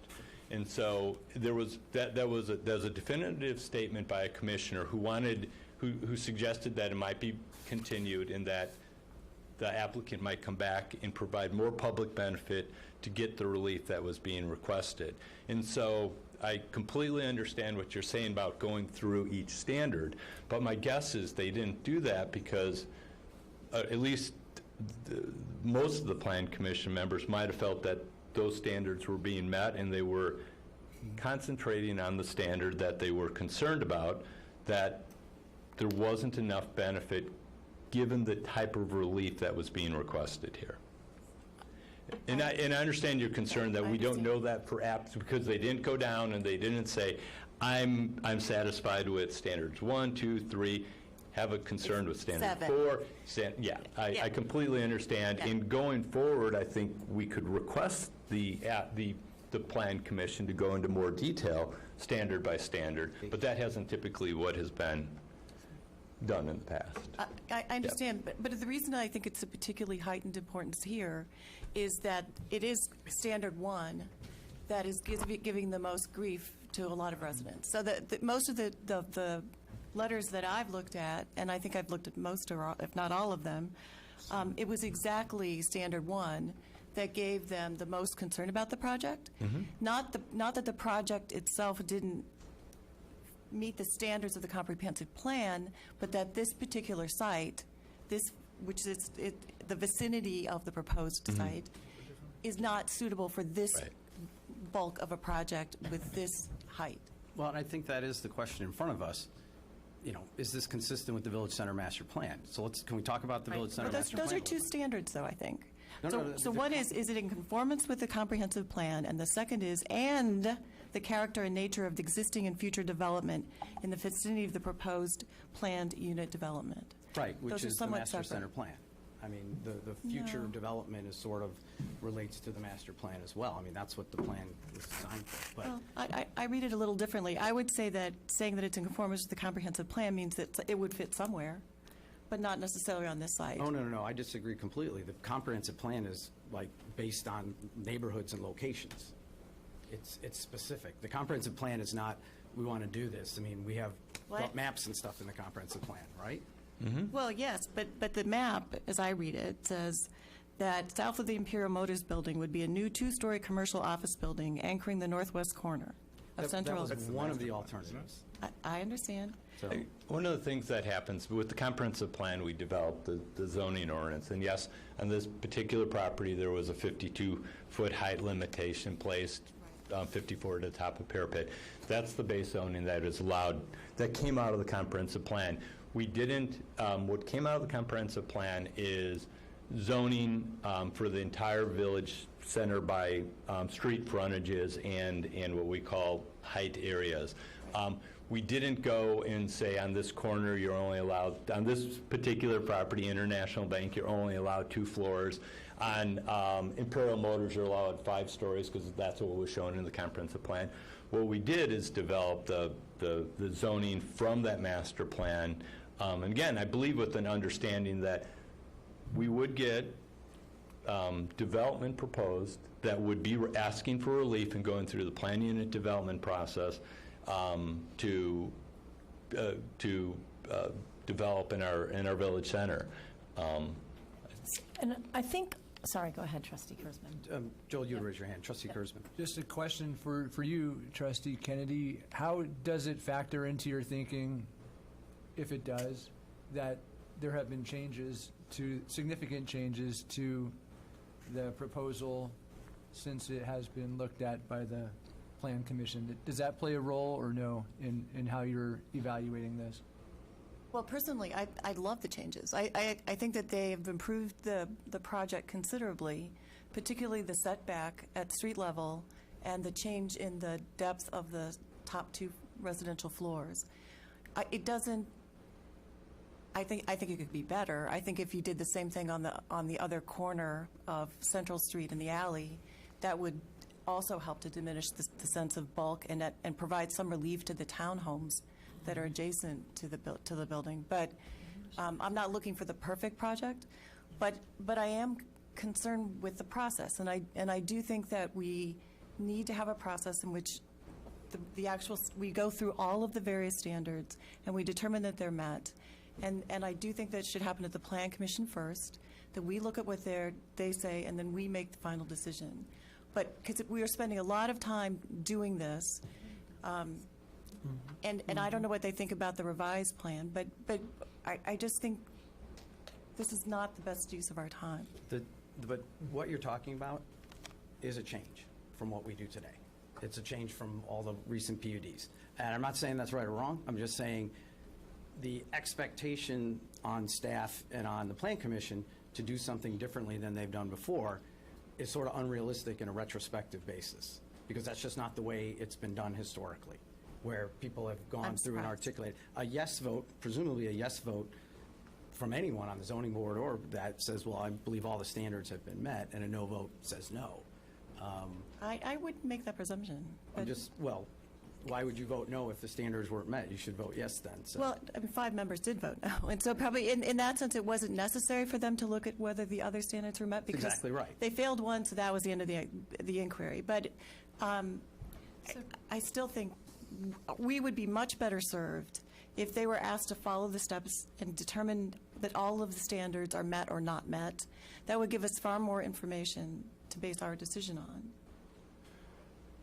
We can certainly address that in the future. Maybe the Land Use Committee could meet and talk about it. But again, it's a little unfair to criticize the Plan Commission members for a process that doesn't exist today.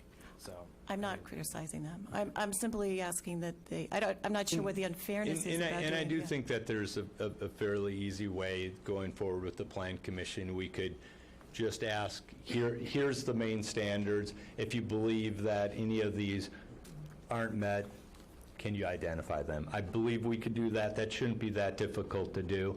If they say, well, no, I like the development, but this is the problem, then we know that it really was that one that relates to the relief and the benefit. So I think there's an easy way going forward, and it might be them saying, no, we don't, this is my only concern is a standard, or somebody might say, yeah, no standard, 3 is my concern. And it's similar to what happens on the zoning board. Most of the variation cases you get will just be hardship, right? Meets the standards. They don't go through them specifically. Sometimes you'll hear a no vote say, I do not believe it meets this standard. But again, I think it wouldn't be that difficult for us to work with the Plan Commission when they're deliberating to do that. I'm glad John made that in comparison to the zoning board. Sorry, Trustee Dodd, but every once in a while, we in the zoning board needed a reminder. Go through the 7, list them out versus you're quick. I don't like it. I like it. This and I see it sometimes in the minutes. We don't go through the 7 standards, and it's left to us to make an interpretation and go through the standards ourselves. And we do that all the time. Right, but in both at the zoning board and at the PUD process, at the zoning board, it's usually hardship. That's the standard that's not met. At the PUD process, it's usually the benefits versus the relief. Right. That's no, the quote hard standard, if right. you will. Like location of utilities being okay, and in the zoning code, I think there's not disturbing an archaeological site and things like that, that are generally not the focus of the board, so. But we should be able to address your concern. Yes, and I do feel differently about zoning things. I mean, a typical zoning case is not changing the character of the village, and this is.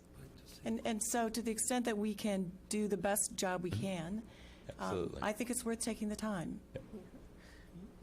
If I can just, Go ahead, Trustee Plunkett. so this is, for the future as well, but I think we can all agree that for a development of this size, or even, a development above 50 units, that it's infinitely better to go through this planning process where we've all had input than to not, to have a building go up as of right where we didn't have any input. Is that something that we can consider in the future, that, a development over 50, 60 units should come before? Sure. Or is that a hamper on the property owner rights? I definitely think it's worth looking at. One of the things I will point out is, because I was here back when the original Optima building was built on Central and 11th Street. And one of the concerns was that was a by right building, and it caused the commercial space to be pretty short because they needed to be building a 4-story building within 40 feet height. Well, there was what was done at that time is we lowered the height to 30 feet and 3 stories and said everybody's going to now come in through the PUD process and we're going to get great development in our downtown. And we didn't see any building in our downtown until the Greenleaf Building and 611 Green Bay Road were constructed. So while other towns were seeing density added to their village centers or their downtowns, once we lowered that to 3 stories, 30 feet, we didn't see another proposal. We had the Verona on Greenleaf come in, and we had Optima at 11th and Central.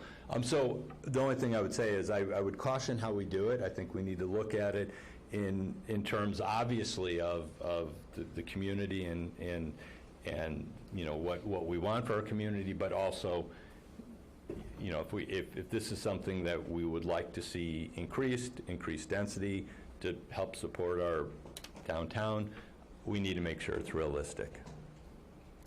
So we should be careful. We can certainly look at it, but we should be careful because, just for people who didn't catch that, the Optima building on Central was built 20 years ago, and we had no development until 611 Green Bay Road. Right, and quite frankly, 2015. We should have probably allowed a slightly higher first floor, and that should have been probably what we did at that time, is say, we don't want retail space that's low, and another 3 feet of retail space height would have probably made that space better commercial space and actually a more pedestrian feel.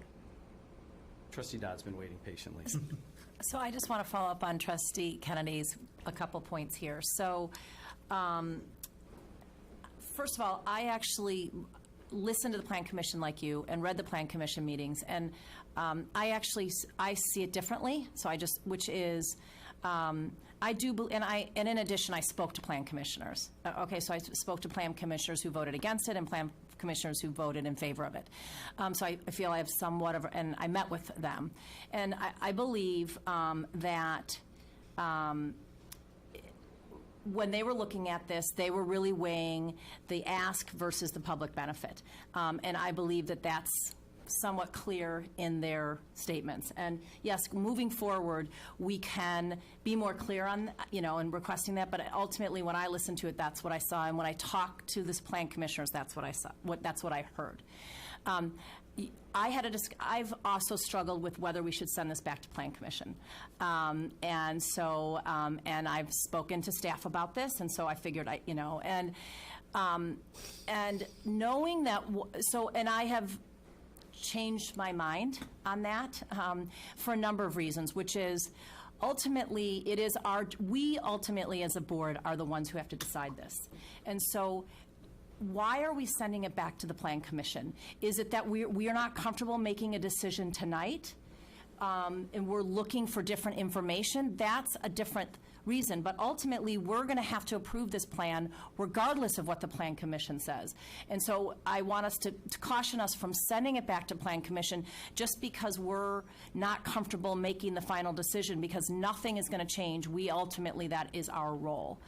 And so And then in addition, knowing that their feedback was really around public benefit, and some of the, I believe that Optima has tried to address that in some of the changes they've made since Plan Commission, which is why we've gotten letters from Plan Commissioners saying, now that they've seen this, they agree, now that they've seen these changes, they agree with them.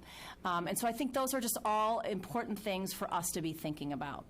The second thing I want to say is, I do think we should, and I thought that's where you were going earlier, President Belinsky, which is there is a question about the comprehensive plan, which is the comprehensive plan is a plan. It's not a directive. And those are two very different things. And through this process as well, I've had the opportunity to speak to the person who chaired the master planning process and members who were on the master planning team who did this. And they would also agree that what we're going through right now is what was anticipated. That's why we have a defined plan unit development process. So we have so I don't believe that the comprehensive plan, and I know many of you spoke to that today, and I hear the feedback and I hear the concern about density and height and things like that. But the first person who spoke tonight was clear, and I believe was accurate, the first resident who spoke, who said it is not a directive. It is a plan, and it is to guide us in helping us make decisions. And I think those are really important things for us to be thinking about. So that's not to say that where I am on this. I felt like I wanted to. I hope that's helpful. Yes. And so let's talk a little bit about the master plan. It was completed 9 years ago. You were there, obviously. I wasn't an elected official yet. I was considering a run for village trustee, and I attended almost every meeting, including being the one guy in the room that everybody's like, who's this guy in the meeting kind of thing. So I feel like I can talk about it fairly intelligently. Obviously, you can, John, as well. So started in 2010 with a one-year process, hired Lakota Group to sort of guide it, created a planning advisory committee that had residents with real estate expertise and the like. I don't think it's an exaggeration to say hundreds of residents were, either interviewed or involved in focus groups and the like. And we had, dozens of public meetings. Literally dozens of public meetings on this. And the idea was to create a shared vision that would help guide our decisions and also be communicated to the development community so that our 20-year, well, at the time, our 10-year drought, or 15-year drought, I guess, on getting new development could be communicated, because what the consultants told us was the reason nobody's coming to Wilmette to build buildings is because they don't know what you want. They're not willing to take the time to invest the money to, put money into architects, go through this whole process, and then get a 7-0 vote against them at the village board because they didn't do what we wanted. And frankly, we probably didn't know what we wanted. So that's what the whole, am I characterizing the master plan? I said to ask you, but I ended up doing all the talking. Yeah, I think the other interesting thing was the majority of the funding came from an RTA grant, because the idea in what the RTA wants to see is increasing of residential density around the transit core, so there's an increase in ridership. We wanted to see, that's great, but we wanted to see more people around our downtown, around our businesses, around our restaurants, around our, using our services. And so that was sort of how, this whole process started, was, that idea. And, there's no question, there's no debate about the fact that the Village Center Master Plan calls for increased density on Green Bay Road. You could argue about whether it's 4 stories, 5 stories, or 6 stories, but at the end of the day, there's no debate at all about that's what the master plan called for, increased density, 300-plus units in the apartment, or units in the Village Center, and increased density along Green Bay Road. Correct. Yeah.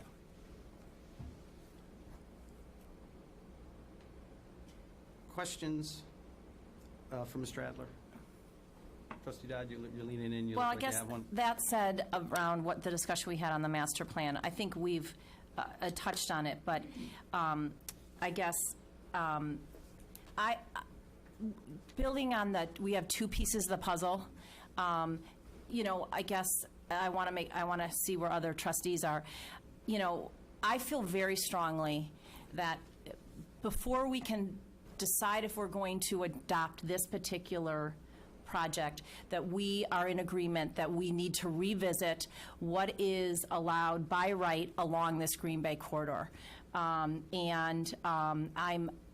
Because I think many residents have spoke to this, and I agree with these residents, which is just because we're doing this does not mean the next time we're going to do a 7th-story building. Absolutely. And it does, and so, and if you also look at the master plan, it indicates that we are to provide a variety of public and private open spaces.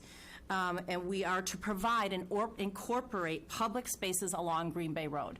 And so to address that, I want to make sure that we are going to look at that, and I would like some timing of when we're going to look at that, so that we make a commitment to the residents here that we're going to do that. And so I don't know how we do that, and I'm looking for feedback. Yeah, I mean, look, well, we can direct the staff to do, you know, these kind of things. I think there's a couple of things there. First off, you're absolutely right. And it refers back to my comment about the 2 puzzle pieces fitting in, that we need to decide, now that we have a sense of what the puzzle looks like, what do we want the rest of the puzzle to look like? Because when the master plan was created, we had no puzzle pieces. You know, we just had a vision and a hope that we would get there. I think it could take there'd be a number of paths here. Certainly, I wouldn't suggest that this board should rewrite the Village Center master plan. I mean, if we were thinking that was the case, we could talk about getting the Lakota group in. Maybe it makes sense to get Scott Ferris in here just to address us and talk about the alternative paths we could take with it. You could certainly tweak the zoning code. You know, for example, Trustee Plunkett mentioned, you know, maybe we require the 5-foot setback now on that block on Green Bay Road, so we don't lose the benefit of having the extra setback on this building on the rest of the block. I mean, that's sort of an easy thing to think about. When you start talking about public places, now that we've got a couple of things in place, I think it's time to re-engage our partners at the library board, for example, to talk about the future of the parcels that are to the north of them, which in the original master plan, that's where the green space was. It was our parking lot that's used by the library, and we were going to have other parking facilities. So I think we can engage that conversation.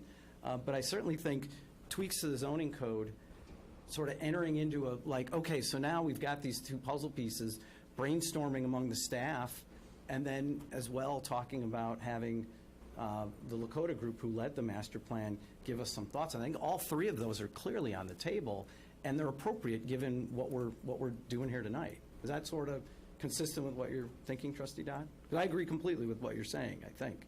If you agree with what I just said, I agree with what you said. Yeah, I mean, without knowing what we might, I might be. I don't know what the answers are. I might be pushing it a little bit more than you'd be comfortable with, you know what I mean? But that's okay. I mean, we're not going to discuss that tonight. Yeah, but we yes. can, I mean, that is not a 15-minute conversation. Yes, exactly. That's what, but yeah. I just wanted so I want us to make a commitment to, I mean, and you know, maybe that won't be, depending on where we land here tonight, but I just wanted to make sure other trustees are in support of that and understand that that's, I believe, an important part of this process. Yeah, I mean, we can put something, Okay. you know, we can put something even on the agenda, referral to the Land Use Committee. Yeah. What I was thinking was that staff could be prepared at one of our April board meetings to present options for us to look at the corridor and the master plan and have an initial discussion by the board, which then can decide whether to continue this at a committee of the whole or refer it to land use. But we can turn that around fairly quickly and have that discussion teed up and ready to go. Okay. I'm not sure what relevance this discussion, I agree with you completely about what we should be doing, but I'm not sure what the relevance about what we're going to do in the future or commit to do in the future has to whether this particular project meets the standards. I don't think it makes it any easier to say this meets the standards just because we say we're not going to do it again. I disagree with you there, Trustee Kennedy, and the reason why I disagree with you there is, again, if we look at the master plan, it shows a mix of the type of buildings and the type of open space here, and so Now, again, those might be in different spots, the buildings might be in different spots, but, so in my mind, I might feel comfortable with this particular project, but that doesn't mean I'm comfortable because the master plan happens to have a 5-story building at the Imperial Motors location. Flip-flop them, I'm okay with it, I guess is what I'm trying to say. But both of them I'm not okay with. And so by approving one, it makes me realize that I would not be comfortable with the other. Well, and Is what I'm trying to say. And perhaps also across the street, there's a higher height. And the original thought was that there were two huge tall buildings covering the entire frontage of Green Bay and actually wrapping around onto Central and Wilmette. We didn't get that. The property to the south was not available when they tried to do it. And so if we have this building here instead, that piece of the puzzle in the original master plan sitting on the south, across the street, might not be the puzzle piece that we want anymore, I think is what you're saying. Yeah, and I'm also saying I'm not comfortable now, depending on what we do here, I'm not sure I'm even comfortable with what would be allowed by right, on these other properties. Exactly. I guess I should have said that more clearly. No, and the reality is I don't think I am, but given the feedback that we're hearing from the residents, which is I'm until I understand, I'm not comfortable with what's allowed by right on these other properties. Yeah, and that's why it's important to me. And that's why we should talk about it. I just think I completely agree, and we've had this discussion that I believe this should go to zoning. But, in terms of us talking about puzzle pieces, this is not our puzzle. This is all private property. This is all private development. And the Village of Wilmette is not offering any tax incentives money for any of these. So while, yes, I agree that we need to have this discussion, and if, I would feel uncomfortable with giant building, we are not... we're not orchestrating all of this other than to approve things that are not by right. So yes, we need to discuss what we can put in as of right.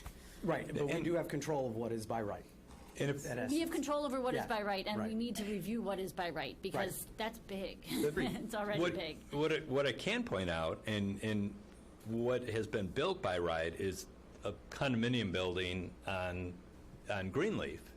It's built to the height. It's built to all the by right regulations. It's a 52, 54-foot high building, 4 stories. That's a by right building. If you look at that building and you feel comfortable with that building, for the most part, you could feel comfortable with the by right zoning. Now, of course, there's other by right types of buildings, as we talked about. There's by right offices. And so, yeah, I think it's something we should definitely do, because what we're talking about is just not necessarily residential by right. It's other types of uses. Right. Well, we also say in the master plan, which I do agree with Trustee Dodd. I also agree with you, Trustee Kennedy. I feel like we're getting off topic of a bigger picture here, away from Optima, but it says very clearly the purpose of the master plan is as a guide for planning and development decisions over the next 5 to 10 years.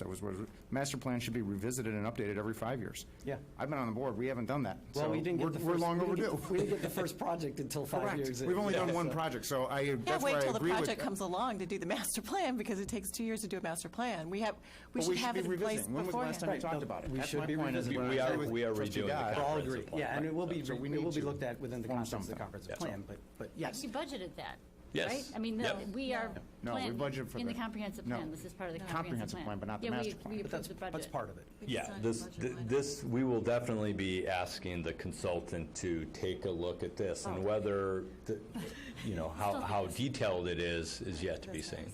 Okay. All right, so let's, It's not a budget for Back to the can we case at hand. put that one to bed? I think we've got that one covered. I still kind of fail to see the logic. So if what people are basically saying is that the of right buildings that are now in the code are too big and too massive, what does that say about this project? No, I think That's what I don't what's being understand. said is I don't that see the connection. when you view the master plan as a whole, you want to make sure that now that we have if this gets approved, you have 2 pieces, and you want to make sure your zoning code accurately reflects what the vision of the master plan is still. That's all. I think that's what Trustee Dodd is saying. So. Okay. All right. Other questions for Mr. Adler? See if I have any others here. Oh, John, could you, if you would, there was a question raised about conversations with the Aaron family, the Sure. owners of the Jaguar site. We've had lots of conversations with Yes, them. lots of conversations. There's a lot of developers who have talked to them. There's a lot of reusers of the building that have talked to them. They've come close with a couple of users, as far as we know, for the reuse of the building, almost to the point of a letter of intent, but it never made it that far. We know that the desire of the owner of Imperial Motors is to, if possible, have the building be reused. But I think they also know that that might not happen. They also have a desire to have an ownership interest in a portion of the building or the land. That's short of that. That's what we know has been going on with the property. And when was it vacated again? Remind me. I'm sure it's been much longer. Just than I over think. 2 years ago, Okay. I believe, 2.5 years ago. All right. You mentioned the green leaf and the by right, but remind me, do we have any rights for, do we get any public benefit for that? Do we get any affordable housing for that? No, that was yeah. So we get nothing when they do? No, by the right? increased density, which again was what yeah.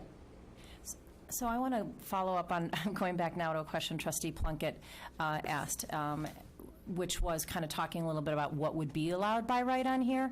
So as I understand what would be allowed by right on this particular property, just if we were to look at this rendering, so it would be, where the fifth floor is inset would not, basically, interestingly enough, the fifth floor ends at 52 feet. Okay, which is what's allowed by right in this particular property. So it makes it very easy to look at. So it would go all the way up to the fifth floor. It would not be offset at all. It would not need to be offset along Central, correct? Correct. And it would not be offset 5 foot, it would 5 need a feet 5 foot only setback on Green Bay. on Green Bay. Right. You would not need all of the patios that are there. You would, because you would only require 25 feet. Correct? 25 feet, and then you need a break in the roof or something? Oh, right.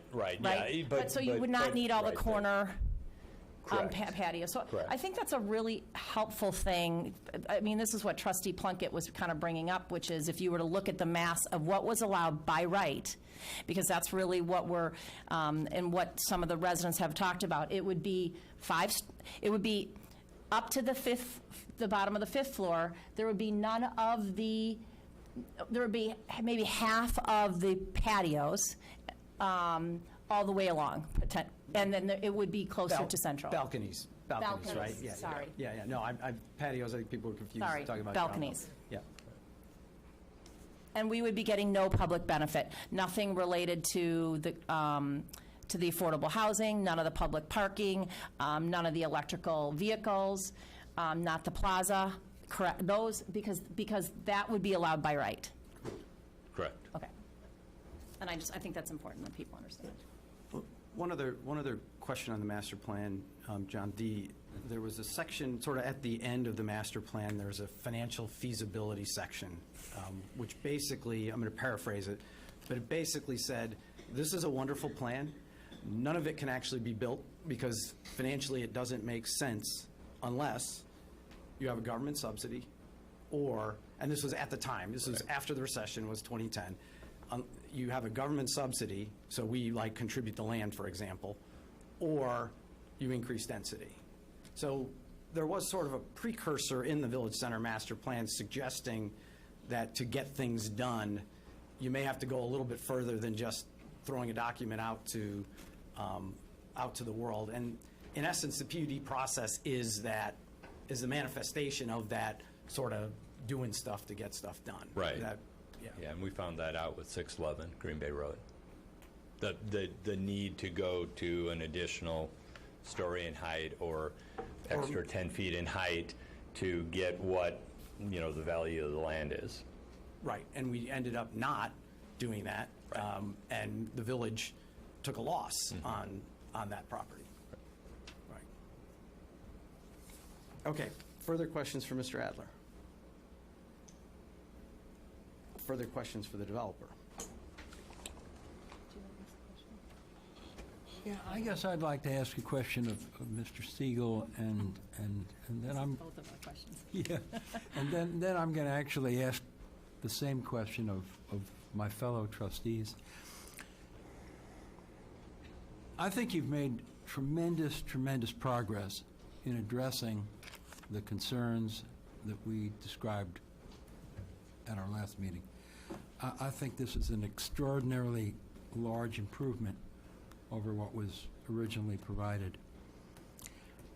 There's a part of me that would still like to see what this would look like if you carried the 5th and 6th floor setbacks down Central Street and down Green Bay Road. I know that's different than the concept that you came with tonight, which was to emphasize the corner. But I think that a redevelopment of this that included the setbacks on 5 and 6, the length of those two legs, would probably go a long way to addressing some of the concerns that the residents have raised about mass that some of us trustees still harbor. And I'd like to first ask whether you would be willing to create another vision for us to compare. This is clearly really an important decision, and it's not one that I want to rush.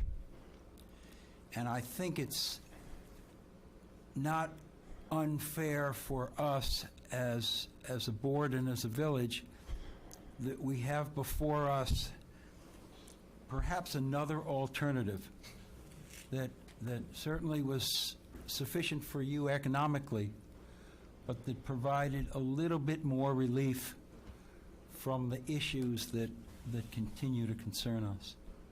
So my first question is really for you, and then my follow-up is for my fellow trustees, whether that is something you would want to see, which is another rendering of this with the 5th and 6th floor setbacks carried the length of those two streets.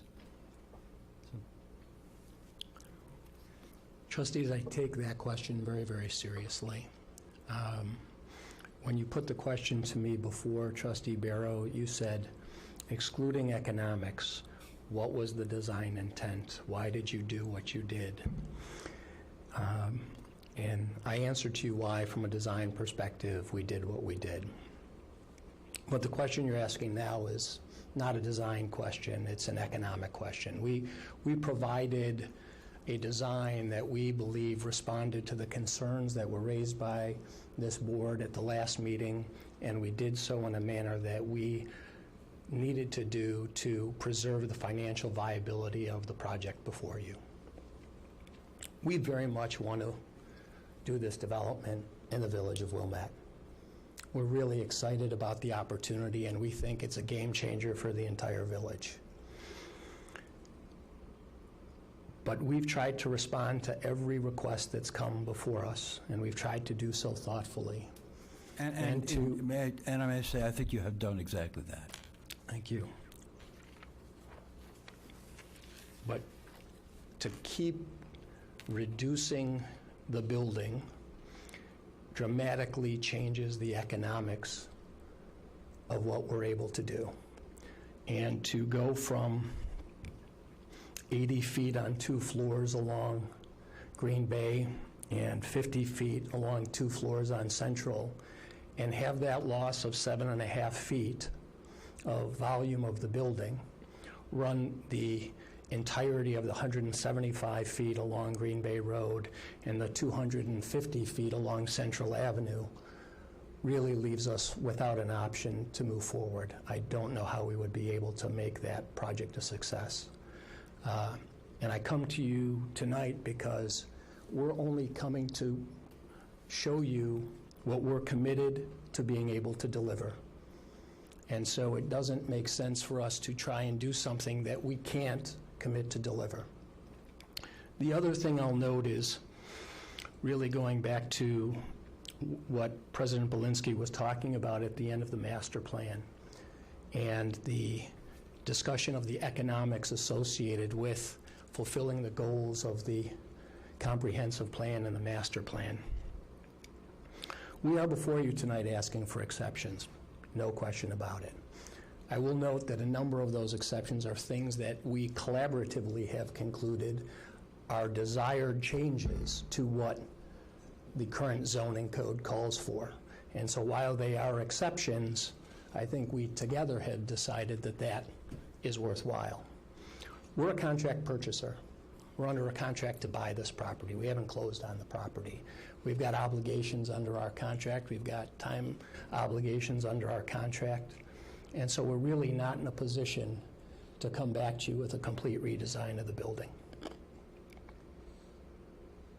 Okay, thank you. I think that also addresses my second question. Well, let me ask a follow-up then, which is,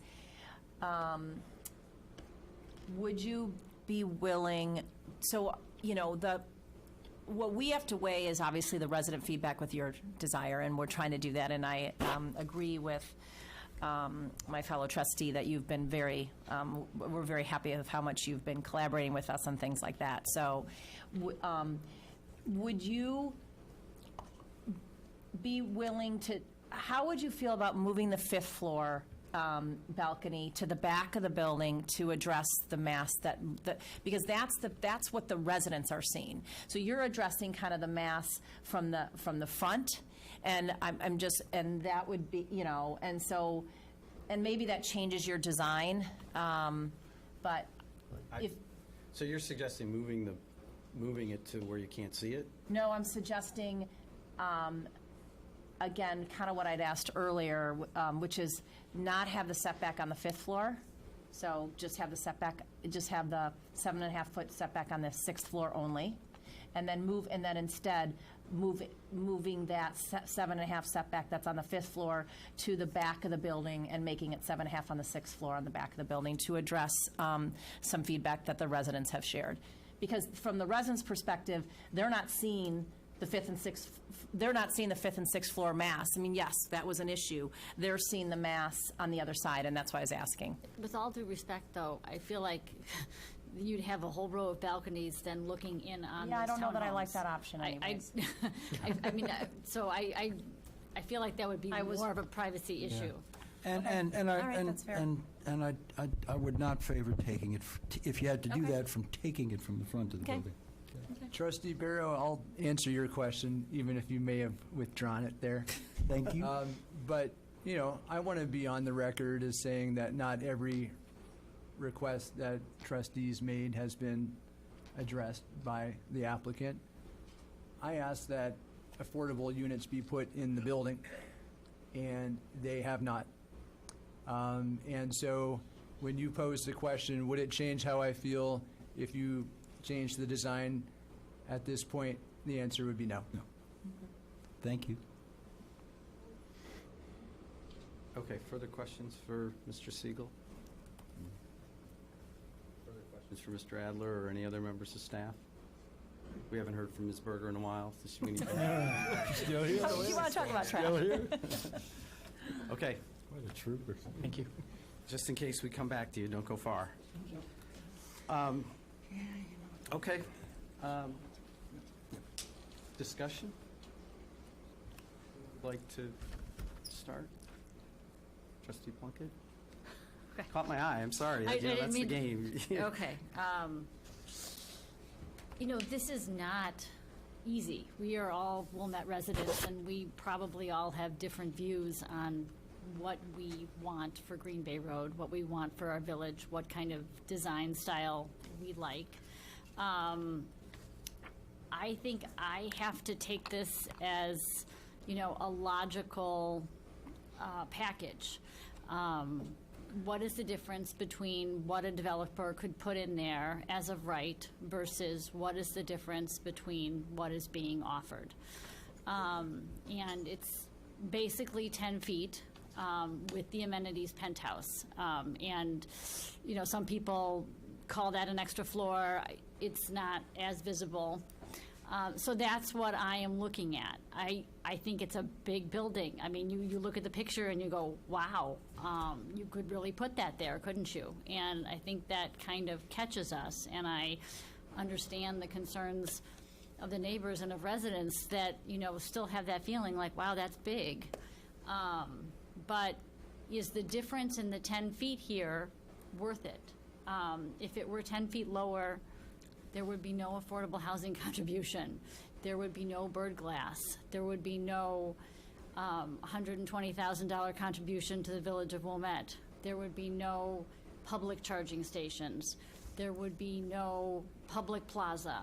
There would be no 10-foot setback on Green Bay Road. These all add up, and these are all things that make me think even more that this PUD process is essential for any large development going into Wilmette, because this has improved significantly since it started. And this is not the same development that the plan commissioners reviewed. And since then, we have heard from plan commissioners that said, if this is what was in front of us, we would have voted yes. And I think the plan commissioners at the time, if you listen, if you watch the whole thing, you know, they kind of reflected the feel of Wilmette residents, you know, like, yeah, it's pretty good, but there's some issues. It's not enough public benefit, and, you know, I think the public benefit has greatly increased since the Plan Commission. I think the building is a lot better since the Plan Commission, and so this is the building that we have to vote on. You know, it's this or nothing. I mean, they have a contract on this property. Nobody else has offered to buy this property. And, you know, is this 10 feet worth it? So I do understand these concerns because it is a big building, but I greatly appreciate the setback on Green Bay Road.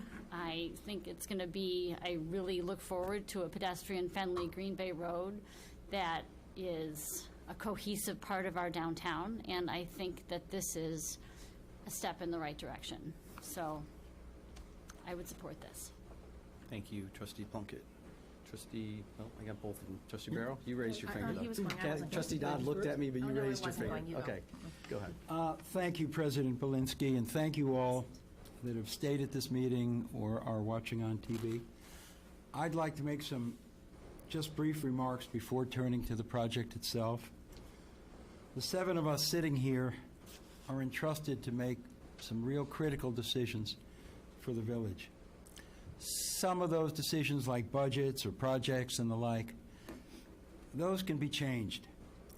Others, like the approval of a large building, cannot. There are no second chances for what we're doing tonight.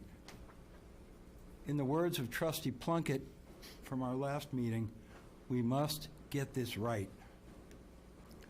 We've received dozens and dozens of emails and comments about this proposal, both pro and con, from all parts of the village. Passions are high.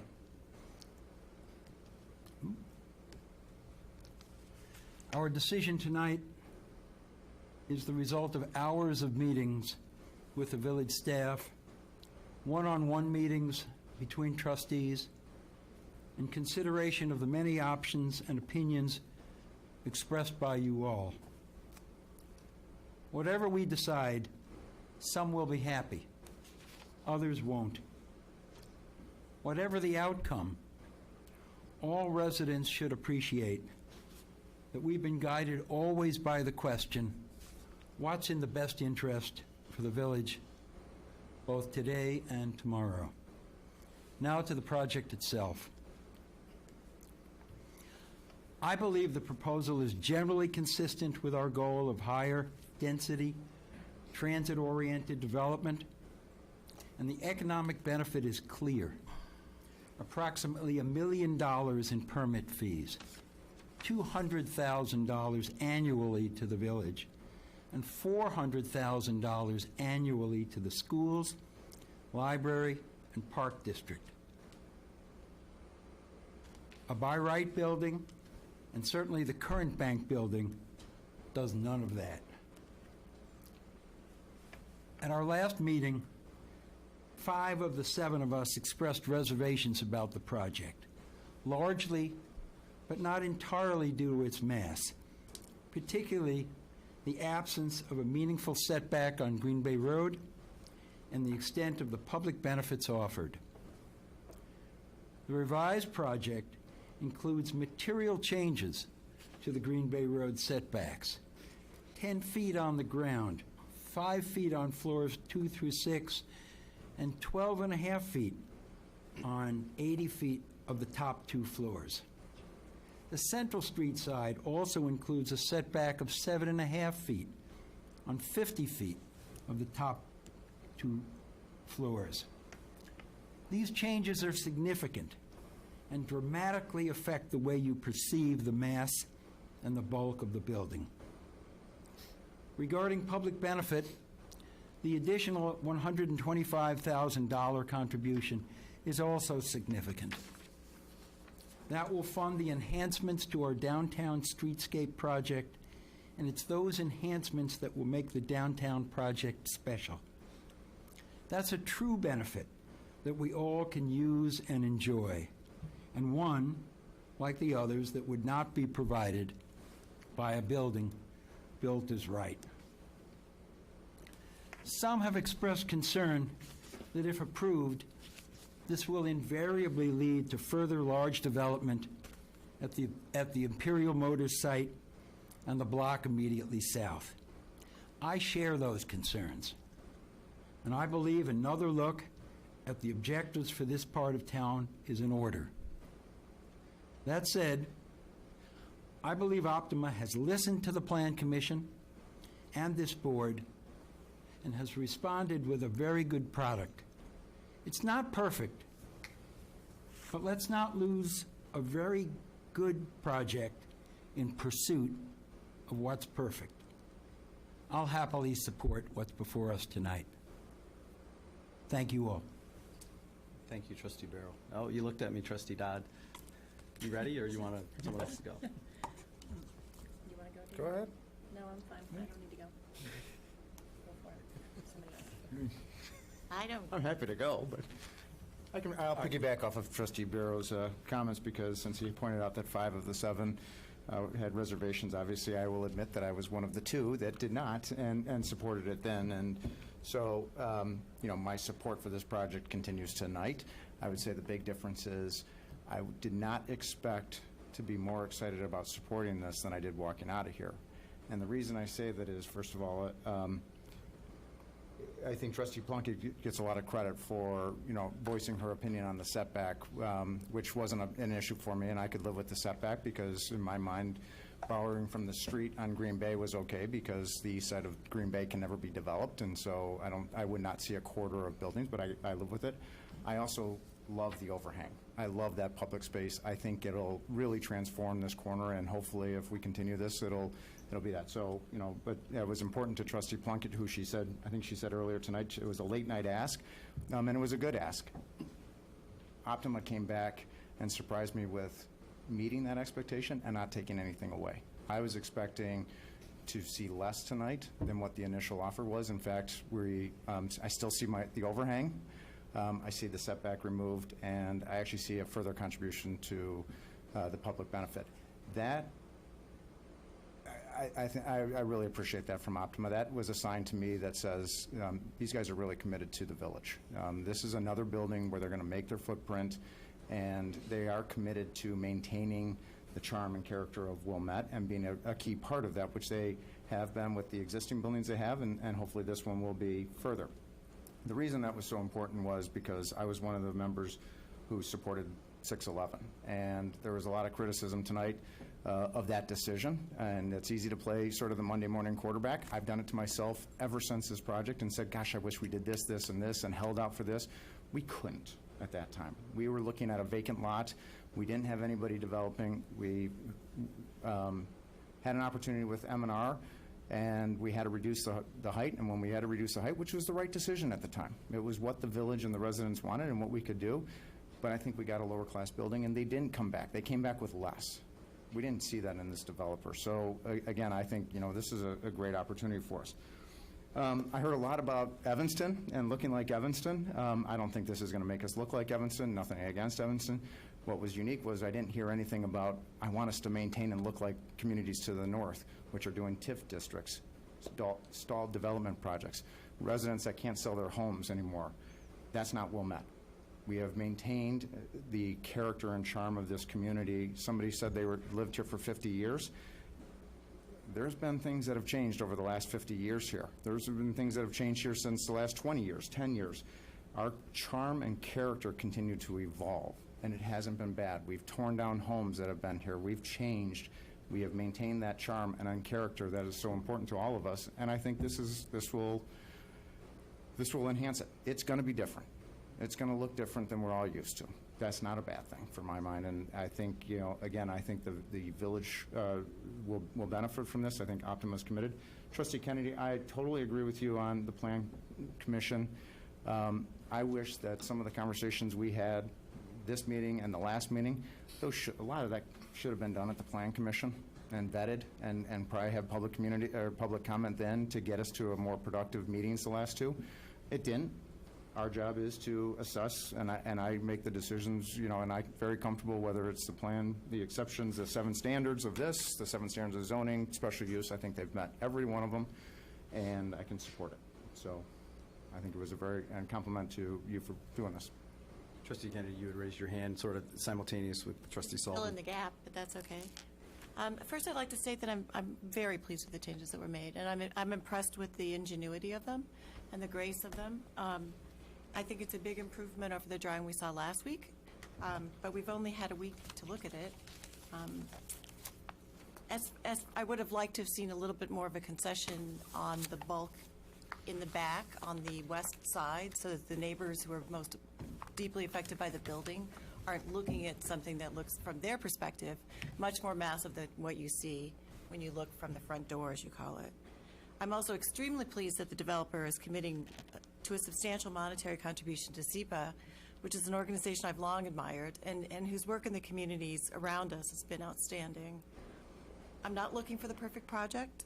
I'm not opposed to commercial development, nor do I disagree with the idea that the village center needs more density, because I believe it does, and I think it would benefit from it. I also don't doubt for a minute that a well-thought-out project on this site would be a significant improvement of what currently exists there. But I'm a little troubled by this sort of, what I consider a red herring here. It doesn't make much sense to me to compare a building of right to this project when nobody's asking to do a building of right. If there were another developer in here saying, I would like to do a building of right, and Optima was saying, no, I have this better project, it would be a slam dunk if that was the decision. But there is nobody who wants to build a building of right. They could have done that. They've not proposed to do that. So to say that this is better than a building of right when there's no one willing to build a building of right seems to me to be a false road to go down. It sort of does not advance the ball. I think what we need to decide here is whether this project on this site is conforming to the character and nature of existing development. And if it were on any other block and not backing up on residential properties, which will be a first, as far as I know, in the village, I wouldn't have a moment's hesitation about it. But I am deeply concerned about what it does to the character of a residential neighborhood, which is already overburdened by traffic. We all know that Park Avenue is becoming a thoroughfare so that you don't have to go down Green Bay Road, and now we're going to add a substantial amount of traffic to that. If this were a block south, if it were a block north, I would feel entirely different, but I have strong concerns about whether this building on this site is appropriate. And that is one of the 7 criteria that we have to decide. So unless we can say that it is, I don't feel that I can easily approve this building. I don't know what else to say. I'm hoping that this isn't the end of the story. I really don't know who would want an up or down vote today. But if that's what we're required to do, then I guess that's what we'll have to do. But it seems to me that, and I haven't heard anybody yet on this podium say, yes, this building is consistent with the character and nature of the existing neighborhood.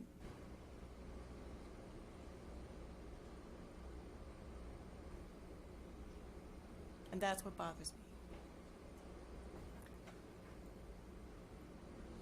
Trustee Kurzman?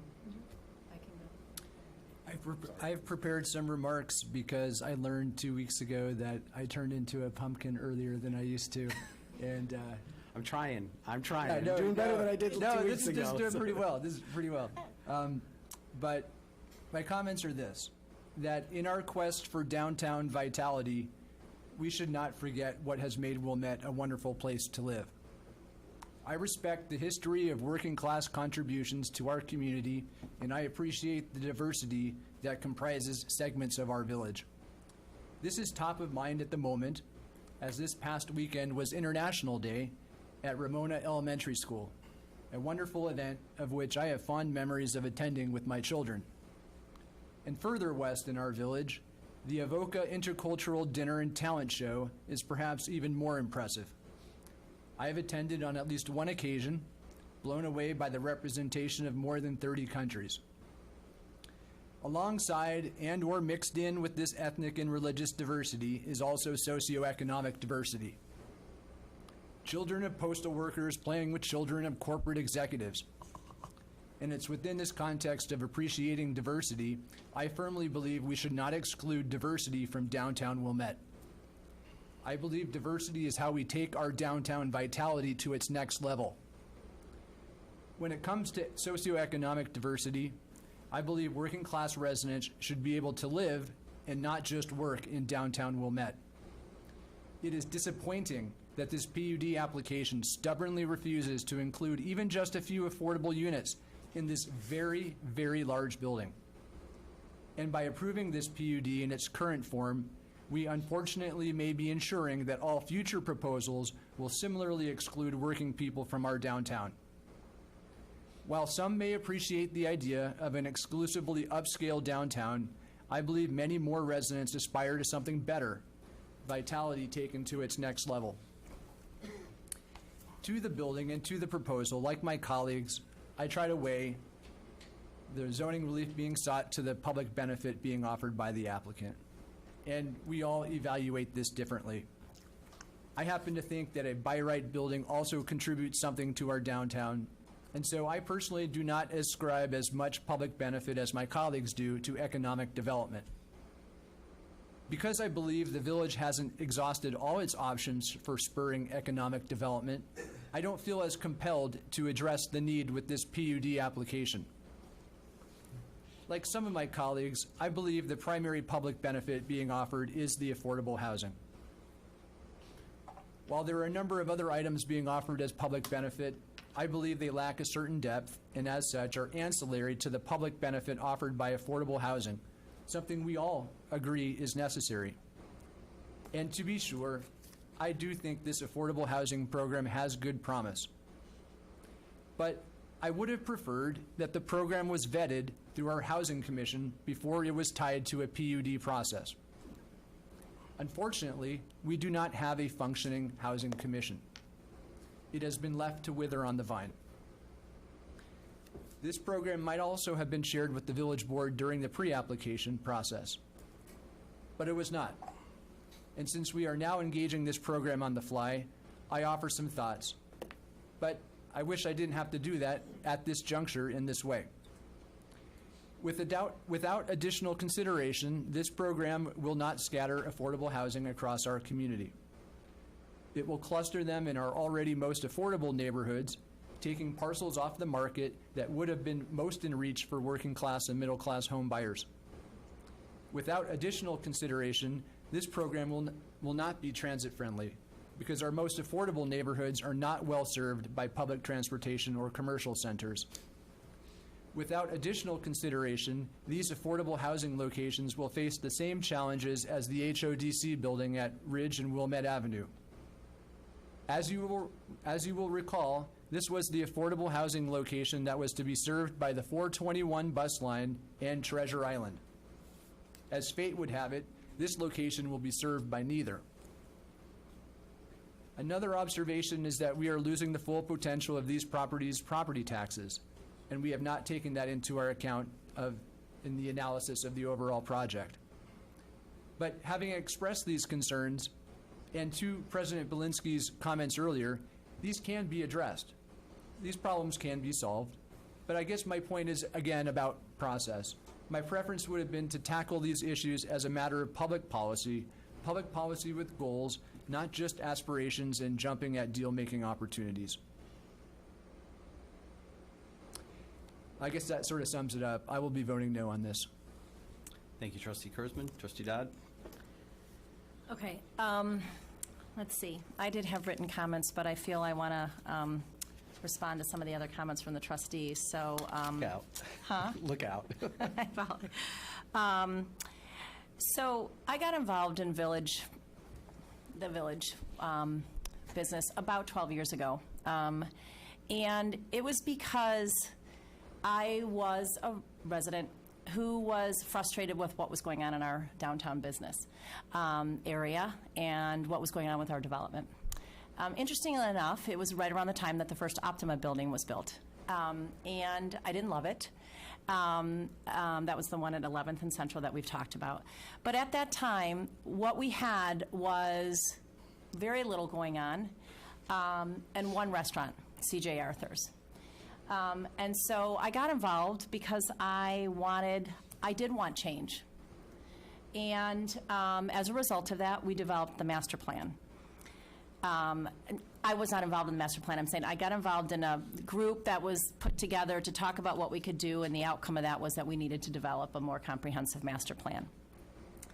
I start with that because I actually believe that this project is consistent with the master plan. And I believe, and I want to just speak to, and I don't know if I understood exactly, Trustee Kennedy, what you were saying, but we can't set design standards in terms of what happens. That's not our role. For the same reason we don't set design standards for what people do on their private properties. So I believe that this does fit within our community. So there are a number of residents who have spoke that like this, and there are a number of residents that spoke that don't like this.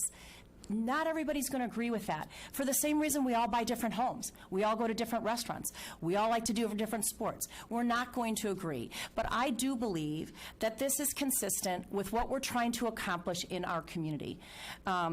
We are trying to, I want more restaurants. I'm not saying maybe we have the right number. My point is that I think this is consistent with what we are trying to do. And maybe all of you don't agree, and I understand that, but I do think the vibrancy of our community is very important. So then I tend to agree with what Trustee Plunkett said, which is, for me, as I've looked at this, this is about 10 feet. And the reason why it's about 10 feet is that's what that's what most of the people are talking about, and that's what the variance is requesting. That's what the request is for 10 feet higher than what's allowed. And I think that Optima has done a nice job sharing with us the impact of that. Personally, I believe a building, even if they were coming in front of us with a building that was 10 feet lower, we would have some resident concern about that. And so for me, it is about the 10 feet. I hear the feedback from all of you who are here, both in favor and not in favor. I am going to support this project. I'm comfortable with this. But the reason why I spoke earlier around looking at the other areas around the Green Bay corridor is that is important to me, because it is important to me that the residents do feel they were heard, and that we do look at. I don't want a row of 5-story buildings along the Green Bay corridor, nor do I think many residents in the community want that. It's unfortunate that this might be here at this particular location, but the master plan called for density on this block. There's no debate about that. And the debate is only really around 10 feet. I want to just say thank you to all of you who are here. and to many of you who have spent the time sending us emails and talking to me. I've talked to a couple of you who live on Park Avenue. I've talked to plan commissioners. I've talked to the appearance review, Charles, who's still here. And so I feel differently than even what Trustee Kurzman said, which is I'm proud of our process. I'm proud of what we've done here. We as a board have spent hours trying to look at this. The Plan Commission met twice and reviewed this. The appearance review team met. They provided direction to Optima. They made changes based on the appearance review comments. Then Plan Commission met. Optima made changes as a result of the first Plan Commission. Then they met again. The project that was put in front of us at our first village board meeting was based on based on the feedback from the Plan Commission. Then we gave feedback at our last board meeting, and you made changes. And I'm proud of that. And I apologize for those of you who aren't. But that is what a good working government should do. We need to listen to the feedback from the residents. We need to listen to the feedback from all of us, and we need to try to make the best decision we can. And that's what we're all trying to do. And, you know, I believe that this will be a building in several years that people will drive down the street, and some will like and some will not. But I don't think it's something that's going to be an eyesore in this community, that's going to change the view of our community. And so for that reason, I'm going to support this project.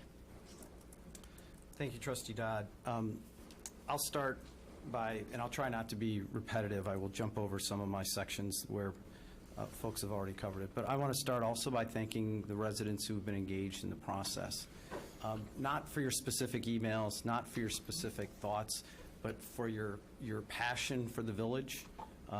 We're a village with residents who really care about their village. And so whether you were for or against the project, you cared enough to take the time to express your opinions. I also want to thank my trustees on the board here.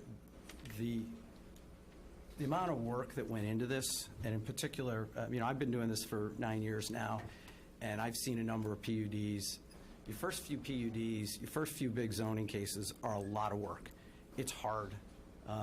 You know, Trustee Kennedy referenced over 1,100 pages in this one. Now, luckily, I read most of them the last time, so didn't have to read them again. But I want to thank the trustees for their diligent work here. I mean, all of you really did a lot of work well beyond just reading the packet and showing up to a meeting. And I'd like to thank the applicant because, consistent with what Trustee Dodd said, I believe you have listened to us along the way. This project is a better project as a result of Trustee Plunkett, Trustee Dodd, Trustee Barrow, the entire board, offering up suggestions, constructive criticism of the project, and you've responded, and I appreciate that. This project is consistent with the Village Center Master Plan. It is consistent with the comprehensive plan. Trustee Kennedy, with all due respect, the standard that you're setting, I think, is misinterpreting the standard because a 4-story building or a 3-story building might not be in place either. But the master plan specifically calls for density on this block. And I agree with my colleagues who look at it saying this is 10 feet. And I'll take it a step further for what Trustee Plunkett said. Not only will there not be all of the public benefit, there'll be no project. And Trustee Kennedy alluded to, we don't have a line of developers in here waiting to do a by right project. So there's no project, maybe for 5 years, maybe for 10 years. It took us 20 years to get from the last building that was built in downtown to 611 Green Bay Road. So, you know, the PUD process is built for this. It's built for this kind of deliberation. I appreciate my colleagues' engagement in the deliberation. I won't go through all the benefits, but I will say that I really am excited about SEPA. This is an organization that does really good, cool work, and it will be a permanent benefit to the residents here. We will get some of that diversity, Trustee Kurzman, that we might not have otherwise got with them, and I'm really excited about the village partnering with them. You know, beyond sort of the economic or the benefits that are listed in the zoning ordinance, you know, economic development is important. It is a benefit in and of itself. It's why we did the Village Center Master Plan. If we didn't care about it, we wouldn't have bothered, right? But our downtown is now the envy of the communities along the North Shore.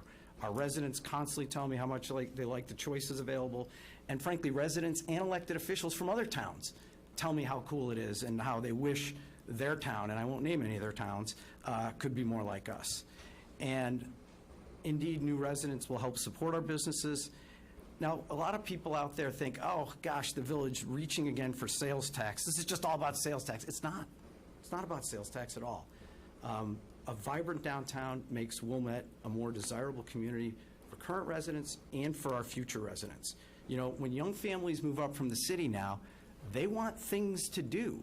And I'll tell you, when I first started in village government, there wasn't anything here. And you could talk to people, and I've told this story a million times, and I apologize to my colleagues on the board who have heard it.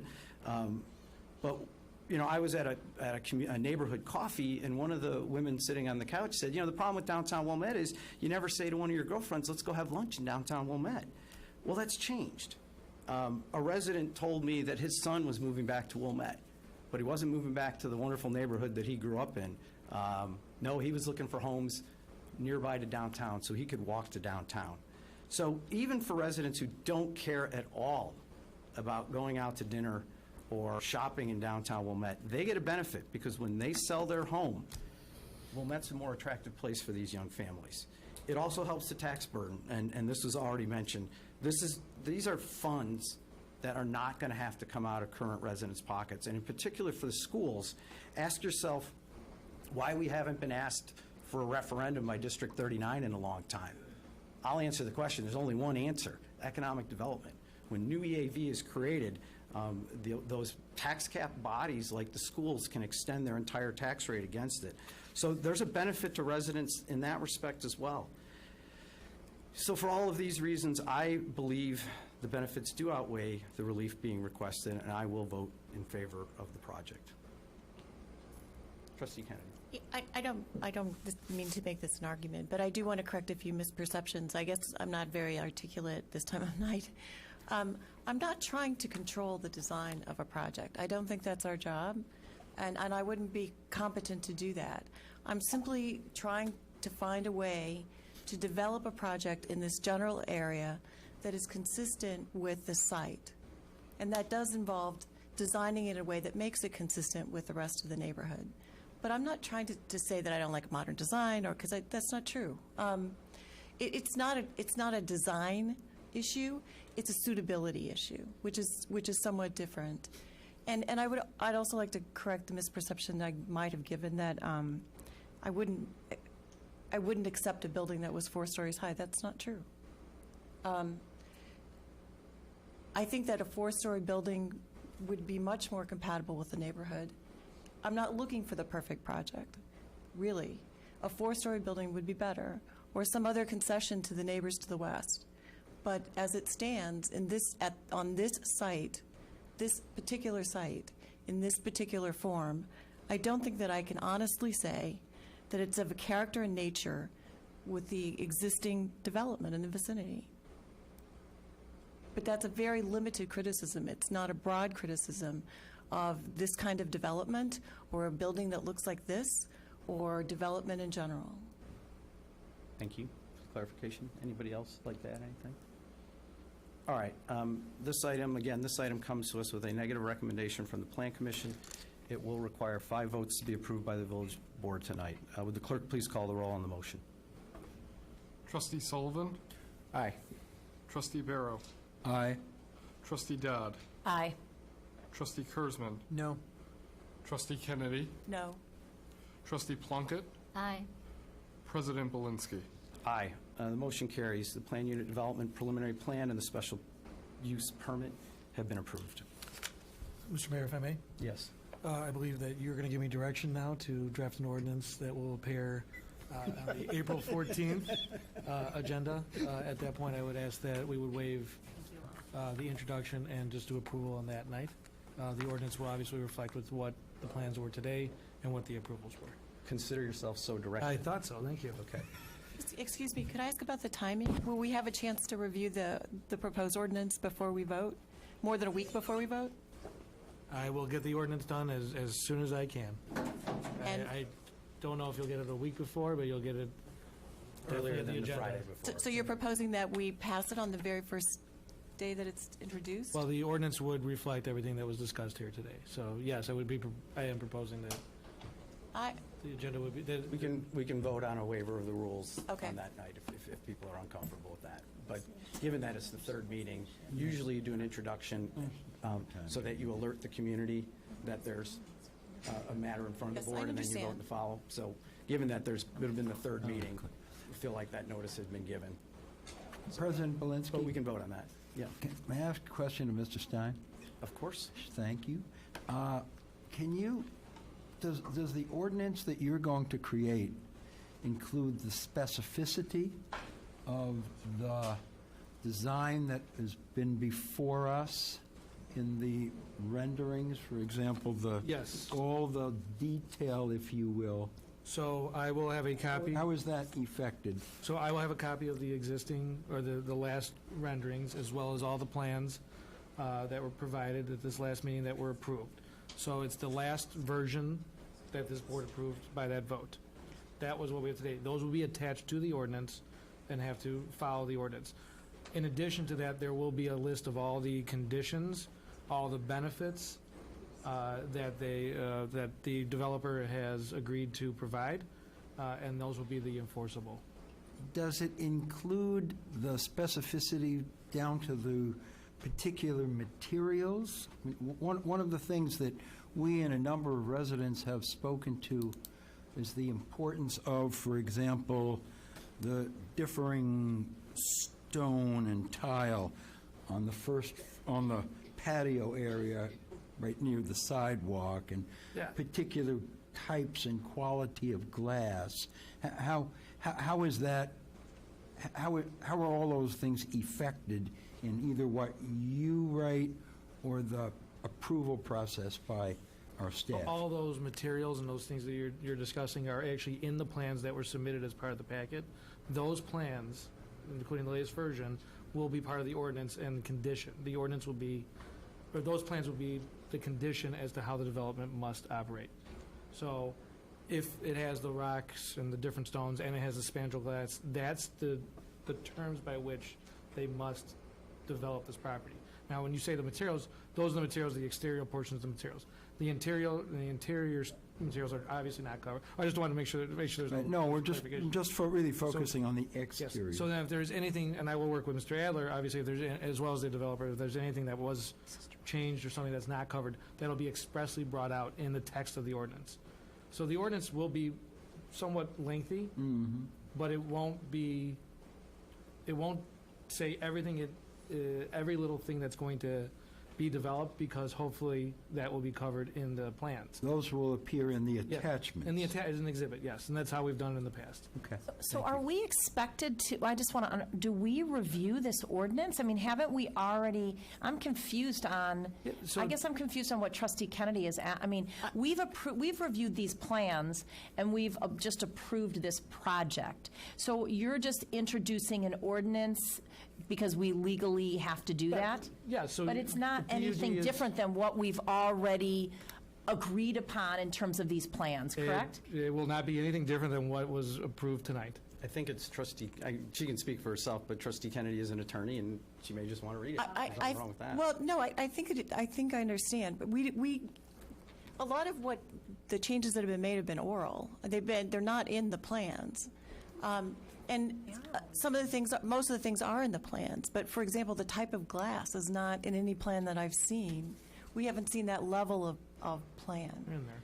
So I don't know, I guess the purpose of the ordinance is to define all that stuff? So Is that right? Okay. So actually, most of those materials are in the plans. However, don't forget that this is, because it's a PUD, that this is the preliminary plan as well. So there will be another ordinance. I don't know if it's going to be 2 weeks, 3 weeks after the adoption, 5 months after the adoption. I'm assuming they want to do this as soon as possible. That's the approval of the final, quote-unquote, final plan. That final plan is completely reviewed by the community development director. The community development director determines that the final plan has met the general purpose of the preliminary plan. It is usually more detailed, probably more so under the engineering department's detail because we don't have all the engineering and everything yet, but that will be the second ordinance. They cannot break ground or do anything or get a permit until the final plan has been approved. So, to reiterate, the ordinance you're going to see in 2 weeks, or in a month from now, will include the plans that have been submitted and approved here tonight. Most of those plans are actually in writing and provided as an exhibit.